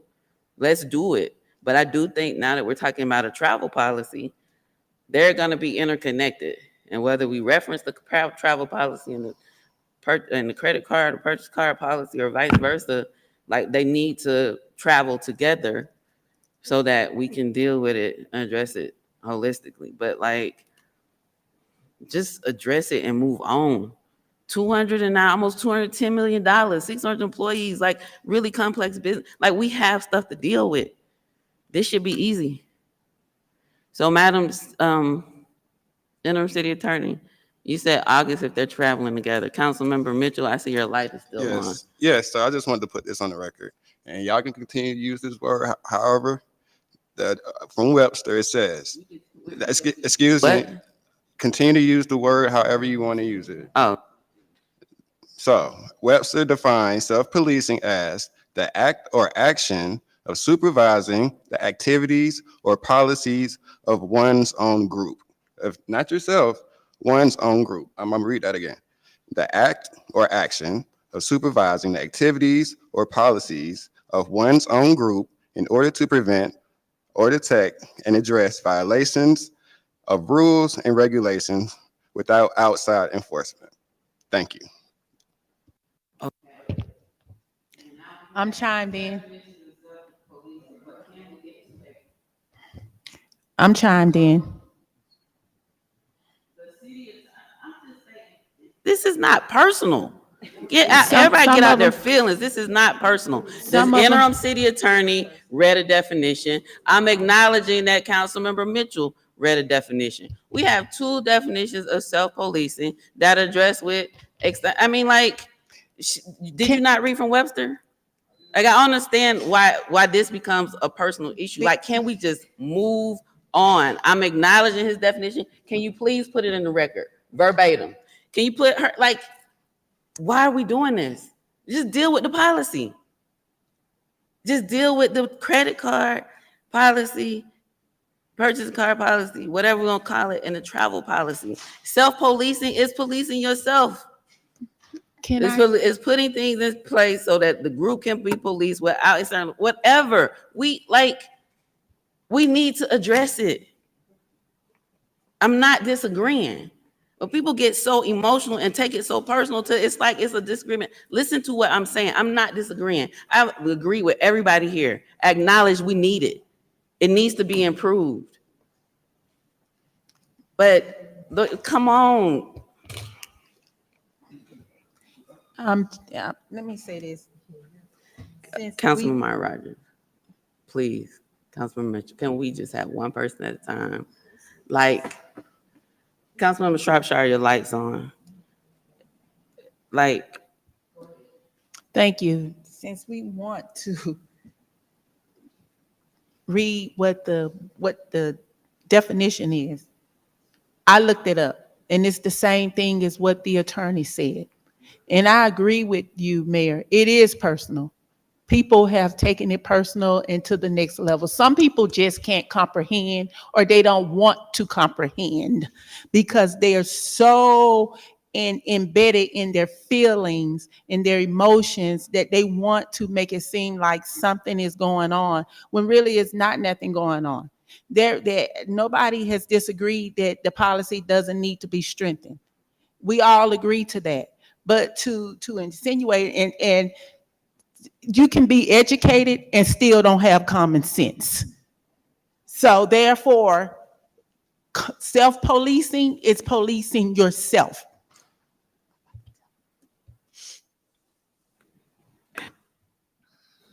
Attorney Wiggins, you have Yeah. your light on. I did, and only because Madam Clerk did send me a policy. It's the same policy I've had, which applies to employees. I have yet to see one that applies to elected officials. You cannot treat them the same. An employee can be fired. An employee can be disciplined, suspended. Elected officials cannot. Which leads back to the whole self-policing conversation we're having in the first place, is because there's no one over you except the voters, right? That's why you're a self-policing body, because no need to beat that horse to death. There is not a policy for elected officials. So what you're asking me to do is to create one, which I Yes. can do. I just want to let you know, we're not strengthening anything, we're creating. Okay, and that's fine. Because what we have on the, is, so you're saying the purchasing card and the travel policy only deal with staff? The travel policy only deals with staff. So on the travel side, we're creating and strengthening the employee if we feel that there needs to be changes there. On the credit card, we are improving, strengthening, because there's something that exists that we need to address. Okay, so can we have them both travel together and be on the August 12th work session with drafts from the city attorney? And if you get the drafts before then, you can share them with us. And so, okay, Public Arts Commission, have we increased the application? we have enough of people to appoint. We only have one more item after this. It's 22. Councilmember Clemens said she had a quick question on that.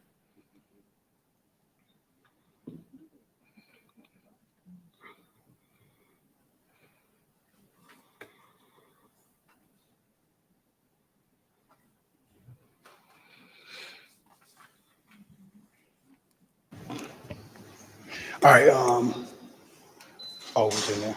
All right, good evening, Mayor and Council. I know we've been, had this item on here for the last 3 months, so we're hoping to try to bring something new. To answer your question specifically, we're still at 4 applicants, but we are trying to do a different way of promoting it. When we first took on this task to try to get the involvement, we went and updated the application. We uploaded it on the city's website. We got a few hits on that. We came back. Chris has been marketing through our social media. So we're trying to take a different approach of how we're going to market it on our city's Facebook page to give residents a visual of the art that we do have in the city. Chris has done an amazing job over the years, and we tried to come up with a piece to highlight it. Obviously, with your assistance on spreading the word about the beautiful art that we do have, the direction of public arts, we're hoping to generate more interest to fill out our board. And I do have it. Did it leave? They closed it out on one of the other presentations. I thought we had left it up there.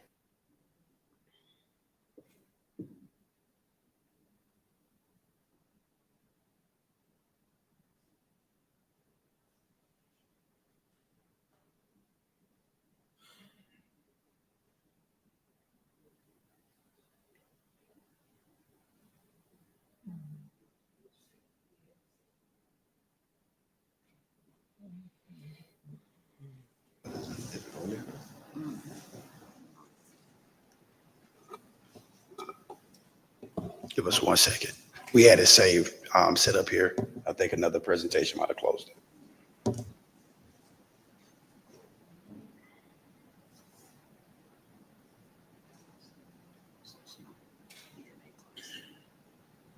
How did she send it? She already had it up here. So it was already up. And she didn't send it to me. It was already put up here when I showed it to you.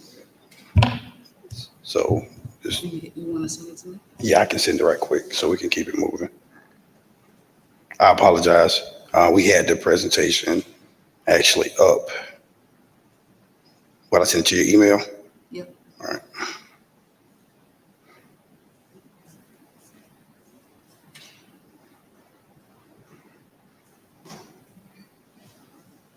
Madam City Attorney, interim city attorney, interim city manager, we have any executive session items? Okay, great. We don't need them. Go on. Just wait a minute. Just wait a minute.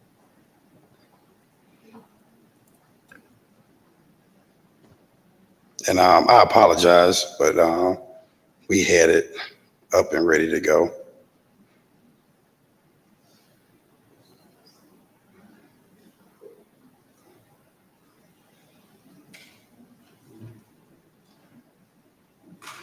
Kat, what is your email?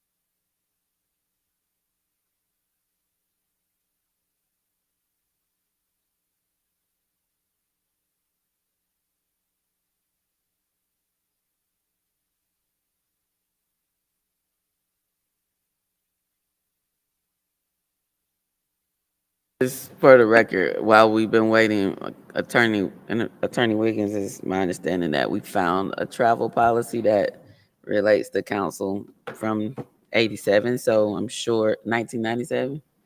I'm sure it is ripe for continuous improvement, but we're not creating from there either. We are continuing to improve, enhance, whatever, strengthening, whatever words we want to use.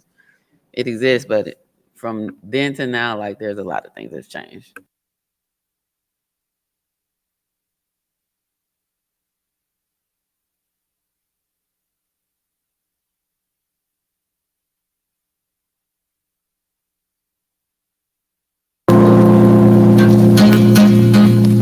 This is a piece that we're going to put on the city's Facebook page. Obviously, art is a very, very visual piece. So we want to try to bring some visual marketing to talk about all the great work and the beautiful art we have in the city. So this is what we're going to put up on the city's Facebook page and on our social media to try to drive more interest to try to build our public arts commission. What I did not want to do was come back here tonight after 2 or 3 months saying we only got 4 applicants, but we're trying to switch up our approach to drive more interest. Okay.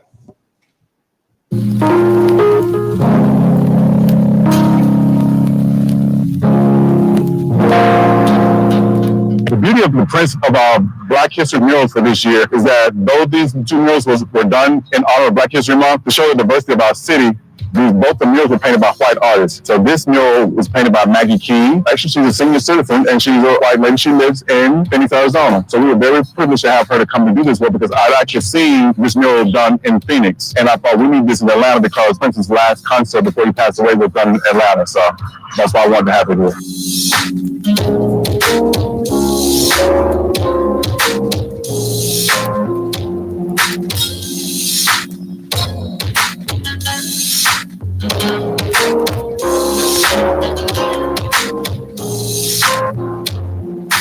The beauty of this piece is that the artist, Malcolm Byers, has no formal art training. He's never been to art school a day in his life. He's 26 years old, and upon approaching this concept, he knew nothing about Robert Smalls. He did a deep dive on the internet, and this is what we have as a result.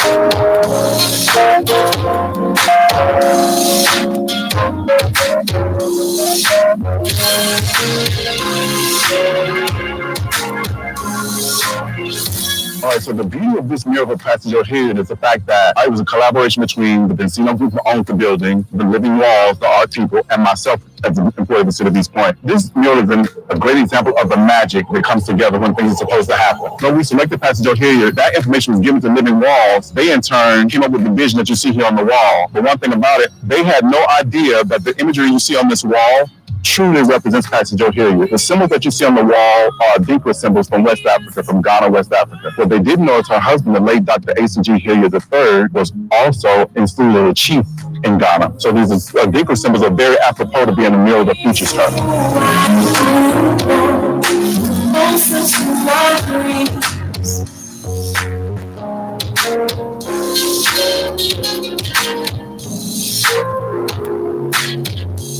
So last year, I got a call from an artist, Ashley. She had a dream about Toni Morris, and Toni Morrison wanted her to paint her on the wall. She's like, Chris, I want to do this mural. I said, okay, Ashley, I don't know where I can find a wall, but I'll look around. A couple days later, I called back and said, Ashley, looking for a small wall, or looking for something big like what I have, like in the underpass? She said, I'm really looking for something big. I was like, really? I said, well, Ashley, I don't have any money. She said, this is not about money. This is about a vision I had, a dream I want to fulfill. She said, I only have like a week to get it done because she wanted to get it done before Juneteenth. We started. I said, well, let's do it in the underpass. She came down here and she painted Toni Morrison on the wall here, along with 5 students from Tri-Cities High School, which is right next door.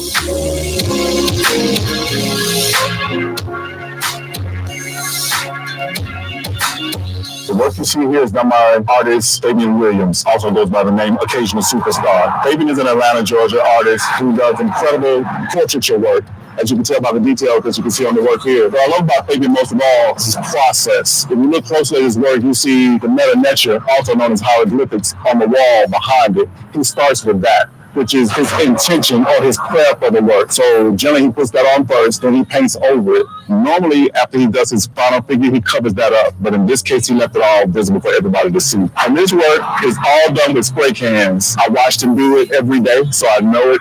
That's how he did it. But it's absolutely incredible.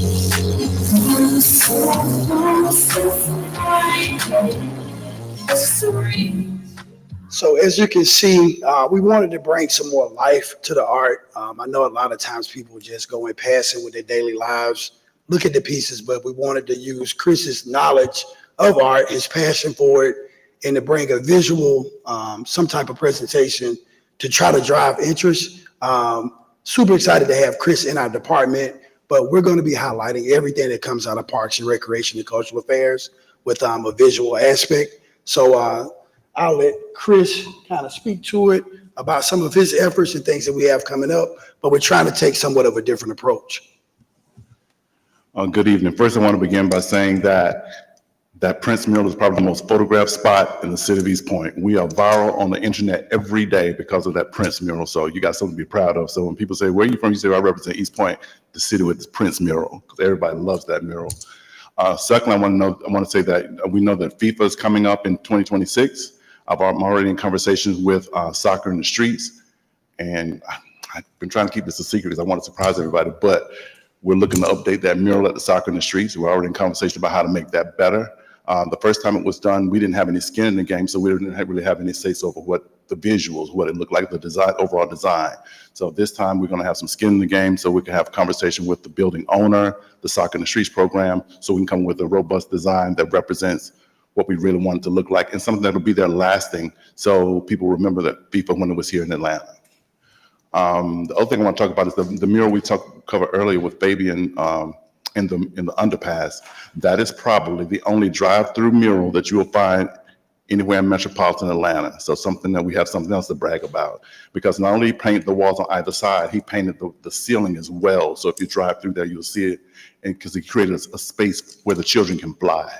So that's what that's all about. And just so you know, people always ask, like, why are the children flying? Like, what is that about? So Fabian and I are from different generations. I'm a little older than he is, but his concept is that it was the mural's intention originally was supposed to represent the civil rights movement. But for his generation, he feels that the generation prior to him failed that generation in terms of the outcome of the civil rights movement. So the children are flying away, trying to find the solutions to the same problems that have always existed in this country. So I just want to let you know, just want to explain some of the work, and also let you know something that Shalorda and I have been talking about too, is that we're trying to find a way to put QR codes on all the murals so people can use their phones and scan it and get a little bio information on the artist as well as the piece and know what it's all about. So we're looking forward to move forward and, improve our art at East Point. Really want to try to do some things with light, but unfortunately we're so close to the airport, that's become problematic. But I am in discussion with someone to let you know, I shouldn't tell you this, but anyway, we're working on some other murals. We want to get into mosaics, and we're also looking at doing some mural work in paint that is charged by sunlight so it glows in the dark at night. So you can look forward to that here in East Point. So as you can see, we got some exciting things coming out, and we're hoping some of our efforts will try to fill up that commission. But I did want to let you guys know that we are taking a different approach to try to find more people to fill out that board. Councilman Mitchell. Oh, first I want to say thank you. I saw a majority of those, and it's beautiful. I think you're really bringing the city alive. I was going to ask, is there anything you can do? I'm not sure what type of clearance we need for this. Anything we can do with our MARTA station? Like, I think murals would be a good look in the MARTA station if that's allowed. Actually, I'm on the MARTA art board as well. And unfortunately, MARTA is very, what's the word? Strategic about how they're going about revamping all of the stations. And East Point is not like next on the list. But of course, since I've been on that board, every meeting I go to, I talk about the East Point station. I'm like, you got to kill the weeds. You got to paint that stuff. You got to do something with it. But it's something I talk about all the time. So I have forgotten about it. I represent East Point everywhere I go. And I definitely appreciate your efforts. So keep it up. Thank you. Councilman Martin, right? I just wanted to say great job. Councilmember Shropshire and I were at that unveiling that's right there on the side of East Point Printing, and it was amazing. Also, the added touch was to have his grandson come out to the event, which I felt was an extra special event. But what I wanted to ask is, have we thought about, I know that the World Cup is coming. Do you know anything about just painting designs, not painting designs in the street, but something that will wear away over time as far as decorations and added decoration to the city. Could you You be know more what I'm saying? specific? I'm sorry. Like, okay, so we have the Georgia Soccer Park, but in front of the Georgia Soccer Park, there is a street that leads to the soccer park. Is there any way that we can look at, once that time comes, highlighting that area right in front of the soccer park with the design on the street? I've seen streets painted with not permanent paint, but if events are coming to a city or town, they paint the streets or the roadways to honor whatever it is they are doing for that particular time. So I wanted to know if you knew did you have any information about that? I don't, but as always, I'll tell you, like I tell all the residents, we're always open to suggestions. Okay, This is and our then- city, we live in it, and I want everybody to be comfortable and love their environment. Because art does just that. Art creates a better quality of life for all of us. Even people who don't think they appreciate art, they really do. They just don't know it yet. Right. I know that we have quite a number of green spaces throughout the city of East Point. Have we looked at art installation for those green spaces? Like sometimes when you're traveling through Atlanta, it just may be a weird piece of artwork, but it does have the artist's information on it. But have we looked into possibly kicking it up a notch with installing art installations on those green spaces just for beautification purposes only? And then that rolls me back to the decoration of the utility boxes. When people come, I know in Atlanta, you can get on this app and look at every mural that they have in the city of Atlanta. That's how you find them. Have we talked about, or has there been discussion on that? So the art installations and then the different murals or spaces that you go to in East Point to see our murals. And then that's it. Okay, so the first one was what? And I'm sorry, do that again because I'm stuck on the boxes. Green spaces, art installations. Okay, so the art installations, we are open to that. However, art installations are very expensive. So we generally try to partner with someone for that kind of an event. Like even when we did the Ghost Pools thing, we partnered, with an organization because it's super, super expensive to do this sort of work. Murals was kind of like the way we've done murals thus far was just kind of a way to introduce East Point residents into the arts, just to ease them into it. And then once we did that, then we're going to venture out to other areas. But yeah, we do have plans to do that. And in terms of the utility boxes, that utility box wrap has begun. It's already started. It looks so good. I'm so happy with that. We're just waiting to get it all done so we can map it all out and let all the artists know where their boxes are so they can see them. And once we get all that done, we're also going to have a reception, invite all the artists in, and you guys will be invited to that reception.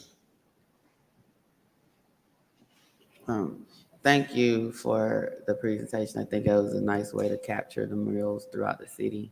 What is going to go along with this video to encourage somebody to be on the Public Arts Commission? So if I watch this video, I might feel like it's taken care of. There's art happening in the city.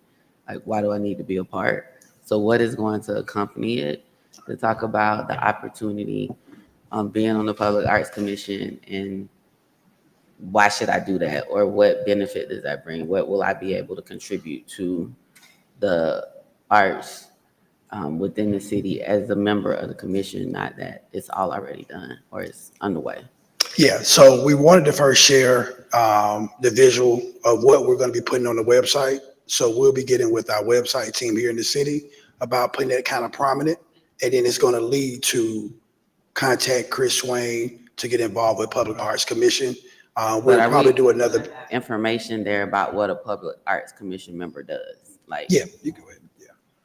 Also, Mayor, just so you know, there is another video regarding public arts in East Point, and it's highly visual, just like this one, but it features a voiceover, and it's me talking about the Public Arts Commission, what the duties entail, what they'll be responsible for, and inviting them to be a part of it. That's already in play as well, man. Okay. This is just kind of reinforcing what was already put together the previous month. Yeah, So, I think the other one will help with recruitment though, right? So like, why should I be on the commission?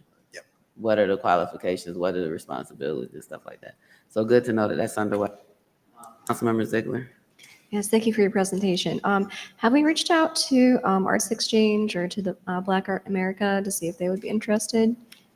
Yes, we have. I attend Art arts events and art spaces all over metropolitan Atlanta. So everybody's aware that we're looking for members for our Arts Commission. Okay, thank you. And also, just a point of personal privilege, I want to thank all of you who were able to come out to celebrate with Belle Ethnic for when we renamed the street for Belle Ethnic Way. They were really, really appreciative of that. So thank you so much. All right, so update next month. Hopefully the numbers get there. The reason I'm keeping it on is so when we get the numbers, we can make the appointments and we can move it. So good job on reimagining how we can recruit.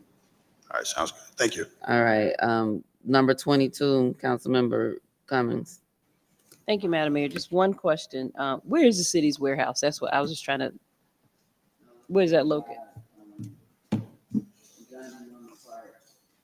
If you pass it, you make a right on Bayard instead of going left, like going to New Grand Chapel, you go right. And it's right there on the left-hand side. It's the first building on the left. Okay. So That's if the you're question. leaving I John D. sure did Newman- not mean to have you stay here for that because I was trying to ask you at first. Oh. I was like, it was a real quick question. I just didn't know what it was. I'm sorry. You get the Trooper Award. You hung out. I Okay. drove them by there today. All right. Yeah. So this can go on consent. All right. I think we covered all the agenda items, Madam City Clerk, Deputy City Clerk. We don't have any executive session items, which means this work session is adjourned. So I have a question about item number 12. Was that going to the August work session? August work session. August, okay. Where's the 11 going? We got the update, but I had already written August work session. August work session for 11. The letter. Good night, East Warner.